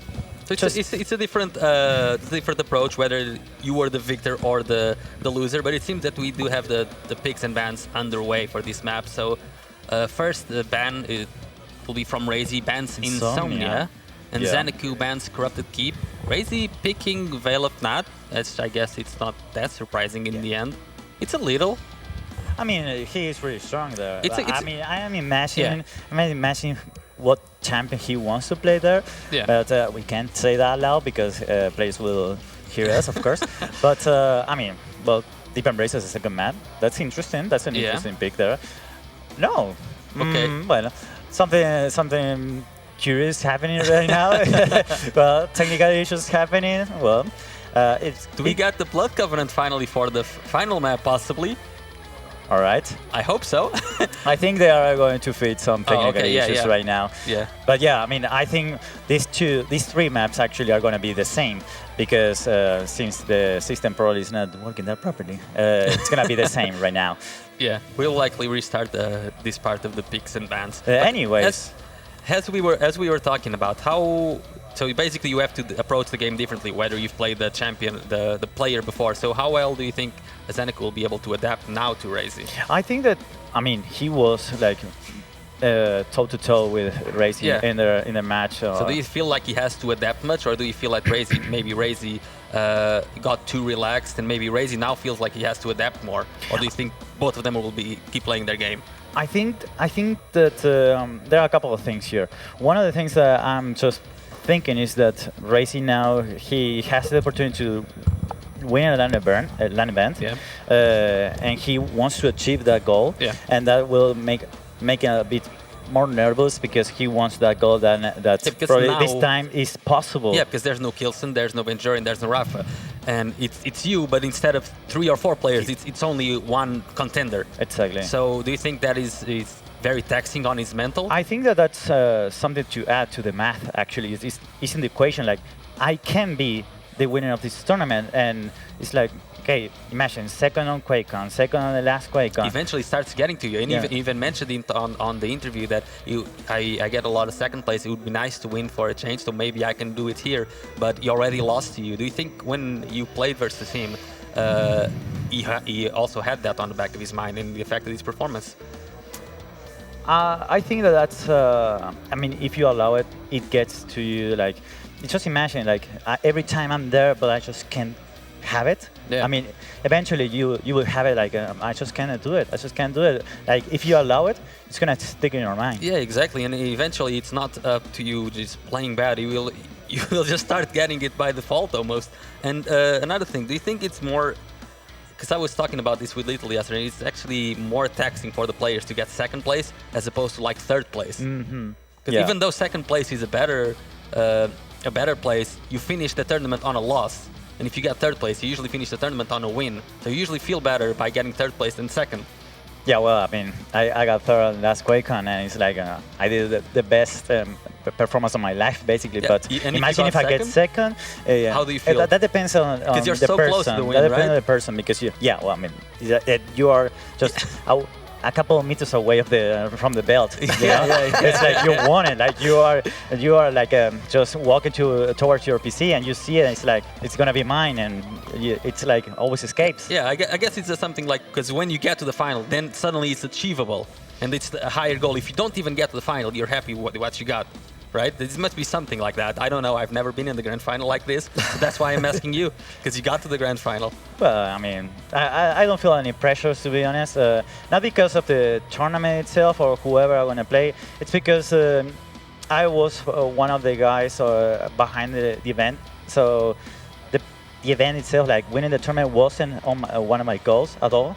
So I mean, if the event is running perfectly, not perfectly, but really smoothly, that's my main objective. And now in the grand final, so far it's been a great event, and we're happy that you worked so much. And we were kind of like unsure about your performance due to your workload, but it seems that you're performing amazingly. We finally do have the picks and bans underway. I was going to say that as well. That's probably the secret. If you want to, make it to the grand final, you've got to work in production and work as a player at the same time. So that clearly it's doing mentally. Yeah, exactly. It's doing in wonders. But yeah, sorry guys for delays. We have got the picks and bans live and ready for you guys. So let's go. We're going to be going straight off over on to see exactly what is going to be occurring. So we're going to have a deep embrace. It will be ruins straight afterwards, and then the bans are coming in. Blood Covenant will be banned first from Razy, and we're going to see exactly what is going to be banned next coming up, and potentially the final map. We're going to see exactly how it's going to go. I'm sad that now we're not getting Blood Covenant anymore. I think I got baited there with that pick earlier, and that's too bad. And that's Corrupted Keep for... Oh, that's a rough one to finish on. That's Razy's best map. Yeah, maybe. Interesting. It really is. Like, because I don't think... I could have felt like he probably would have preferred Awoken more in comparison, but yeah, but in the end, it is what it is, isn't it? I guess. I don't know. I think if you go to third map, it's going to be very hard for Zenecu to take the lead. But let's go with the bans on the first map on Deep Embrace. Razy banning Zenecu's Athena and Zenecu picking Anarchy instead. So Razy's just going to go for the Slash, most likely. Yeah, that wouldn't surprise me too much. We've seen him use a lot of Slash on Deep Embrace in the past, especially over the last few months. So wouldn't surprise if he pick it again. Yes, he does. Oh, there he goes. He goes for the Slash. He thinks it a little bit, and he eventually goes for a Slash. So Zenecu's time to ban. I wonder what he will ban, because he has a chance to finally take, again, the Scale Bearer in here. Or the Clutch. He did select the Clutch against him before, so that's, of course, potentially rare, but it's, he might just ban the Strog. Oh, he bans Visor. Okay, so Razy, what will he pick? Likely the Strog is a very strong pick on this map now, so if it might be like Strog versus Nyx, and Razy, there's the Strog, and Zenecu, he might just go for something like a Nyx, or if you want something more funky, maybe a BJ, or even a Scale Bearer. Zenecu's Scale Bearer is very good on this map. He goes for the Sorlag instead, okay, just to have the same kind of movement ability as well, so that's good. And then the Corrupted Keep. This is the rough one, right, for Razy, for Zenecu even. So the ban, likely, okay, the Scale Bearer ban, okay, so Zenecu, I don't know, maybe Galena versus BJ will be what we'll see here. That's what I was thinking, because it's good for him, because Strog isn't available now since they were selected back in Ruins. But BJ versus Galena, we've seen that match at time and time again, and if we see it again, we'd be surprised. We've, on small occasions, we have seen an Anarchy, but of course that's been selected on Deep Embrace for Razy earlier on, but we might see Aizen as well, but yeah, I think the BJ or Doom versus Galena is likely going to be the final pick, so BJ for Zenecu, and Razy is... Oh, the Ranger is still on, I forgot, because Ranger is usually picked on the first map, always, and he was still... I think Zenecu might have forgotten the Ranger was there. Maybe, because it just sticks in your head though. Like every time you see this matchup, it's always BJ and Galena. It's like a broken record pretty much. We see it time and time again, and Galena is that nice kind of comfort safe pick, isn't it? When you especially when it gets a BJ and just keeping him circling around. But as you can see, it's Razy's Keep for a reason, and as you said, and you're absolutely correct on that, Marcus, but it is his best map. I gotta say though, I think all of the champion picks are in favor of Razy this time around. I think the Slash is better at Deep Embrace than Anarchy is, and then for the second map, I do favor the Strog as well, because I think you can get a lot of value out of the picker in a really small map, in a really big and open map like this, because there's a lot of places to hide. And then in the last map, Ranger is one of the best champions for every map, so yeah, I gotta go with Razy on this one. Yeah, I'm gonna have to as well. It's just, I do completely agree. I think the champion picks does work in his favor by quite a big margin, even with the Ranger at the very end. I don't think it would have mattered if it was Galena or the Ranger, but I suppose the Ranger does work more ways than one. We've seen Razy caught a lot of players off guard with his orb as well, and how he performs with the Ranger. And even if he's buying by a few frags, he can definitely claw it back with his passive and just trying to get around the map a little bit quicker, even without the mobility of some of the other champions. But against the BJ, that will help him massively. So we'll have to see how this is going to occur. And here we have it. So it is going to be Zenecu versus Razy in the losers finals. Winner of this best of 3 is going to be greeted by Maxter in the grand finals, and I'm sure there's going to be a doozy, so make sure you hold on to the seats here to see exactly who's going to come out on top going into the first match, which will be on Deep Embrace. Zeneku rocking the Anarchy, and Razy, of course, going with Slash. That's going to be a really fun one. Both players with very high, fast moving champions, and seems we're starting on Zeneku on the Anarchy, picking up that Mega. And Razy already trying to put some pressure, just collecting the top light armor, going for the rail. Zeneku doing a good amount of damage. However, Zeneku still in the back foot a little bit, missing the jump. That only allows him to throw Razy off the map. What? Okay. Razy's not going to be happy about that, because Zeneku fumbled the movement and somehow he turned around and managed to throw Razy out of the map. A very unexpected first frag. And the first one we see of this kind in this tournament, I think. A little bit tilting, not the start you want in this losers finals, but it is what it is. And we haven't even gone, we only just gone past the 30-second mark as well. So looking at so far, Razy has picked up the Mega. Tickle with LG damage there coming out from Zen. Almost hits the rails. Let's see if he can get the angle and gets it. Beautiful stuff there. He can, of course, contest any item as he sees fit. He's probably want to try and contest the same item as Razy due to the stack difference in comparison. Comes in with the inject. Good use of the LG as well, even after that asthma trail there, that the heavy will be his though. He knows that he may try and go for the light and then go for the Mega straight afterwards. He doesn't want him to recover too much. Oh, he does not get there on time. Razy is too fast and steals the Mega away before Zeneku is able to do any sort of exit damage on it. But the stack still favoring Zeneku. Good damage by him. Zeneku is having really good weapon selections this match right now. Razy will try to attack at this heavy. Zeneku trying to get himself into a favorable position so that if Razy comes through the TP, it's very hard to hit him. There's the heavy, 2 seconds for the Mega. Yeah, picked up almost instantly. He saw that Zen had the read, but couldn't take the shot whilst Razy is flying past around that LG passage. Very slow start in this game. It's all been about mind games really, and just trying to do out damage and contest each other's items. A good amount of damage over the trouble. Another good amount again. This should be Razy taken down, but as I say that, Zen is Redable is going to be so close. He could use the injection, which is perfectly understandable. It's picked up by as well. It's actually caught Razy with his trousers down as Razy was trying to recover just a little bit with that health bubble, but that's going to cost him, and it does mean that Zen stack advantage, but also the lead. Yeah, I'm surprised that Zeneku didn't actually go for the heavy side of the map, so he's going to allow Razy to select almost all the weapons, just missing that railgun in the end. Razy, he's already trying to close the distance, super fast going to Zeneku. He's doing some good amount of damage, great rockets, and he gets one frag of his own. Not too bad at all here from Razy. Good comeback and to solidify that first frag to his name, just approaching the 3-minute mark. Mega has been picked up, heavy will be picked up soon enough. See how much he's going to delay it. Not by too much, because of course Zen is in the area and in proximity, so there's not really much point. The good thing is that Zeneku, just by going there, he now has perfect timing on both the Mega and the heavy, while Razy does not know exactly the Mega timing. He might have a rough estimate, but not with the exact second. So we'll see how this Mega plays out in Razy. As I was saying, he doesn't have perfect timing, and he's sitting here 5 seconds earlier. Where is Zeneku? He has to be punishing this. I think Zeneku is missing out on a huge opportunity not punishing this, but at least he is well positioned for the heavy, which is also great. Yeah, he's lucky Razy didn't try and rocket jump up, but then again, if Zen had the LG in hand, he would have been in world of trouble. Both players trying to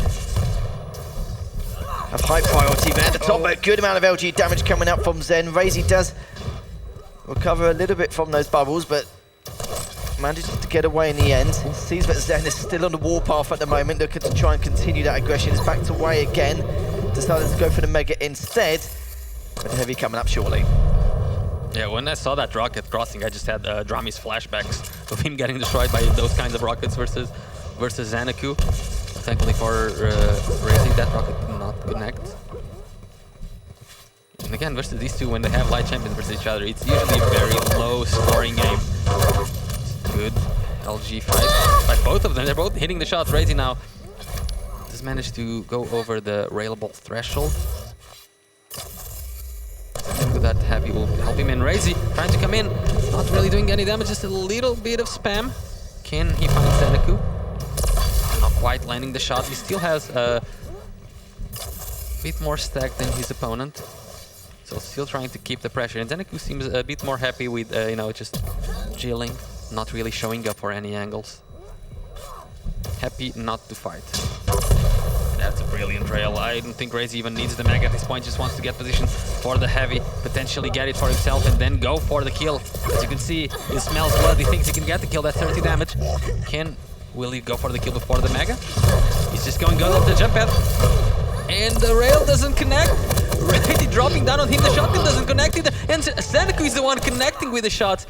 Oh man, I think Crazy missed out on a very, which should be in a very simple frag, but missing out on the shots meant that Zeneku was given yet another frag. And Zeneku, this might be yet another one. And Razy now trying to, maybe a bit of frustration coming into play. Maybe, you have to see. Raze is still pretty far behind at the moment, and you can see he hasn't really got any armor to his name. He's still got a 3 frag deficit. Zeneku looking to see if he could try and control that second frag, but it's been very difficult going forward. But again, Zen with some advantageous angles. Wasn't really too predictable there. He's going to try and circle around if he can. Good use the LG, but Razy pushed him back with that rail. Looking to go back once again. Zen decided, as you can see there, Heavy's up in the next couple of seconds. No, he's going to give it up, but see if he can pick him off just a tad, just to get a bit of chip damage going forward. And even though it does some tri-bolt damage, he's going to have to go back around and just luckily manage to avoid that last well. But the LG coming up from Razy, absolutely phenomenal there. And you can see he's going on again with the LG, just wants to continue piling on the pressure onto Zen. Zen just trying to survive his life. Great rail there coming out from Razy. And now with only a 1 frag deficit. Yeah, Razy turned up the heat and Zeneku just trying to find a small hole to hide himself on. But Razy just keeps going, finally missing a couple of shots now.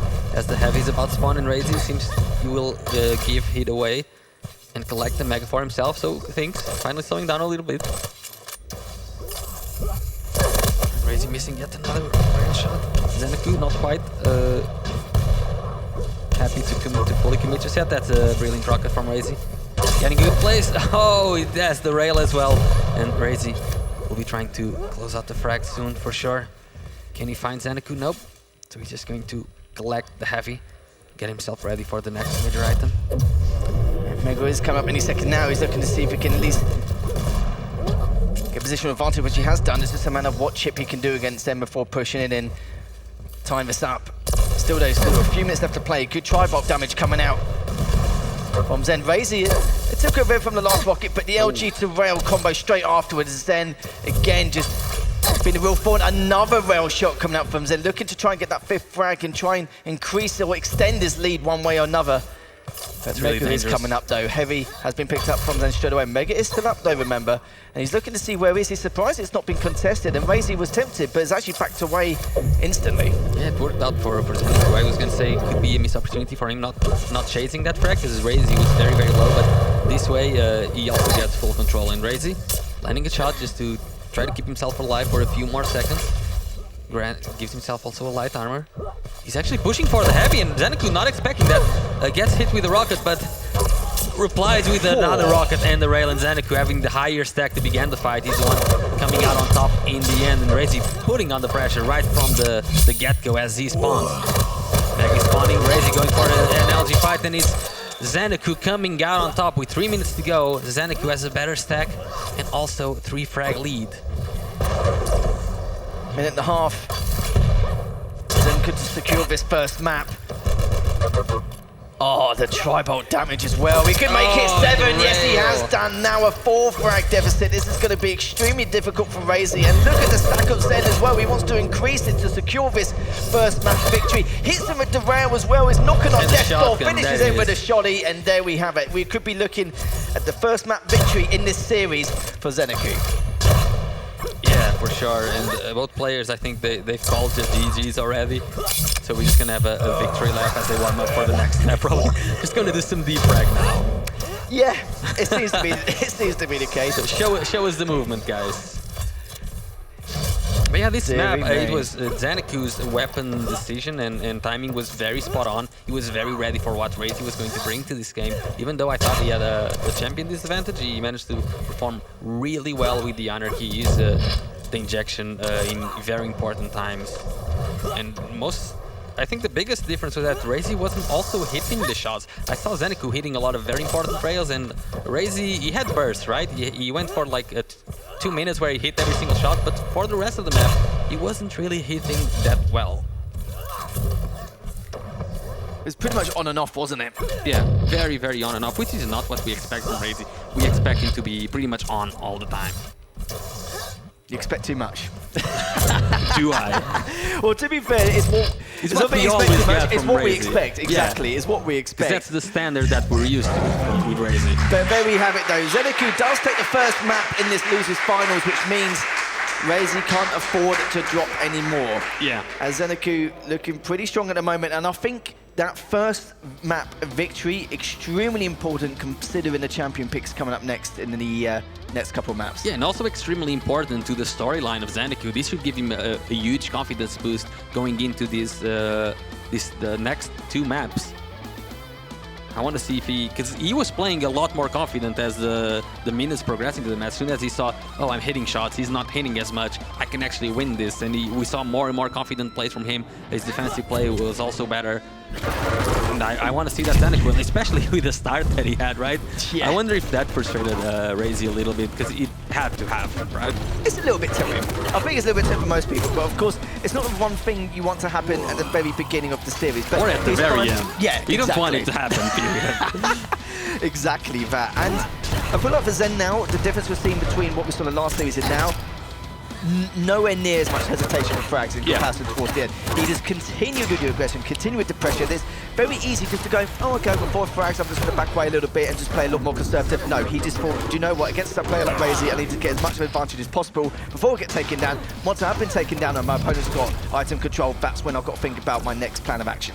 Yeah, but even like, even sometimes he decided not going for it, but deciding to not chase is fine, as long as there's no hesitation on the choice, right? Yeah. We didn't see him lose a couple of seconds. Do I go? Do I stay? It was either, okay, now I'm going in, now I'm going to defend. It was much better, honestly. I want to see if he can keep this kind of shape in the next match as well. It's all about the mental arithmetic side of the game, of course. You know, you go not only by gut feeling, but statistically what's worked for you in the past, and you got to do it quick, and you don't really have much time to think about it. That 1 or 2 seconds could have helped you pick up the heavy, help you even if you don't make it, even contest the mega, for example, and even if you don't pick it up to get that much damage done. It's these very little things which is going to make a huge impact on your game, as Zen has definitely capitalized on every single moment there. As we're now heading into the second map, as could this be the last map for Razy in this tournament, or will he tie things up and take us to a map number 3? Let's find out now. We are going to be looking from Zen's POV. We'll be rocking the Sorlag, Razy with the Strog. So some people could say it could be a little bit of a difficult matchup for the Sorlag, but I think Sorlag was a good pick, considering the position he's going to place himself in and some of the situations here on Ruins. I think Sorlag is always, you know, some solid pick.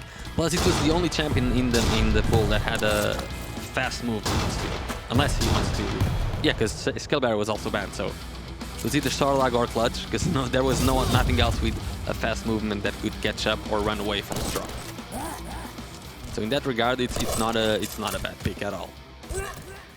No, it wasn't a bad pick indeed, and it's nice to see Sorlag utilise a little bit more. We've seen Zen's one of the main players has been a little bit by Razy. He has done. He's backing away again. Only left on 43 HP after picking up that bubble. Still trying to back away. Still getting chased up. Some defensive rockets there. Still getting chased. But he knew he weren't going to get the frag or stay alive, but was at least trying to get that last rail to do enough to either trade or to stop the pressure coming up from Razy on spawn. That was really good dodge by Razy. No, he knew when Zeneku went up the jump pad, he knew Zeneku was going to shoot the rocket, so he just stepped back for half a second, dodged the rocket, then went back in. And when he went through the TP, he tried not to go to the most normal angle, just tried to juke him out a little bit, and it worked. He didn't get hit with the rocket or the rail, and got and managed to get the first frag because of it. Minute 30 in.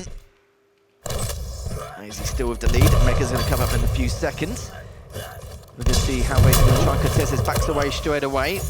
Might not make it on time for the heavy. He does go in anyway. That's a good first rocket, a good second rocket as well, but Zeneku managed to get the heavy for himself and get the kill in the end.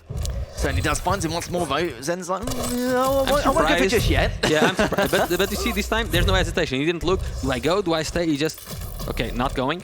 And that I'm completely fine with that. Yep. Seems a lot more confident on his decisions.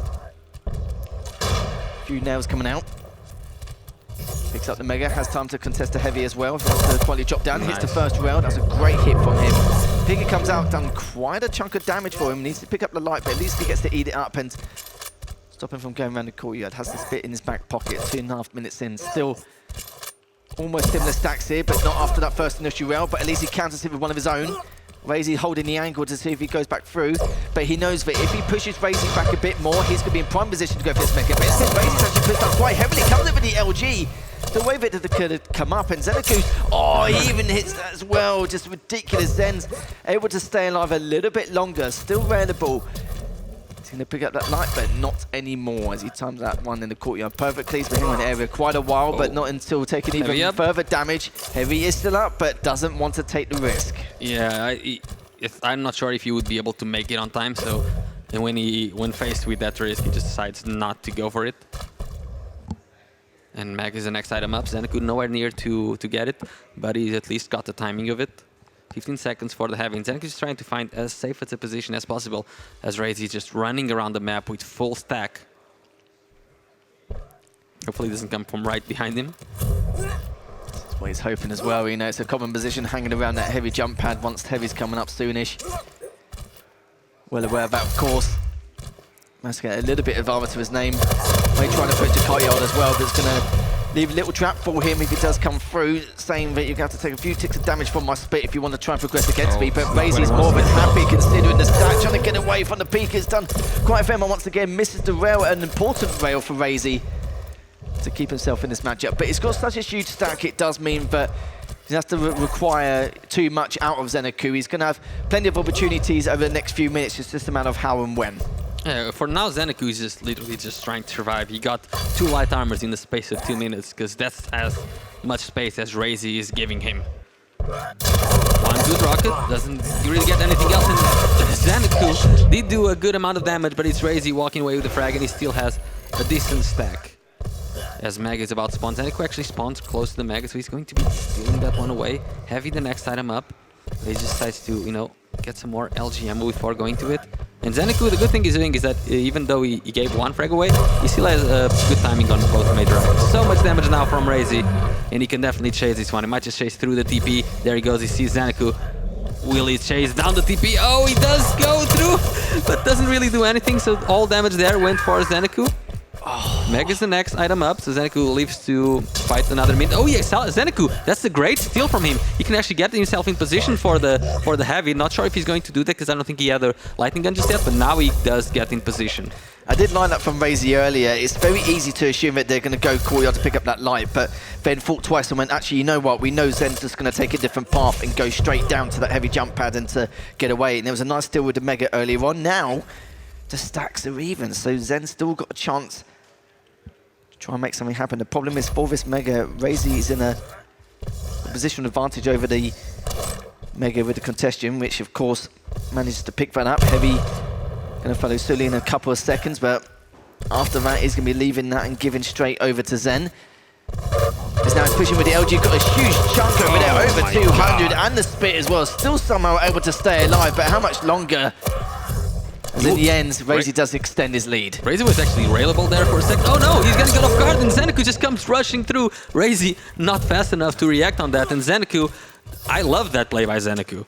It's not a play we often see from him, with a very aggressive from spawn, but he managed to make it work. Heavy up soon, and Zeneku not really, doesn't really have the weaponry to get it just then, so he just decides to play it safe, get the LG as well, and now we should see him try and take position for the Mega.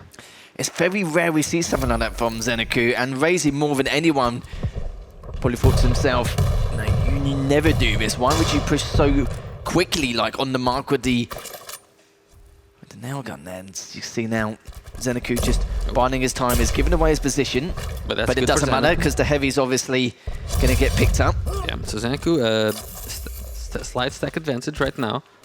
Let's see if he will try to force a close fight, or if he can even find Razy at all. The Picker trying to do a strange dance to do some sort of damage, not able to just yet. Both major items up at the same time. Which one will Zeneku try to attack? It's a good starting rail. Doesn't quite get anything else. Can he get the Heavy on time still? He should be able to. Yep. There you go. So items, one item for each player. Razy actually delaying the mag a little bit, maybe because he wants to try to attack the heavy later to try and establish control as the final minutes go on. And Zeneku, he should be able to hear the timing now.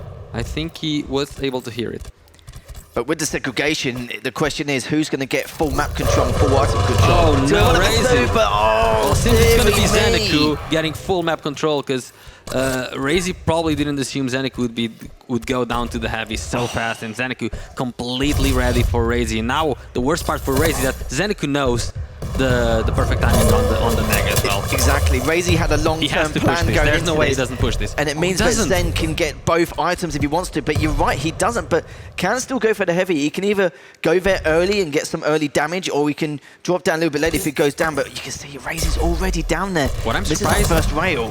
What I'm surprised about Zeneku not pushing this or that heavy right there is that Rail only has the rocket launcher. He doesn't have the shaft, doesn't have the rail. So Zeneku, I think he still has a big advantage right now. And Razy, as you can see, he's playing very defensive because he knows he cannot compete in any other area except the very close range rocket fights. Even that peek hit gives him information to show that Zen is still denying him the weapons he requires in order to get him back in this matchup, even though it's all tied up. And now Razy finally getting the rail in the LG. The LG as well, but he gives both major items to Zeneku. So Zeneku, I think he will be happy with that as well. That's both major items, that's one starting rail, so he should be able to collect this mega for himself. Even going for the angle, can't find it on time. A good amount of delay between both major items, so Zeneku can just keep rotating forever. But he has to drop for this heavy, as it's 5 seconds to go, and there he goes. Will he drop for it? I would very much appreciate it if he dropped for it, but it's not usually the Zeneku we see. He prefers to take the more defensive option, trying to make a trap on the jump pad that Race is not going to fall for it. No, he's not at all. But I love this, you know, he's getting some damage with the peeker. He gets some damage with the peeker anyway, but he's just more using it for information and just because he knows the stack difference and how he's just constantly rotating the items. And it's just a shame because Razy had that long-term game plan with delaying the Megas, you know, to a certain point that he can contest both, but this could be very important here, coming in with the rockets, not as much damage with the LG, but it's cool, and Razy was able to take him down in the end. He's only got 20 seconds left to make something happen. Will he be able to find him though? 15 seconds left here. Zen now pushing on forward, and look, as Razy's using his stock to feed himself info. He's going to be fine here. He's just going to hang around the back stairs of the heavy, and he can just get away. That's going to be it. Razy will be able to win the second map. The direct is definitely going to solidify that, and it does mean that we are going to go to a third and final map. Between these two. Very well played by Razy, and Zeneku, he did push out to the heavy in the end, but I'm not sure if that moment was better than all of the other moments. Because that time around, Razy was ready for it. He had all of the weaponry, and the stack was also in Razy's favor a little bit. So Zeneku, if he wanted to be aggressive, I think he needed a better moment. That one, I still like that he tried to be aggressive, but that was not the right moment in my opinion. And it did not work out at all. As soon as he got there, he got hit with a couple of shots and he's like, oh, I have to back out. And Razy did not allow him to escape at all. Yeah, that was a little bit unfortunate. It was looking to try and take a risk there, but it just didn't work in his favor. But it does mean we are going to go to the final map. Yep. And funny enough, this will be the first final map of the weekend. And it doesn't feel like that considering the series we've had in the past. On stream, yeah. Although we did have a 3-mapper before, even though the first it was the same one. We could class that as 3-maps though, can't we? Because it's still both went to sudden death. It must have just been a first frag win earlier on anyway. And yeah, that was incredible. That the trade-off he Zen did straight away. This was, I thought this was the play that was gonna. Like this Zeneku, you see, he had no armor to begin with, and Razy was completely ready for it. And as soon as Zeneku got inside, he's like, oh, maybe this isn't the play. And he tried to back out, and then there was no chance for him to back out. Corrupted Keep, Razy's Keep, whatever you want to call it. This is the map we're going to be going to next. It's going to be the last map between the two to see who will meet Maxter in the grand finals. Yeah, going versus Razy on the third map, and well, Razy still has a Ranger available for some reason. This is the hard. So as we're starting the third map, this is the last map of this series. Whoever wins this will face Razy in the grand final. And we're starting on Razy with the Ranger. Gets the Mega, collects also the top light after doing some damage to Zeneku. It's going to be dangerous here for Zeneku. Because in his position he's in, he's realised it's gone all the way back through the red room. Heavy. We'll be up in the next 5 seconds. Probably a gentleman's agreement to go for each other's items. Just going to bide their time at the moment. Razy got all the patience in the world here. He's still got a little bit of time to contest the Mega. And he's gone straight on in. He's going to try and catch me with Cam, but Zen's way gone. He is gone. The man is literally left the building straight away I without any mucking around. Yeah, because of how the knockback with LG worked there, he just pushed Zeneku to oblivion. I thought he was going to try to follow it up with the orb, but he decides to, you know, keep the orb for a better opportunity. He will definitely try to push this heavy as he's just listening out for sound cues from Zeneku because he wants to try and get this frag. But seems that Zeneku has been able to run away, and that's the play by Zeneku. He did so much damage with a dual-wield LG that should be able to grant himself the Mega as well. So good play by Zeneku, really good defense. And somehow he's outstacking Razy right now. The heavy machine gun is such an underrated weapon on this map. So important. Definitely help yourself get back in this matchup. It's going to be raining rockets though. A trickle damage here and there, a big one there, and it's just consistently damage, just constantly adding up, and there we have it. A good, clean frag coming out from Razy, and he's already on the warpath again. He was tempted to push a little bit now, but instead, Zeneku's not going to fall for that trap going towards the Mega, but may he go for it now? Not yet. He's been very patient, just dancing around the jump pad there to see if he can move Razy out of position, which he could not, as Razy's still got quite a big stack to work with, as Zeneku's going to have to keep his distance until he can grab one of the items. Yeah, and as you can see, Zeneku is already prepared to attack the heavy. He's taking a lot of damage. Should be able to get it still. Oh, I thought Razy was going to get telefragged, but who's going to win the fight? I thought that fight was Razy's, but then the telefrag could have happened by Zeneku. And at the end, they were both left very low. Razy's the one picking up the light armor. He picked up everything up in the red room and the other light as well. Oh, the heavy machine gun damage doing itself justice. 2.5 minutes in, 2 frag lead here for Razy. Heavy's coming up in the next few seconds as well. He may do, but problem is, of course, Zen's going to spend the first 10 seconds just rebuilding all the weapons in his pocket. And look at, catching with the LG again, 84 straight away, faking out the orb, stopping him from approaching that light, can eat to that for himself. Mega's going to be coming up now, and goes again, and even if he steals it, look at that though. No, I think it is, It's still a good steal. Oh, but he gets caught off guard from spawn as well. He should be able to go for the heavy on time, especially with the rockets. Okay, that steal on the Mega allows him to steal the red right after. That's still worth. Razy struggling a little bit with his movement right now. Zeneku might realize the opportunity that he has right now. Just keeping his distance. Knows he's got to spend that time to try and recover from his previous engagements. Oh, and as we said that though, finally good gets weapon switch. Tackled down, and yeah, absolutely. Finish him off with the heavy machine gun. Once again, heavy is going to be coming up shortly. Segregation in the timing, so Zeneku's got plenty of time to go back and forth to contest these items, or just prep early to get a little bit of hype.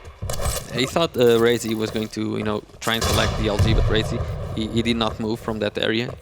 I think he should be now in the heavy area. Zeneku. See if he can find him. Still 10 seconds to go for the heavy. And Razy's just being very sneaky around the corners right now. Finally giving away a sound cue, and Zeneku can see what he's been up to. Yeah, he's just trying to throw him off a little bit and just make Zen a little bit weary in terms of having elements of caution. Just be careful of the traps that Razy could lay, knowing that Zen's got this huge stack. But especially Zen's not going to mind. He's got a huge stack. He may have to consume a rocket at some stage or a little bit of LG, but it has the dual wield to use if he does get to that point, which would be a good opportunity now. He's the heavy machine gun. Raises back to way to pick up the light. Zen gets the light of his own. Heavy will be up in the next 7 seconds. Preemptively uses that dual wield just to keep Razy at bay and just to let him know to back off on the heavy. But it's going to rain down rockets again. Look at see if he uses that orb to fake him out. Drops down in the end. Stack's still almost equal until Zen's picked up that health bubble, but A little bit of additional damage there coming up from Razy as he approaches the red room. But the LG comes out looking to try and stop him go for the Mega. But I love this, guys. Prioritizing the kill, finishing him with the shotgun, gets the Mega as well. Hasn't got any armor to his name, but at least he can deny these weapons as Razy Runner has only got those rockets and is just going to approach the heavy machine gun momentarily. And so far the game is completely action-packed. Zeneku, I can't tell who's going to get any of the frags. The one who gets the item still holds no advantage because the damage output of both these players has been insane. And again, a very close fight. Zeneku deciding to run away in the end just to get a bit more of health. Will he go back in for the Mega? He is doing damage. No damage has been done to him, but Razy is the one now picking up all of the items. So Zeneku, oh! Great rock in Zeneku. He cannot contest for this heavy. Just has to run away and try to fight another day. 5 HP now. And surely the kill is gonna come in sooner rather than later. Zeneku just really tried to juke him out and eventually does end up dying as the heavy spawns. Good job from Zen, just trying to value his life to the best of his ability, but it just wasn't enough. He's got the LG. Zen's kind of trying to get out of harm's way here. Only took 45 from that heavy machine gun, but at this point, you know, every little helps. 45 there, 30 here, another 30. Can be adding up a little bit. Items are coming up. No too much segregation again. Heavy, and it comes in straight through. Zen's got to be extremely careful. Jewel comes over here, so he's not really going to try and peek too much. Not really any damage done with the rockets as of yet, apart from that last one. Backs away again. Knows the Mega's going to come up. Just give up the heavy for now. If he comes with the TP, we'll get a little bit more damage done, but Zen's thinking the exact same thing towards the Mega. LG comes up for the both, left on 62 HP. Looking to bait him out for the light, grabs it anyway, and still just trying to keep Razy on his toes. He's picked up those bubbles and the light, and now just wait in the red room to see if Zen will try and continue that aggression, which he hasn't as of yet. Yeah, Zeneku now starting to be more in control of the items. Only a 3-second delay from the Mega to the heavy, and Zeneku coming from the lower ground really push in. He's still doing a good amount of damage, does eventually switch to the LG, so that's Razy's cue to pick up the Mega health. Zeneku coming in from the high ground, they should know that Razy can't really have much armor to play with. There he is, this should be Zeneku's frag if he decides to completely push it.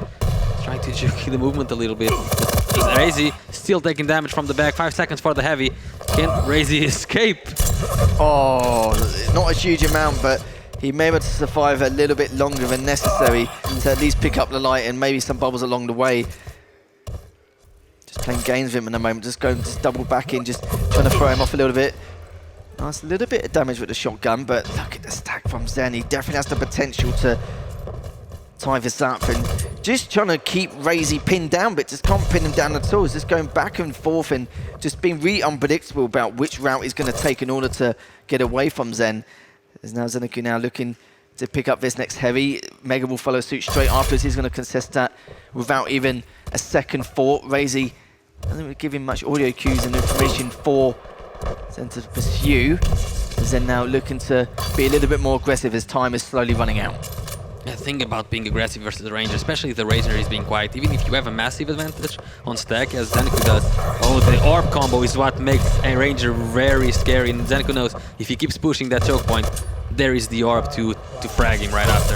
As Razy uses it perfectly right on cue, gets the kill, gets the heavy, and if Zeneku needs to come up with something, and there is the something, he gets the Mega, he does a lot of damage to Razy, and he still has 1 minute to go. Just a little over 1 minute, he can still chase.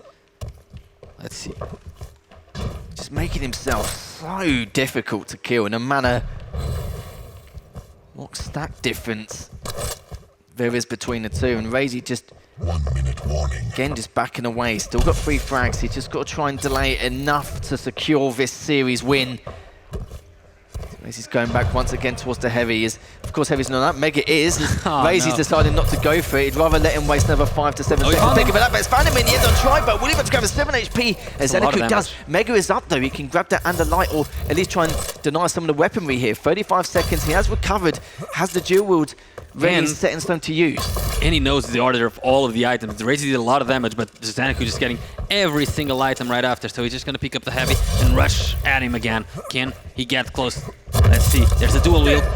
He's trying to go for the rocket jumps to find him, and he finds him again. He should be able to get the kill as well in here, and that's the kill. 15 seconds to go. Can he get the spawn? He knows where he spawns. Can he find him right now? I'm not sure if he's hearing. I think he's hearing him right now. And Razy trying to run away. 4 seconds to go. I'm not sure if he's going to be able to do one on second. And Razy advances to the grand final with a 1 frag lead. Xanaku very, very close, but Razy managed to run away just on time.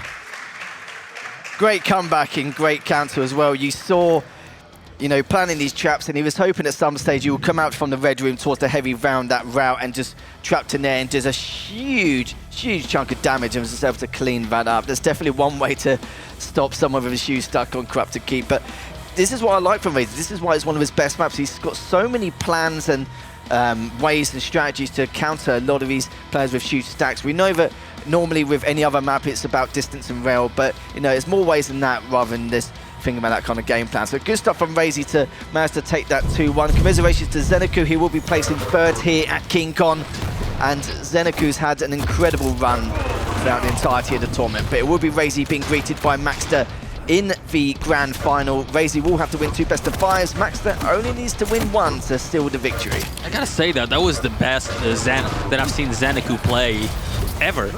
He was trying to be aggressive, trying to take the initiative, and it wasn't lucky in the end that he didn't pan out, because it was a 1 frag game versus Razy in the end. He managed to take it to the 3rd map, and it was very, very close. Xanaku was playing really well, and I think if he keeps playing like that, he might be the one in the grand final in the next tournament. You can just see as well with, I think what people need to do is watch back exactly how Razy positions himself when a player with a huge stack or twice the stack approaches you, and what he does. He obviously has, you know, numerous different plans of action and what he likes to do. He's so experienced on this map, and this is why he's one of the toughest players to really just, you know, get hold of and just at least trap him in one place, because he just does so much to play so many mind games with his movement and what routes he's going to take. And you can see from here, even if, you know, Xanaku had another 10-15 seconds to continue chasing for that last frag, the defensive rockets were more than good enough. Yeah, definitely. I think Xanaku should not be disappointed about his performance at all. It was just a really good performance overall. It was just Razy managed to clutch it out in the end and take it to the grand final. There we have it. So again, commiserations to Xanaku. We will be placing 3rd, and we do have an interview with Razy to see how he felt that match went. Razy, congratulations on winning the lower bracket final. Wow, what 3 games, amazing games against Xanaku. First one, you lost it. Second one, you won it by the minimum lead. And the 3rd one, you managed to escape from Xanaku and finally going through to the grand final. How did you feel? I just feel like, here we go again.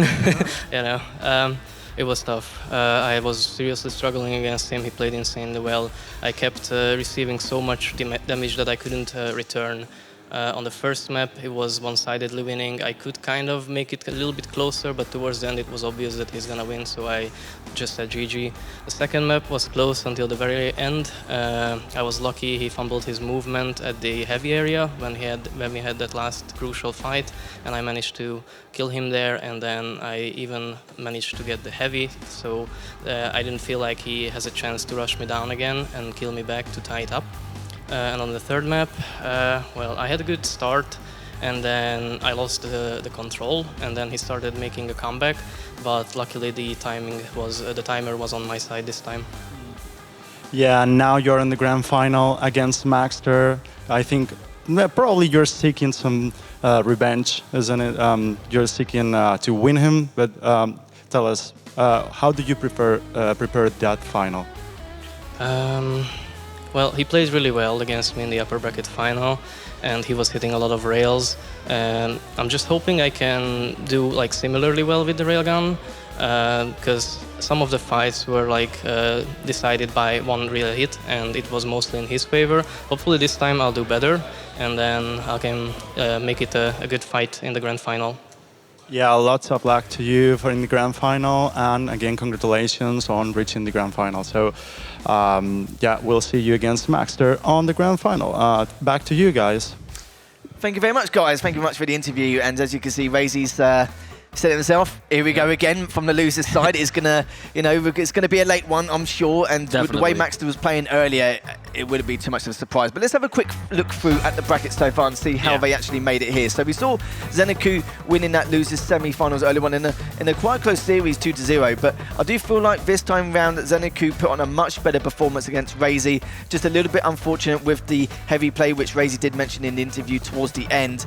And yeah, for playing against Razy and Corrupted Keep and still kept it that competitive was definitely a huge ask, but still managed to do it. But in the end, he wasn't able to solidify that final win, which was a little bit of a shame. But in the end, though, it will be Razy who will be making it through from the loser's side, and it does mean that he's, like I said, could be a bit of a late one here for him. It could. I think we could go all the way and go up to 10 maps, and we know we're going to be here until Wednesday, it seems. Yeah, yeah, we will. Yeah, it wouldn't be too much of a surprise in the slightest. But just to let you guys know at home, we're just going to get everything prepared for the grand final ready. So Maxter will return, and we're going to see Razy once again for this grand finals, and it will be a best of 5 from the winner side. Loser side will have to win 2 best of 5s, so that's why we were mentioning about Razy possibly having a late one. So stay tuned, as we'll be back in just a few moments.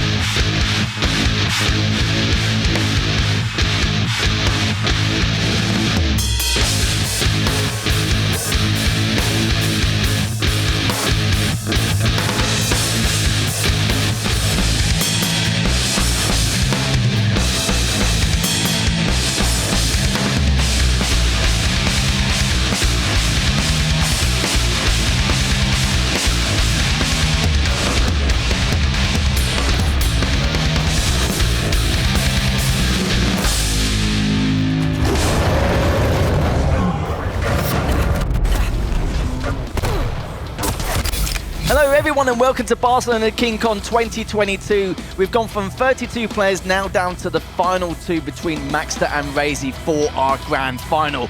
As I'm Lethal, joining me is Ince. He's been with me for the entirety of the week and I'm surprised he can deal with me anymore considering circumstances, but this should be an absolutely epic grand final here at KeenCon. Yeah, it has been, and so far all the games have been amazing, and we're getting to the most climatic game of the tournament. The grand final is coming up, and we have the 2 best players of the tournament that are getting ready to play. And so far, what has been your best game of the tournament? Your favorite one? Why do you have to put him on the spot like this?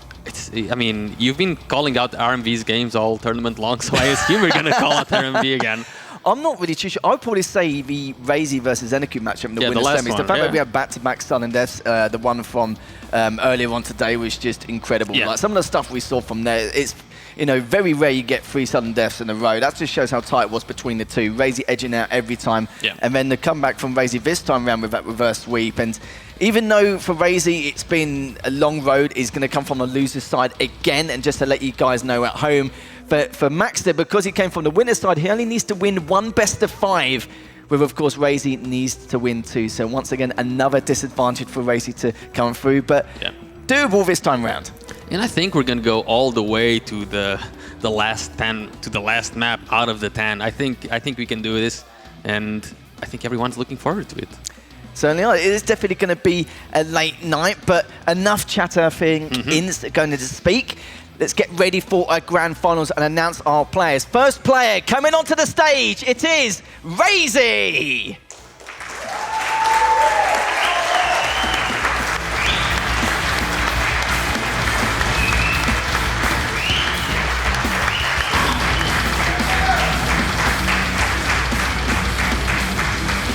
And his opponent, who hasn't dropped a single map so far this tournament, and could it be a win for him? It is Maxter!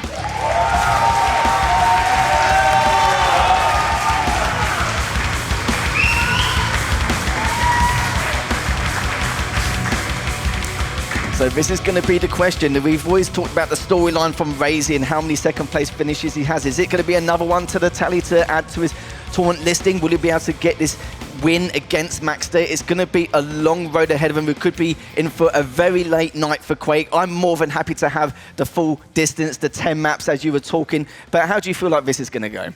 Well, if the crowd chants are anything to go by, I think they're a bit biased towards Maxter, obviously. But I mean, Razy definitely has a skill level, so do Maxter. I think it's going to be very, very close. I think the first best of 5, I would give the advantage to Razy right now because he's warmed up after Zenecu, and Maxter has been, chilling for the past 2-3 hours, just watching the games. He was here with us, getting interviewed as well. We managed to get some good answers out of him, and it seems we're getting underway with the first picks and bans already. So first map dropped will be Veil of Nath, and second map dropped by Razy will be Insomnia. So Maxter, his first pick will be Awoken, and Razy goes with Razy's Keep, obviously, and Maxter chooses Deep Embrace. Now up to Razy to pick another map. One thing I'm quite curious about is seeing Corrupted Keep slip in as well. Of course, we only get 1 ban this time round as it is a best of 5. I've seen Maxter in previous matches in tournaments, but Veil he's not too shabby on, but decides to ban it anyway just in case. Wow. And going in, so you never know, at some point we might get Blood Covenant here. I hope so, right? I want to see Blood Covenant at least once this tournament. And Maxter starting with the Respect ban, he bans Clutch, Razy picking Anarchy on Awoken against Maxter's Athena. So first map Awoken, we're gonna have Anarchy versus Athena. On the second map, Razy choosing what to ban. Might have to ban the Strog right away. That wouldn't be too much of a surprise there. We've seen a lot of different choices on Corrupted Keep. We've seen BJ versus Galena. Strog is normally a very strong pick on Corrupted Keep, but we're going to see the slash on Corrupted Keep. Okay. Razy bans the Strog, and Maxter decides to pick the Slash on Corrupted Keep. That is a really weird pick, I gotta say. But this gives Maxter the opening to eventually ban Slash not have to ban Slash in the third map. What will Razy pick against the Slash? He picks the trusty Ranger. So Slash versus Ranger on Corrupted Keep. Maxter has the first ban on Deep Embrace and he decides to ban Doomslayer.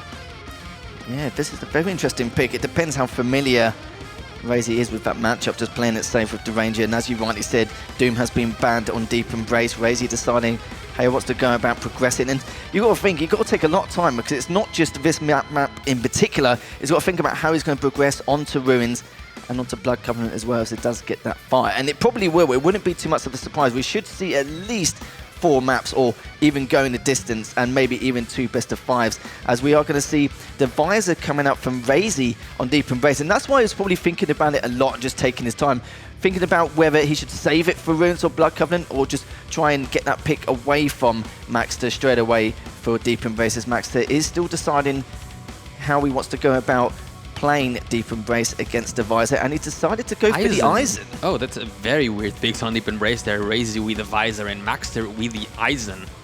Okay, now Razy has to ban on Ruins of Sarnet. He might just have to ban Scale Bearer. He may have to. He bans the Nyx. Okay, yeah, that's a very good ban. I totally forgot the Nyx was still in play after all the lights have been picked already. That is true. We have a lot of conversations about the heavy champions on LAN, but the Galena will be selected on Ruins. We've seen the Galena time and time again, so there's, you know, not an uncommon pick, but here's the scale comes out on Ruins for Razy and Blood Covenant. This is where sometimes it will get a little bit messy in terms of champion choices. I'm looking forward to Ruins of Sarnet, Maxter with the Galena and Razy with the Scale Bearer. So Maxter, his first champion ban.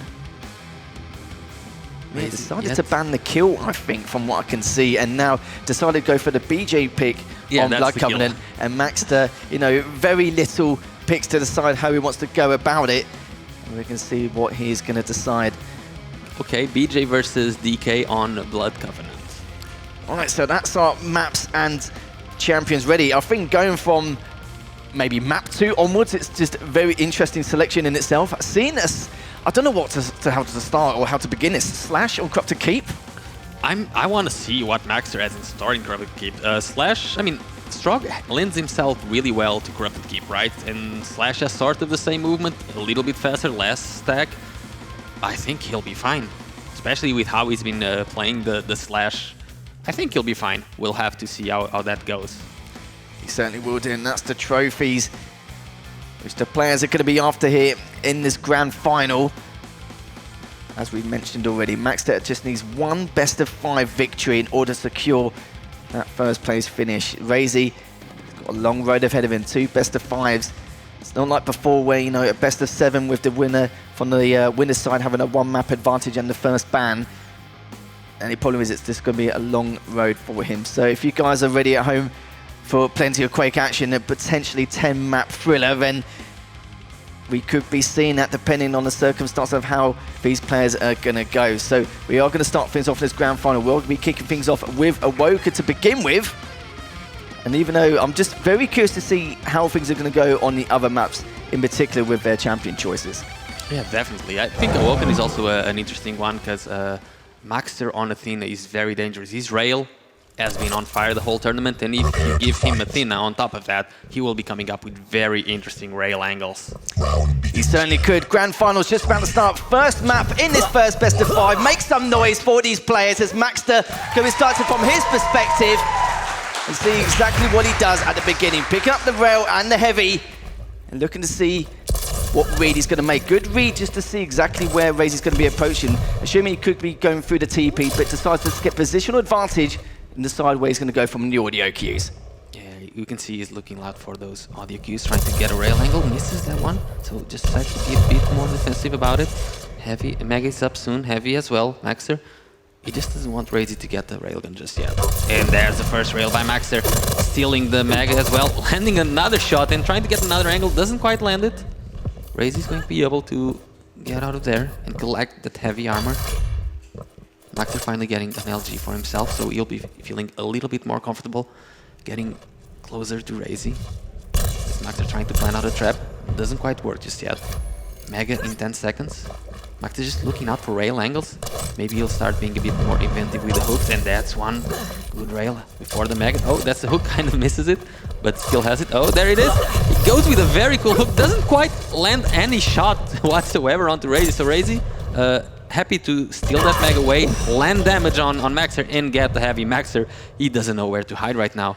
Yeah, Max is dancing on death's door on that choke point, only on 10 HP, and Razy does find him, but backs away again, cleans him up with the LG, and that's going to be the first frag in favour of Razy, and still got a very healthy stack to continue the aggression. Good rockets coming out from Maxter. Wow. Great rocket again, trying to at least fight by. Somehow Maxter comes out on top. How on earth he was able to do that? Equalise the score, pick up the Mega, and he's in prime position to pick up this heavy. Especially after oh, there he goes again with the trap, using the hook, and he's able to get the second kill. I don't know how Maxter came back so early into the game after being 5 HP 10 seconds ago. The amount of times I've seen Maxter in a disadvantageous position and still able to come out on top, hits the first rail, keeping Razy at bay once again, and look and see if he can catch him around the LG. Finds him. Will he be able to get him though? That's going to be a different story, trying to claim that third frag, as we're only a couple of minutes in and almost hit that rail. Yeah, that was very close. Razy would not be happy if that hit. Heavy coming up soon, and Razy, will he try to attack it? I don't think Razy has a railgun yet. He's trying to collect it now, and Maxer, can he land the shot? Not able to just yet, as Razy does a very good spam to prevent Maxer from having access to any angle. Rails have been exchanged. Oh, what? Oh, that rocket as well. Razy trailing by a 2 frag deficit. And of course with a starting stack from both his players. Maxter with a clean frag earlier on can continue piling on that pressure. Delays the TP a little bit, sees the light get taken, sadly doesn't get an easy shot towards the light. It's going to be going for the LG bounce, it's going to try a little bit more the heavy and takes him down in the end. The little jump at the spawn from Razy prevented him from getting rail from spawn. Good awareness there. Another rail by Maxer. He just keeps landing these shots in the rocket. Oh, doesn't quite finish the job just yet. Mega's about to spawn in. He should be able to get the kill. 5-1 to Maxer. He's looking on form. He's aggressive, but being patient about the position and what routes Razy's going to take every time. And you can see it clear as day. Heavy is still up. Picks up the light, knows that Razy's just picked up the Mega. Sorry, the heavy rather. Looking to see where he's going to reposition himself. Gets the first initial rail. Still going to continue the aggression even with the lack of stack. He's railable though. He's got to be careful. Just misses, just barely. Still looking to peek for that shot, but not making it easy for Razy either. And he does back away. He managed to dodge that was an angle there as well, and that was an angle he was luckily to get away from. LG, but Maxer just has to run away. Razy too fast. Sweet trap and then click on the trigger. Good way as well. Might just go through, and Maxer. What? Okay, so normally Razy comes up with a trademark gauntlet. Looks like Maxer's going to in the end, but does get his own back with a rail straight afterwards. Definitely something none of us even expected. Oh, what a jump as well. Oh, the rail coming out from Maxter straight afterwards. The ban is on a mission to try and take this tournament. And so far, so good. Already 4.5 minutes gone, looking to go for another frag. At least he's closed the gap. Only a tad here, 3 frag deficit. Heavy is coming up shortly. And it depends if Maxter wants to try and pursue this, but it looks like he won't be. Let's see, Maxer 3 frag lead as we're reaching the halfway mark. He's about to spawn, and players have to go for an LG battle, and Maxer is seeming to coming out on top a little bit because he still has the position. Razy can't really go through the choke point, so he's going to allow Maxter to steal that Mega away as he collects the rocket launcher. No ammo on the LG for Razy. He might have to do a quick run to that other side of the map to get it. There it is. So good awareness of Razy on the ammo management aspect. He's got an inject ready to use as he sees fit. Finds Maxter, got the advantage to take this Mega. Very aggressive position, I like it.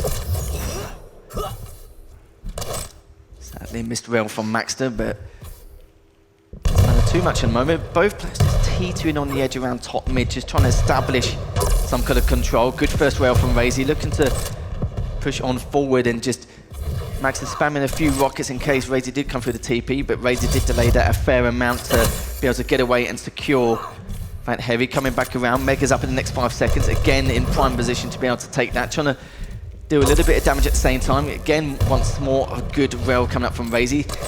He wants to continue to fight and prioritize the frag instead, but look at this though. He maximum able to get away and steal this Mega here, which he has done. And Razy still has a stack advantage, but every time he has a stack advantage, Maxer's there to do damage on him, and he hits 2 rails in a row, some damage, and Razy is left to collect the heavy. If he can even pick it up, he can't. Oh, and what's worse is that he couldn't even pick up the heavy before he dies. So Maxer has a big advantage right from spawn. Let's see how the Mega fight is gonna go. Because he only has that LG, and Maxer seems happy to fight on the LG against Razy. His aim seems completely on fire right now. 9-4. Certainly is. That would have been so important, even if Razy was taken down earlier. Stealing or burning that heavy would have given him a little bit of leeway afterwards. Oh, dropping down afterwards. The LG still got from Razy, but Maxter whipping out exactly at the same time, looking to be in prime position to finish that frag, which he has done. Left on 32 HP. Light is in there. Managed to get the bubble, but Maxter knows that Mega's going to be up in just a short amount of time. It is up, and just using the hook just to not risk getting railed or, you know, taking any unnecessary damage. Yeah, Razy just taking some seconds to pick up all the necessary weapons. And Razy, he needs the next frag. And Maxter is the one landing the shot. That's one shot. Can't quite land the other one. Razy will be able to collect the heavy and land the rail on Maxter. So Razy with a good opportunity now to try and start some attempt at the comeback. Certainly could with the Mega coming in the next few seconds, but he's already come from behind. He'll be able to take it. So even if he loses this fight, at least he's burned the Mega. Yeah. Razy very weak from that last fight. Yeah, not much health for Razy, but that's the start of something. He still has the weapons, which should be a little bit more important than stack right now. So heavy next item up. Razy should be ready for it. He knows where Maxer is as well. Just doesn't want to take much spam damage right now, and that's a brilliant way to do it. Just land the rail on Maxter, collect the heavy, scot-free, and go and chase him. He knows where he is. Can he land the shot? He's not quite. He's still going for him. Oh, he almost got thrown out of the map, but he gets the kill with 2 minutes to go. Razy is only trailing by 4 frags. And look at this, Razy just speeding up the pace of the game so quickly, trying to dictate it one way or another, and doesn't really want... Oh, in the end, Maxter sadly gets cleaned up. Minute 40 left, 3 frags now. The deficit is just shortening as time goes by, and Razy's going to be feeling a little bit confident now that he hasn't got too many frags to kind in terms of closing the gap here. But the LG you saw from there, Maxter was prepared to just try and keep him away, but it doesn't matter. Razy does pick up the Mega nonetheless.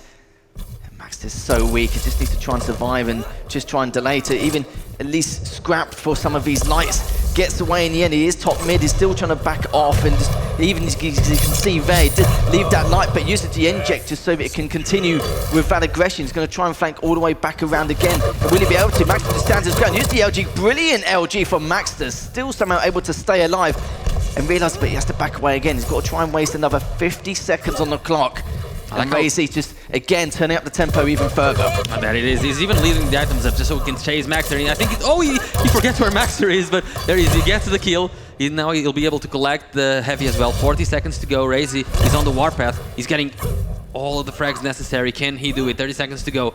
Only 2 frags remaining for him to tie up the game. Just has to find Maxter, because Maxter has nothing to play with. Oh, the rocket jump, not the best. And he gets railed in the back. Suddenly he's railable. And Mag is about to spawn in. That's going to go for Maxter. Oh no. This could be Maxter's first map win, almost mathematically impossible. Razy's trying to find him. He's hoping to see if he can, re-rotate around and try and get the flank. He will actually find him, but he uses the inject. But in the end, it does not matter. It looks like Maxter in this grand final will take the first map in this series. Razy did everything he could to try and clutch up, but it just wasn't to be, as Maxter turned things down a little bit and managed to solidify the win on Awoken. Yeah, I think Razy messed up the timing there of the Mega at the end, because it was too much going on in his head. He was trying to figure out all the angles that he could cut Maxter off, and eventually Maxter ended up stealing that Mega and completely nullifying any sort of chance at the comeback in the last 30 to 20 seconds. Yeah, literally trying to do 5 things at once. This frag, how did Maxter get this frag? I could not believe it, honestly. When I saw that one initial frag, and it was be the first frag coming out of Maxter, that's when I was like, okay, like, it's not the first time we've seen him win in a disadvantaged situation, and again, like, it doesn't seem to matter in terms of stack. His aim skill alone is just looking so good. Yeah, Maxter's aim is looking great, and Razy is one of the best aimers in the world, and for Maxter to be winning so many aim fights against him is truly outstanding. It really is. And Razy, though, he made a good comeback towards the end. He knew that he had a huge margin to kind of close up, and this is with the gauntlet we saw earlier on, and everyone in the crowd was just shocked or speechless, so to speak, when we witnessed that. The gauntlet is usually Razy's trademark, but for the past 2 series that we've seen from him, he has not gotten a gauntlet frag, and now Maxer is the one getting ultimate frags on him. Yeah, and he's not doing it even just for fun and games. He's using it just to priority through the TP. Yeah. And yeah, but this is a good start from Maxter here. Just needs 2 more map wins now to secure the victory here at KeenCon. So it looks like it will be a long road. But we did say as well, we're surprised if it was just this one series, it will go to 4 or 5 maps. If it is 2 series, we can't see either one of them going to a clean sweep. I will be very disappointed if we don't get the Blood Covenant, because I want to see Blood Covenant at least once. Yeah, we haven't seen it once so far. We may have seen it on the B stream. I'm obviously this not is what happened. totally sure. Oh, yes, yeah, that's the bit we missed on, didn't we? Because we were the from, double jump, because of the Athena's passive to double jump higher, he just threw himself out of the map. That's unlucky. Didn't tilt him too much, though. He was winning at the time. Yeah. If he was losing and then basically made it even worse for himself, then of course, yeah, that's going to be even more tilting. But no mucking around here. This is Razy's chance to try and equalise here on his best map, which will be on Corrupted Keep. Starting off from Maxter's perspective, going in straight for the Mega and the LG. Going to have a look around and realise we're not being picked up in the red room. And yeah, this Slash is a very interesting pick in itself. I think range is safe enough, perfectly understandable. And we'll have to see what Maxter can do with Slash here. Yeah, I think Razy will be trying to play at the... Like, any damage that Razy does onto Maxter means that he can push aggressive. So, for Maxter to be able to, have a normal chance at this match, he has to basically keep everything. There's no other way for him to win this match. And being in a map that does not have a rail, which has been Maxter's best weapon throughout the whole tournament, I think Razy should be able to win this one. If he's going to win a map, it's going to be this one. We know that Razy does like to use a lot of the heavy machine gun, but with the speed Max is going up with the Slash, it's going to be a little bit harder to hit some of those shots as Razy just biding his time here. Max is basically saying, I know you're trying to creep up on me, but I don't think you knew about the 64 damage coming up with the tri-bolt. And you got to remember as well, in the last match against Zeneku, he probably saw where Razy was positioned when he was going from red room to heavy and just assumed that, yeah, I know what you're trying to do, I know what to expect. But this is good as well. Some mind games here coming out from Max as Razy to back away again, but still got a good stat to continue the aggression. Yeah, it's very hard to catch a player like Maxter off guard, because in the way that he plays, he's very focused on his opponent's position and movement, more so than anything else on the map. It's good damage by Razy. Maxter clinging on to dear life. Razy picks up the heavy as well, and Maxter is in a bit of a pickle right now. Let's collect one of the light armors. Will Razy allow him to get the second one as well? Like, the 30 damage on a light champion is a lot. Oh, and Maxter just coming up with the speed and hitting 2 rockets back to back as Mega is about to spawn. So not that bad for Razy still. He should be able to collect the Mega as Maxter has nothing going on for him in terms of stack. The next item up will be the top light at roughly the same time as the heavy. So Maxter is going to be waiting for it. And Razy will be collecting the heavy. There's the top light coming up. Oh, that's a great play with the orb. How on earth did Maxter get away with that? It's not the first time we've seen it on Awoken, we're witnessing it again. It's Razy now with a huge stack advantage here. It's the change of pace that Maxter brings to the game. He's trying to play like, not sneaky, but just keeping the distance. Oh, nice frag there by Razy. Just trying to keep the distance, with the position, but then sometimes he just completely changes pace and speed, and his opponents don't usually expect that kind of plays. The surprise effect really comes into play. Got a good arm and the shotgun to finish it. Yeah, looking good, very good for Razy. He's going to pin him down in the red room, trying to do what he can with the nail, but sadly it's not to be. Still early days though, with 4-1 leads here for Razy, and Max is just trying to get away and just try and fly on through to see if he can get anything he can to the weapons in his arsenal. Can't really pick up the heavy machine gun as of yet. He knows that Razy's waiting by a random Mega. Just picked up heavy. Is up though. Does manage to collect it and get away. Good amount of damage. Actually just decides to dive straight on down. The rockets coming out from Maxter here. Yeah, again, when Maxter gets in those kind of weird situations, he's able to be creative enough to come up with a solution. And once again, now a 2-4, and Maxter even doing some damage with his ability. Not sure if he's going to be able to get out of here with his life, but he's just looking for max damage and looking to delay until the Mega spawns. Will he be able to do it? Does get the Mega on time. Still doesn't have much health though, but at least he got the Mega and the shotgun. Not quite enough to get the frag there onto Razy. Yeah, you can see in the engagements, he's just trying to throw Razy off at the speed he approaches towards some of his items. That's of course very weak again, just pick up the light, does manage to get away. Razy's going to pick up the light of his own just to eat it up and make sure that Maxter Doesn't pick up for himself. Rocket's not as good this time, but looking a lot better for Razy. As Mega is coming up shortly, does hear the Rocket jump pad. Knows that it's going to be there, but it's going to leave him be for now. So Heavy's going to be up in the next couple of seconds. Again, I like it when he does that as well. Max is just telling Razy, I know you're coming for me. I know you are. I know you're faking, you're not going for the Heavy. I know you're pretending. But goes through anyway and goes, I've had enough. I'm going straight in, full frag lead. Yeah, he knew he was around it. He just didn't know exactly when Razy was going to come in. Razy picking up the right moment. The Rocket almost hit him. Mega about to spawn, and that's the thing when you play a light champion on this particular map. There is no rail for you to come back. So if you want to come back, you gotta be open to having either hitting amazing shots or spamming a lot, or mostly with the heavy machine gun. But then you can be hit back, and the heavy machine gun is very heavy on the light champions. Razy does pick up the Heavy in the end. A little bit of damage taken in the meantime, but it should be a fight. It should clearly free from Razy, which it is. Now with a 5 frag lead, just past the halfway stage. As you can see, Max just trying to do a little bit of damage before he picked up the Mega. Just trying to keep track of the items, as it's been all about Razy. He's getting all of the items as the rotation locked on. It would take a huge place from Maxter to stop that. Because there's also a very big delay between both of the major items. And he is, as Maxter's. He's been forced to use his ability just to escape time and time again. And Razy hasn't really been pushed.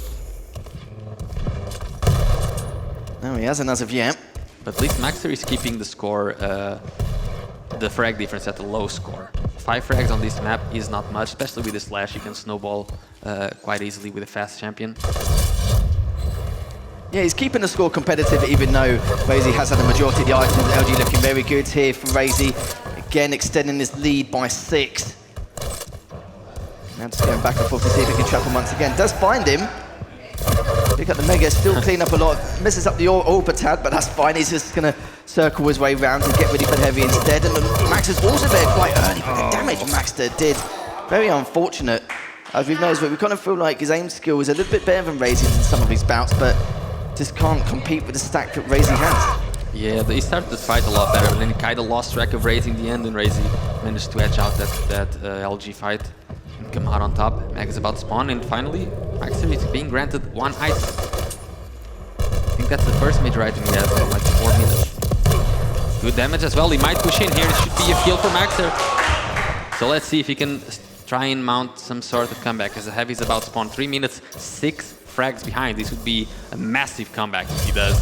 Yeah, he hasn't got much LG ammo, so he's going to have to prioritise the rockets for the time being. Does have the Heavy machine gun at the same time, looking to go on forward, realises that, now to switch back to the rockets, but good damage. Problem is, he's going to pick up the Mega. Heavy's going to be up soon. Good thing that at the time of the items segregated, he can compete for both and try and at least be a bit of a nuisance for Razy, but the problem is time is running out. It's only 2.5 minutes left. He has to go on in, and he cleans him up again. That's going to be now closing it to 5 frags. Does he have enough time? No. Heavy has been picked up for Maxter. Mega will be up in 10 seconds. As long as he keeps track of the items and also being proactive to keeping the damage high onto Razy, then it shouldn't be too much of a bother for him. Oh, good rocket. He could go on for the hunt here or just rotate back around. Decides to prioritise the Mega. And now he's going to look to see where Razy's going to go next. Instead of going for the lights, he goes towards the Red Room City. He's going to actually catch him here as he's trying to rocket jump up and get away. Good amount of damage with the LG. Looking to try and catch him, and instead, I'm not sure how Razy's still able to stay low, but you can see, close it out, 2 minutes left. Yeah, 4 frags, definitely doable. As the Ranger in this match, Razy will not be, there's another frag. Razy will not be able to do what he did versus Zanako. He'll not be able to run away because the movement speed difference is too different. And Razy might, Maxter might be able to get another kill. He almost gives a Mega away. It's fine. He got it, the frag, and suddenly it's 90 seconds to go and only 2 frags. Razy being forced to fight and not being able to get the kill just yet. Maxter, 10 seconds for the Heavy. Both players should know the timing. Let's see what Razy can do if he's just gonna try it, play defensive. That rocket almost hit him. Maxter was down by 6 frags at one stage, and now only by 2. That's why he big slash. Than doable, and this makes sense, exactly, yeah. The snowball effect and the speed of Slash can catch up to any other champion so quickly. 1 minute remaining as we get the warning. 15 seconds for the heavy, and Maxer will go on a warpath right now. He's going on the hunt. Where is Razy? He knows exactly where he is. Just going on the other way around. He knows where he is. Razy rocket jumps. But shouldn't be too hard for Maxer to eventually catch up to him. He just doesn't want to take that much damage. We know how difficult it is to get some opponents out of that tri-bolt room. Yeah. Got 40 seconds. There it is. And he finds him straight away. Will he be able to get him though? He's going to definitely go on the hunt. He's definitely got the speed to try and catch up to. Will he be able to though? He's got the LG orbs on up. Chasing straight after. He's going to be following his route. But the only problem is he's taking so much defensive rockets. Still looking to try and get him. Yes, he does. Picks up the mega. But he does have time to get the heavy and go on forward. Oh, he finds him. Finds him straight away. He's going to with the LG. Will he be able to? Yes, he does. He actually 50 ties up the seconds game. and he's going to pin him down in the red room again. But he needs to go for this heavy. He knows straight away if he picks up this heavy, continue the aggression, he can bring this back. And I don't know how the LG bell comes up from both players. Razy just literally just holding on for dear life. But will he be able to push it? Not going to push it yet. He's going to wait for the mega instead. This is definitely the right move here from Maxter. Who could believe it? 6 frags down with only 2.5 minutes left, and now bring it back on Razy's best map. He has a really good rotation going on. He's been taking all of the items in Slash. This is why he picked Slash, I guess. He kept, when he was not in the lead, he kept the frag difference very, very low, and now that he has the items to play with, he's an absolute menace. And Razy, he doesn't know where to hide right now. And oh, he's forced to rocket jump up to not get fragged. And Maxter is gonna go on the hunt again. He finds Razy. There he is. Can he close out the game? Razy doesn't have much health to play with. Maxter finds him once again, and he still has the mega to fall back onto. The defensive rockets were just too good though. We kind of feel like it's just a matter of time. There's the Razy. Maxter's gonna win on him. Yes, he does. The kill. And Maxter, from a 6-frag deficit, wow, he was down 9-3 with only a couple of minutes to spare, and still managed to bring that back. That is unreal.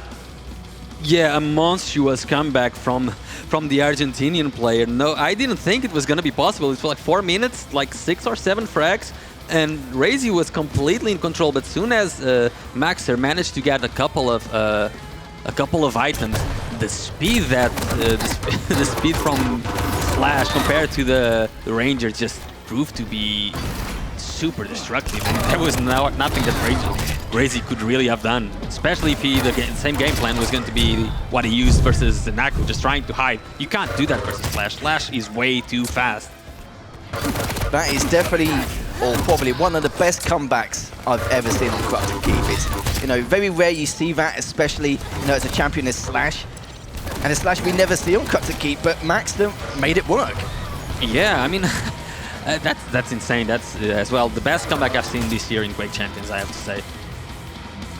Yeah, we've seen a lot of close maps, a lot of close series, but Maxter, this is what I mean with the lack of hesitation. He's just going to go full throttle onto Razy every single time, and it's the speed of being able to do it. There's Razy, he's not one of those players who he expects almost all the surprises, but the problem is he goes in so fast, he doesn't really get a chance to track onto him early enough and to be able to get enough damage done to not make it the cleanest of frags for Maxter. 7 frag lead at some point.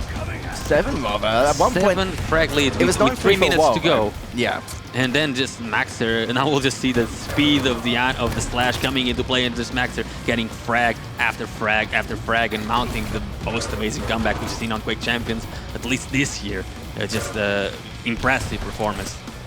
I was going to say, if Razy was going to win any map, it was going to be this one. Yeah. But now that he didn't win this one, I think Maxter's just going to take it home 3-0. It's a worry, isn't it? It really is a huge worry here, and the fact that he let that happen is ludicrous. Like, I think we can safely say around that 7-minute mark when it was 9-2, a lot of us probably wrote Maxter off and thought, yeah, okay, he's probably already thinking about the third map. He's just gonna rush and get a feel for the next map, just get his aim warmed up, but he believed in himself, he believed in the speed of the Slash, and he showed just what the power of belief can do. Yeah, exactly. And the crowd's behind him as well. And the crowd was behind him from the very beginning. They were cheering when he got that 3rd frag. They had a lot of hope and stability for Maxter here, and he brought it. He brought it for him, he brought it for himself. This is looking so good here. So for Razy to win this tournament, he needs to create a reverse sweep and win the next best of 5. And he needs to win 6 out of the next 8 maps. Yeah, basically. That's basically. Considering he has lost already 4 in a row versus Maxter, it's not looking too good. No, not looking too good at all, as this could potentially be the final map here in this grand final. It's a matchup we're not normally used to seeing, so this will be interesting in itself with the Eisen versus the Visor. Again, starting off from Maxter's perspective. And Visor is an interesting pick in this map, because this map is a really small map, and usually those maps don't lend themselves too well for Visor, because you already know where the enemy player is, so the piercing sight does not come as handy. We'll see how Crazy will approach this. Good damage with the tribal, keeping Maxter at bay. Does not have a railgun just yet, so it should be the priority for Maxter to prevent the Visor player from having the railgun. Again, Racy just standing his ground, picks up the Mega. Gentleman's agreement for the items. Doesn't have the rail in hand as of yet, but does have a heavy machine gun. Not a bad substitute in itself, but the way Maxter normally goes around with that railgun, it's very difficult. Yeah, at least he got a few ticks out of it and the information he required. Yeah. He's coming straight on forward though, 84, another 34 from the Rockets. And you can see Maxter doesn't want to continue with that little scuffle. So Heavy has been picked up. Nice rail shot, and he should be able to pick up the Mega based on that as well. Even goes and picks up the lower light armor. Maxter will peek to do some damage, just try to do a little bit of damage with Tribal, not quite achieving anything with it, but remaining alive, not taking damage. That's really the important thing about Maxter's game plan. When he's on the back foot, he plays very defensive and he gives away as little frags as possible, so that when he does get the momentum going, he doesn't have many frags to overcome. But even when he does have a lot of frags to overcome, he seems to be able to do it. Yeah, the tempo has changed a fair bit. And Maxter, again, hanging on for dear life. Just rocket jump, there you go. But the rocket jump's going to be coming up. Oh, that was on, okay, that was on team. I thought it was direct in Maxter. Could you imagine? No. But that's a 1 HP. 1 As if HP. he almost managed to take that. How? That is just yeah, exactly. It's not the fact we've seen this numerous times. Yeah, but he hits him again. It still doesn't make sense, right? Because he has like a 10% probability of winning that fight. Then somehow he always makes it very, very close. Yeah, you're not wrong there, but Maxter, you can see with the stack down to 10 HP, and he was just, all he wanted to do, the poor man wanted to pick up that light and just not really given a chance at all, not really making it the easiest of hits either. That was a very expensive light armor. It was, yes. Consuming 180 just for, 50 armor. It's not the, okay, it's not the best of trades.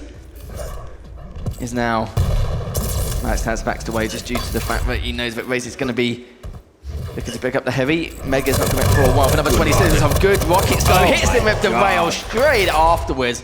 There's absolutely no stopping. Another spawn rail. Was going to go for the second, but decides to, for extra insurance, just to get a little bit more damage with the rocket, which he sadly missed, but he had the right idea. Yeah, Maxter's weapon selection has been absolutely amazing. There goes Timmy. Trying to do his job. Maxter, we're just waiting for this light armor. He doesn't want to push for the heavy without any armor whatsoever, so he's going to allow Razy to pick up that heavy armor. Waiting for the sound cues, and he knows exactly where Razy is. All of the time, it's Maxter doesn't even need the visor. He just has the next level awareness. Literally is visor, isn't he? From the way he's been playing so far all weekend long. I like this. Oh, that's too bad it didn't work, but it was a really nice play attempt. Running out of rails though, so you will have to try and get some more ammunition on that weapon. Yeah, he does have the heavy machine gun anyway if he wants to. Nice direct through the murder hole as well. This could be a cue for him to try and be as aggressive as possible to clean this up, and wants to pursue a little bit further, but he hasn't got any rocket or rail ammo here. He's only got the LG and the heavy machine gun really, and the tri-bolt just to try and keep his opponent back, but at least he managed to get the rail, still looking for the rockets. Got enough LG to continue this engagement, but it's backed away again as Razy's still directly underneath it. Without the rockets, there's not really too much he can do here. Oh, fantastic rail there. Again, Razy's not making these shots easy for Maxter, but just hitting them anyway. Yeah, and given that Razy is the one with piercing sight, I would be expecting for Razy to be able to land a lot more of these shots and get hit with a lot less, but it's all about Maxter. As he's 5 minutes away from potentially 3-0ing Razy in the grand final of KeenCon 2022. It's unbelievable what we've been seeing so far as we're approaching the halfway mark. Razy just trying to figure out how to counter some of the moves that Maxter's making. She's just standing his ground again, has picked up the heavy. Items are a little bit segregated, so if he wants to try and go for the mega first, he can, whilst going for the heavy next. But Max is just biding his time, just making Razy sweat a little bit. Pretty much. I mean, it's up to Razy right now to make a play, because Maxter is in the lead. He's 2 maps in front. He's the whole best of 5 ahead. So it's all about Razy right now. What can he do to bring this back? Picks up another heavy, but Razy also picks up the mega again. Just standing his ground, knows exactly where he is. Gets a nice little bit of damage here. It's starting to add up though. Misses the rail, but I think he's done enough to keep the distance away from Razy. He's trying to hit the rail straight afterwards. Most important part of that is that he got hit with barely any damage. Razy now coming up with some damage of his own as well, as both the mega and heavy are about to spawn. And Maxter just being... Oh my, how was he aware of that angle? It's crazy. It's so good.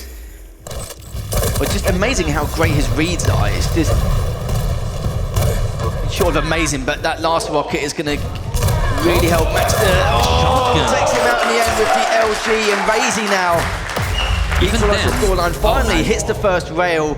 He manages to even hit the second one. I know it's a piercing. I know it's a piercing side shot, but I didn't know there was an angle there. Oh, but it's between me and you, I thought the same. I literally thought the same, but Razy, hard-fought battle in that last engagement, managed just to take the lead finally and give him a little bit of leeway. Not enough though, he's not going to be feeling too comfortable, because remember, he's still 2 maps behind. Takes out the turret, go up top again, but the tri-bolt is going to say otherwise. Goes through the murder hole, he's going to see if he's going to flank around the corner, which he is not. He's just going to hold the angle anyway, but actually he is. Good rail there from Razy. Is Maxter now is going to have to turn all the way back around, as Razy could use to piece this up once again to see if Maxter repeats. Oh, and decides to rocket jump to the heavy. Not quite doing anything with it, but Maxter still steals it away. But Razy going back to the position on top, trying to get the mega for himself. Good damage by Maxter with a tri-bolt and lands the rail as well. Razy is now railable. Will Maxter try to pick, and he absolutely lands the shot, tying up the game with 3 minutes to go. Game is tied up. Maxter's on tournament point right now. Of course he does it. Of course he does it. That's not really surprising. He's been doing it all weekend long. With the turret in his back pocket. He hits jump up, going to top mid, picks up the heavy, megs up in the next 5 seconds. Does he want to try and go for it and contest? He's looking for it, and he managed to get it in the end, but Razy's come back with one of his own. Look and see if he pushes, but... Mega's up. I don't think Razy realized it. He's going to try and go there now, but might be a little bit too dangerous right now when he forfeits the mega to Maxter. Oh, that is crushing for Razy. Really is indeed. Is this going to help maybe Max to pick up this full frag? 2 minutes left. Heavy's giving up surely. Max is looking very healthy in that department. And now just going to bide his time and just wait for Razy to make a false move. 2 minutes to go, and the advantage is fully on Maxter's favor right now, that he has so much health and armor over Razy. There's the mega about to spawn. He's trying to see if he can pick it up cleanly. There it is. The heavy is up next, and Maxter. Will he just give it away to Razy? Seems so. Does land the shot to try and wither it away. And he's still completely aware of where Razy is. The reads are just incredible, aren't they? They really, really are. But still just standing his ground. There's a bit of positional advantage here. But look at this, he's just setting up a trap. And there it is. First rail, but Razy, of course, trying to do the same. Mega is up, Heavy's up as well, so they will get each other's items. It depends how long Razy wants to stay for. Good first rocket, and a rail combo straight afterwards. But this also means only to trap him on spawn, he can go for the heavy straight afterwards and make Max's life a living hell for the remainder time. On deep embrace, he's going to push on in anyway, but he's got to be careful. We've seen how clutch Max has been over time, and he realizes this. He knows, let's just go for the heavy. Let's just play it safe. Let's just play by my rules and play with my style and let him come to me. 30 seconds to go. Maxter trying to push in. Razy just happy to back off.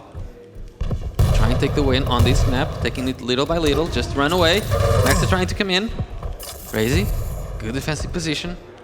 Max is forced to do some really a rocket jump up to him, and Razy is just running away. Now we'll have the piercing sight as well. 2 seconds to go, and Razy gets the first map win against Maxter so far in this tournament, 2-1.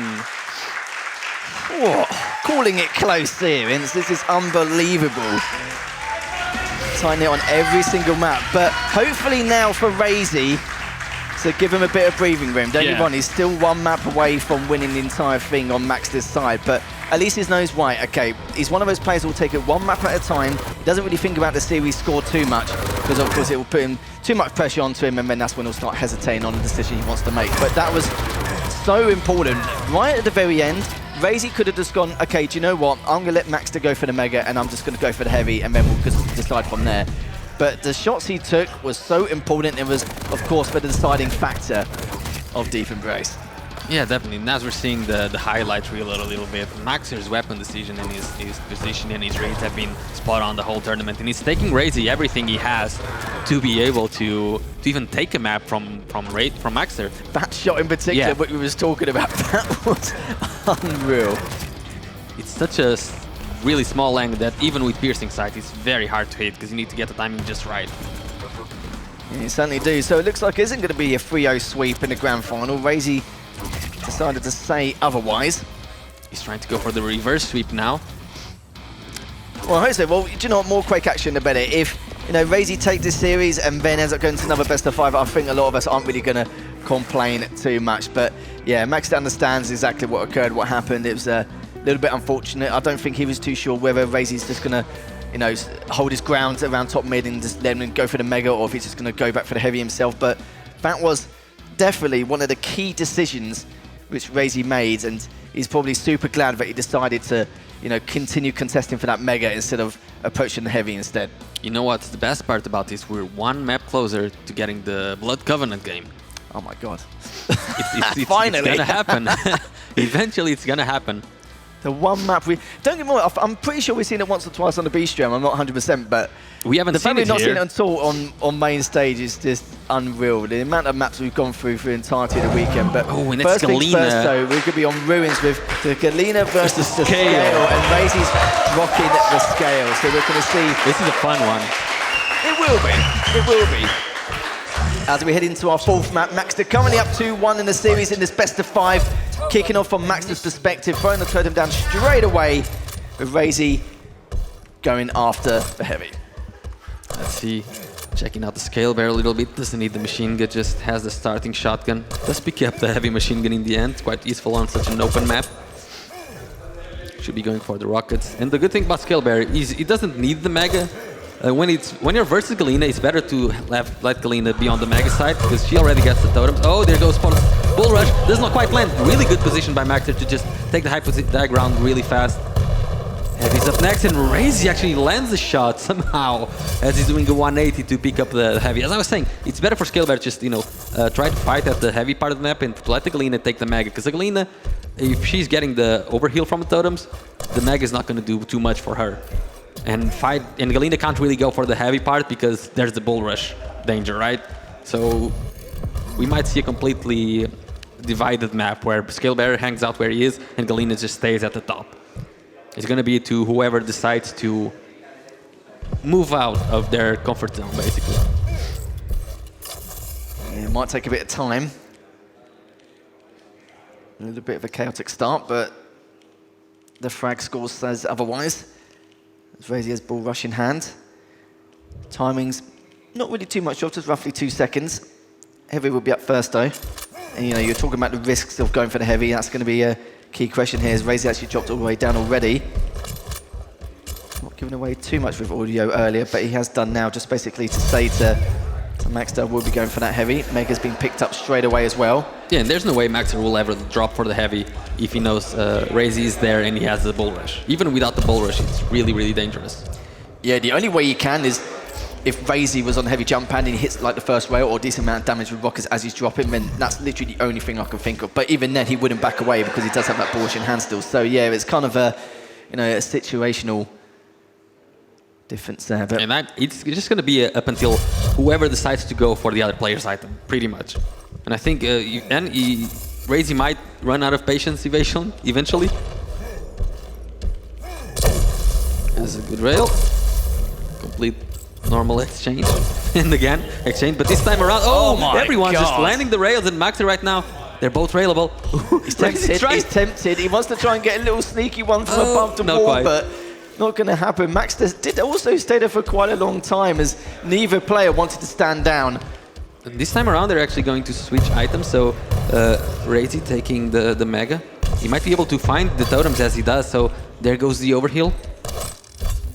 I think he kind of had to at this point. If he's continuously making a rotation for the heavy and not going around the map to not only eat the lights, but to obviously pick off some of those totems, then yeah, he would be in a fair bit of trouble. He has overheal again, so yeah, heavy coming up. Maxer, will he go for it? It's going to be very dangerous, so he just knows that Scale Barrier is there, decides to go away. He doesn't need the Mega, right? He has 175 health regardless, so he's just going to take it to keep them in sync, basically. This is the problem, isn't it? He wants the heavy, he needs the heavy, really. But against a Scale, Razy knows but there's nothing more he can really do. He's always going to have that little bit of stack difference in these future bouts. But some of the toes has been taken out, like you said. Oh, there's the bull rush. Oh, okay. Still Bear coming in. Down. Nope. So heavy. Next item up. Maxter. Trying to go for it. Doesn't quite land the shot. Just drops the totem there. Oh, and Razy also stealing the Mega. So Maxter right now in a world of trouble. He does not have any stack, does not have any armor. No overheal either, no totems on his pocket. And Razy, he has everything going for him. Will he be aggressive enough to try and take advantage of this opportunity right now? There he is, gets rail on. It may take a bit of time for Max to kind of keep Razy sweet and do enough chip to continue to contest these items. It was unfortunate for losing out on the Mega and top of the heavy earlier on, but there goes Razy to be collected. Still got the high ground. Can have another totem. But he's still trying to keep him on track here. Oh, he's see that he's going to be able to find him in the end. Misses that first initial rail. He's going to use the tri-bolt. Gets 45 from the end. But the problem is, how long can he stay here for? 13 seconds until the next Mega comes up. Heavy will be next in the next few seconds on top of that. Oh, and Razy to try and drop on down. And you can see Razy was tempted to go down the heavy stairs and left it. I want to know why he didn't, because he still had the bull rush. Maybe he's overestimating Maxter's stack, but Maxter didn't really have much armor to play with. I think that's a bit of an opportunity missed by Razy there, but still he got the Mega, so that's fine. Prefer the Mega in that occasion. Yeah, end of the day, something's better than nothing in that situation. It's heavy. We'll be up in the next 5 seconds. Of course, Maxter's going to be questioning himself whether to go for it. Of course, he isn't, due to what we spoke about earlier on with the scale. And also, Maxter does have the advantage with the choke point anyway for the Mega. So, still 0-0 past halfway stage. Neither players able to topple each other in any way, shape or form. This could continue on for a little bit more time. It wouldn't be too much of a surprise here. I think it's going to come down to like one frag at the end. Oh, and Maxter almost gets surprised a little bit there. All is still fine. Players are still just trading items. Happy to do that until one of them makes a mistake. But at the level we're playing, we're not likely to see a mistake. Just missed opportunities that might eventually turn into mistakes. Razy trying to go for a shot. He does land the shot in the end. Will he try and be aggressive now? I think he knows where Maxter is. Doesn't quite land the second shot, and he gets hit with the rail. Instead, there's a second rail. Maxter now has a bit of an opportunity to try and be aggressive if he decides to take the heavy. There's a window here. It just depends on what to take it. Not finds him though, and Razy was just Maxter coming in. Maxter takes him down in the end. So 1-0. It took a bit of time here, Ince, but in the end, after 6.5 minutes, but he's going to be able to find him again though. Will he take that? Steals to heavy, tries to rail to keep him back, but oh my god, how Razy managed to drop on down and bull rushed and go for that heavy. Very risky in itself, but he's going to keep himself in this matchup for it. Yeah, Razy, I thought he was going to drop the second frag, but not quite working that badly for him just yet. He's still trailing, so he'll have to be a bit more aggressive, take the initiative. As we can see, he's already trying to take the initiative. Does he only have a tribals and he's standing here? Oh, he has a shotgun. There we go, and he makes the shot and it works. I think he sort of baited Maxter into thinking that he only had the tribal, because I definitely thought that from Maxter's point of view. And then Maxter realized, oh, he has a shotgun. As soon as he got hit with a face full of pellets. Yeah, Razy giving very little information on what weapons he had at the time, and definitely worked out for him. Of course, it had to be the shoddy, which was going to be pulled out and cleaned up from Razy. 2.5 minutes left, and Razy's got a massive stack. It's going to take a while for Maxter trying to bring this back, but I don't think it's going to happen. Oh, he's about to gain up, but the rail's coming out from Maxter. How on earth is this ever to happen? He's take it down straight away. He does, and he gets it before the heavy as well. My goodness. 2 minutes to go, and Maxter on the lead by a very, very small margin. Stack still completely even as Scalebear responds with a massive stack.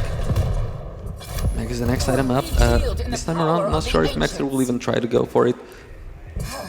Just allowing Razy to get it. 9 seconds for the heavy. Razy's waiting. Maxter's waiting for it, but he's waiting in a position where he can just go away in the end, but he doesn't hear Razy coming from any place. Razy now coming in with the bull rush. Maxter forced to rocket jump away. Even does damage with the totem in the end, and Maxter might be able to get the third frag in here. Not quite just yet. There it is. 3-1. 90 seconds to go, and Maxter is very close for that 3-1. Oh, and Razy from coming out from Razy as well. He picks up the Mega as well, but Maxter's so weak. But the problem is, Razy doesn't have the weapons to be able to do anything at that stage. The vertical rocket from the Mega, I think, might save Maxter a little bit, but he's pushing at the heavy. Does land the shot with the rail? Not the second one, not quite, but it's still fine. He knows that Razy does not have any long-range weapon just yet. 1 minute to go, 2 frags in the lead. That could have gone very wrong for Maxter 15 seconds ago, but he is fine. There comes the bull rush. Maxter, he gets hit with it and the shotgun! And it's the starting shotgun as well, of all things. It's definitely one way to do it, but he's picked up the Mega. He has time to try and potentially win this, so 45 seconds to keep Razy in this. But he's giving away information. Yeah, but the problem is he's giving information away for Maxter to know where to move away from and not to, well, basically to keep away from certain angles, just waiting for this light to come on up. But look at this stack from Maxter. It's going to be very dangerous. This is going to be an absolutely epic fight to just has to find maybe him. Finish things off. Can he find him? Oh, he finds him in the end, but he's got the LG as well straight afterwards. He's done so much damage, his hits on the rail. Razy's trying to get away for dear life. Right now for Razy. Oh, he manages to get him from the corridor as well. Coming out. Maxter is the champion of Barcelona KeenCon 2022. Congratulations to the Argentinian player. Unbelievable stuff. Maxter winning the grand final 3-1. For Barcelona KeenCon, incredible stuff. He's been playing lights out throughout the entirety of the weekend. And what can we say about that? Just unbelievable stuff, and just... What a performance, really. He just played out of his mind. He was hitting all of his shots.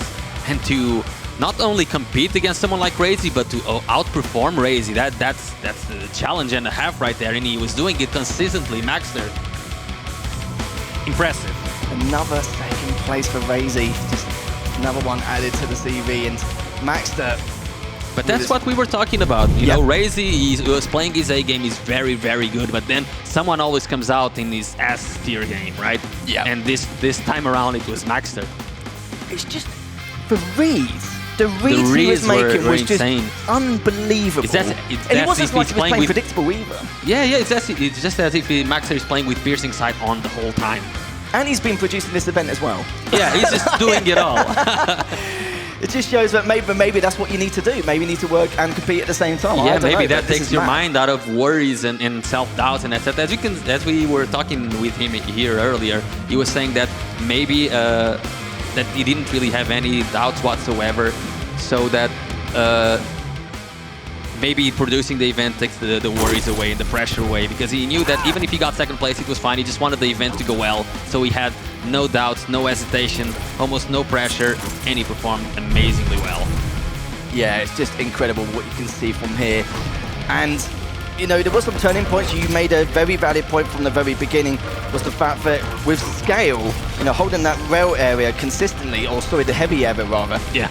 There's no way for him to kind of contest it in any way. Of course, you can have all the overstack you want, but the lack of armors around the map, and you could even push for it, you'd have to do so much chip in order to pursue what you want to do in terms of your plans, and he realized that from the get-go. And I was he knew worried, what the but- plan was, right? Exactly, As soon yeah. as the picks came in, Maxer instantly knew what the plan was. Don't go for the heavy unless he gives it to me for free. When the bull rush is up, I just have to, you know, be careful with it, and he absolutely was, and he kept hitting shot after shot. Just a very solid Maxer throughout the whole tournament.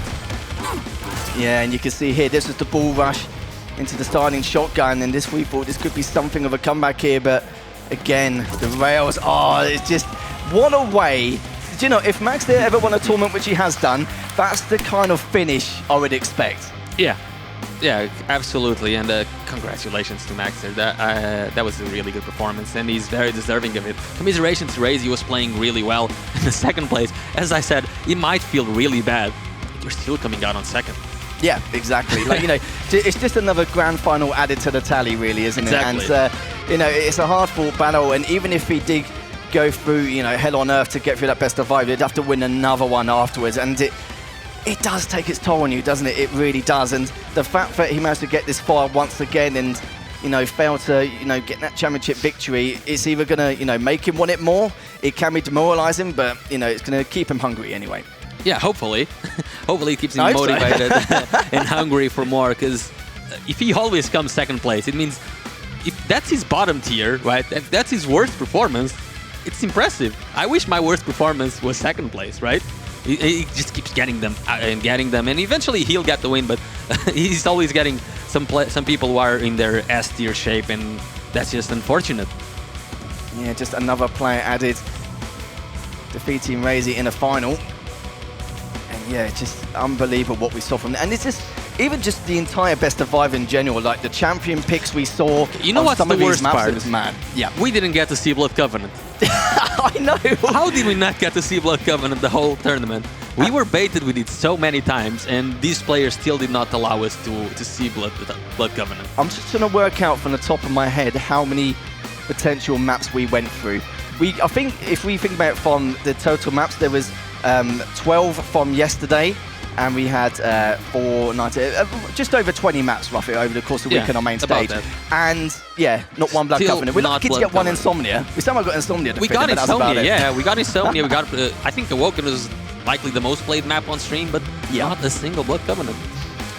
Unbelievable. And there we go. That's the replay of Maxter after he defeated Raze in the final. Incredible stuff from him, and what a way to finish things up as well. He's you know, been working left, right and centre to help make this event happen, and also being able to win it as well at the same time is absolutely incredible. But we're going to look at a bracket to see how everything unfolded throughout the entire course of the weekend for you guys at home, if you did miss yesterday or any of the action earlier on today, because I think it's good to see exactly how the other players performed.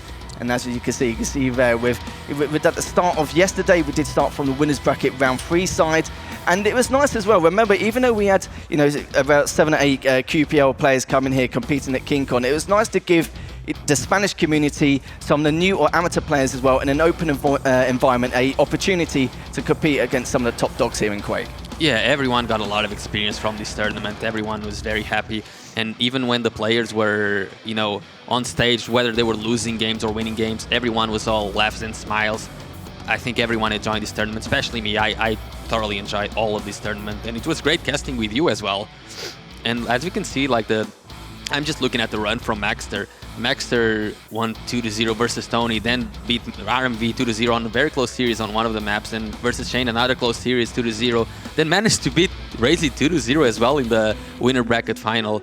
And then in the grand final, he did eventually drop a map finally to Raze, but he still managed to win 3-1 and take away the title. Yeah, the fact that Maxter almost won the entire event without dropping a map, that's just ridiculous. Considering that just shows the kind of shape that he's in. That's right, indeed. As we go to the next graphic as well, we're going to look to see, and we will be doing awards very shortly, not only for the top 3, but of course for the best LG and the best railgun as well, which will be coming up next very shortly. Very excited to see who exactly is going to be coming up. And do you know what? Shock horror, I'm not surprised in the slightest. Maxter was the one who managed to come out on top and win the best railgun of the tournament. Shocked? No, not at all. I mean, his rail allowed him to beat almost all of his opponents. No one could really compete with rail except RMV for like that Veil match. And Best Lightning Gun CNZ. I remember CNZ when he was playing, I don't remember who it was. He was playing versus a light champion. I said he was hitting maybe 55% LG. So I'm not that surprised about him winning the Best LG.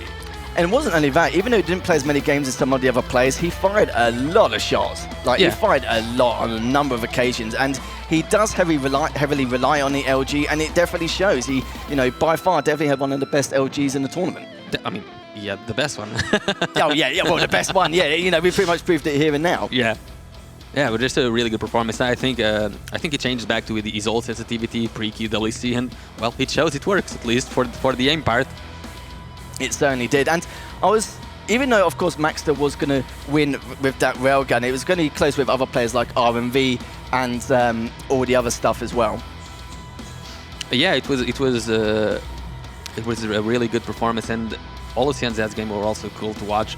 And overall, a really good tournament. You can see the stage is getting set up. There's so many people. Well, speaking of the stage, I'm going to head over anyway, so I'm going to leave you to it. Always been a pleasure, as always. Been incredible the entire weekend, and I'll see you very shortly anyway. You'll see me very shortly indeed. So we are going to start with the awards anyway, and we'll be going into order very shortly. Of course, I might need to pick up my book, of course.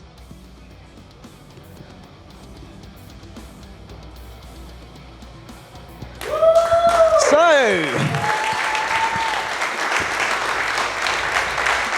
let's get ourselves underway with the awards ceremony. So starting things off with the best railgun, it is none other than Maxter.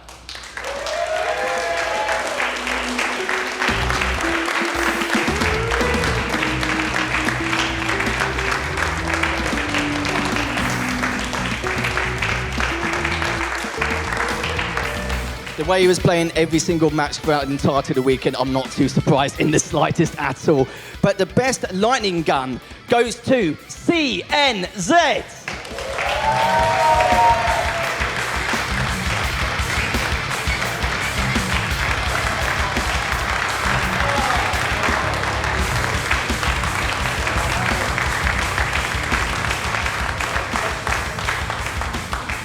And now, the top 3 finishes of Barcelona KeenCon.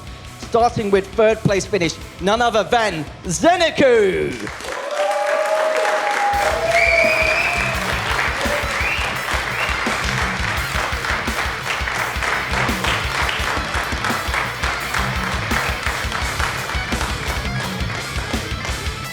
Second place, none other than Razy.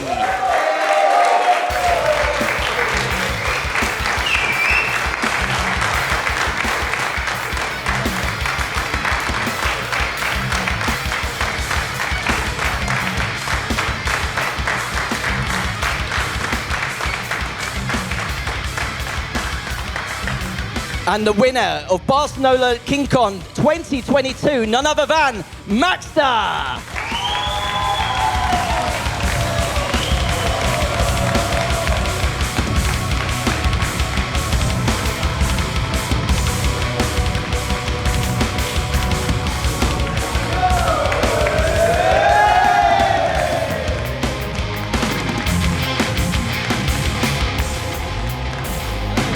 Come over here, my friend. Now, not a bad win, was it? Considering, only dropping one map the entire weekend. How do you feel?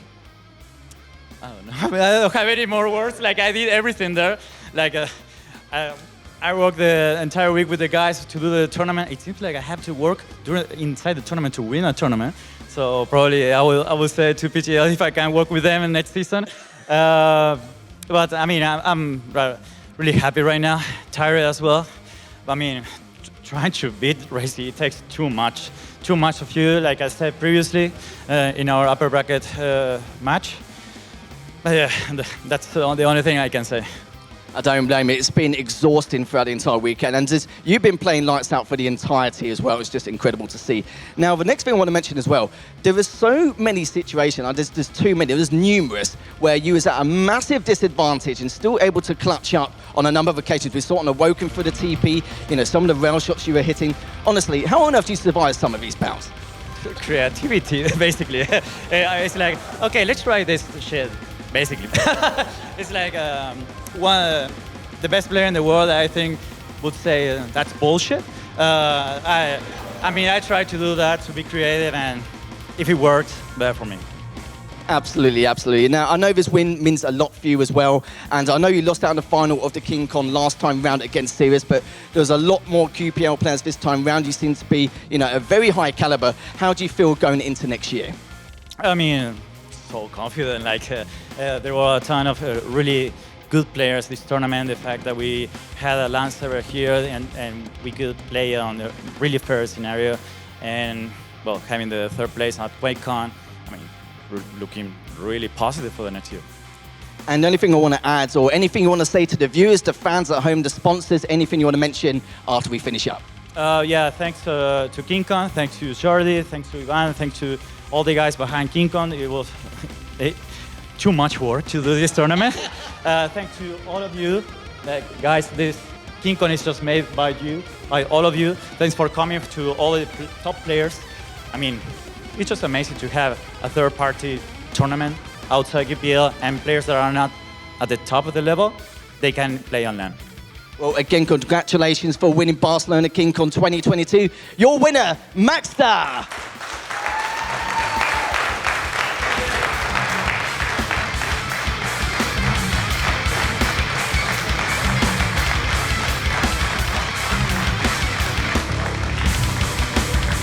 And sadly for now here at KeenCon, this is all we've got time for. Thanks to everyone for watching, the viewers, to production, the sponsors, everyone who's there to make this possible. And don't forget to follow on the socials at KeenCon Gaming on Twitter and Instagram, and KeenCon TV on Twitch and YouTube. That's it for now, and we'll see you guys next year.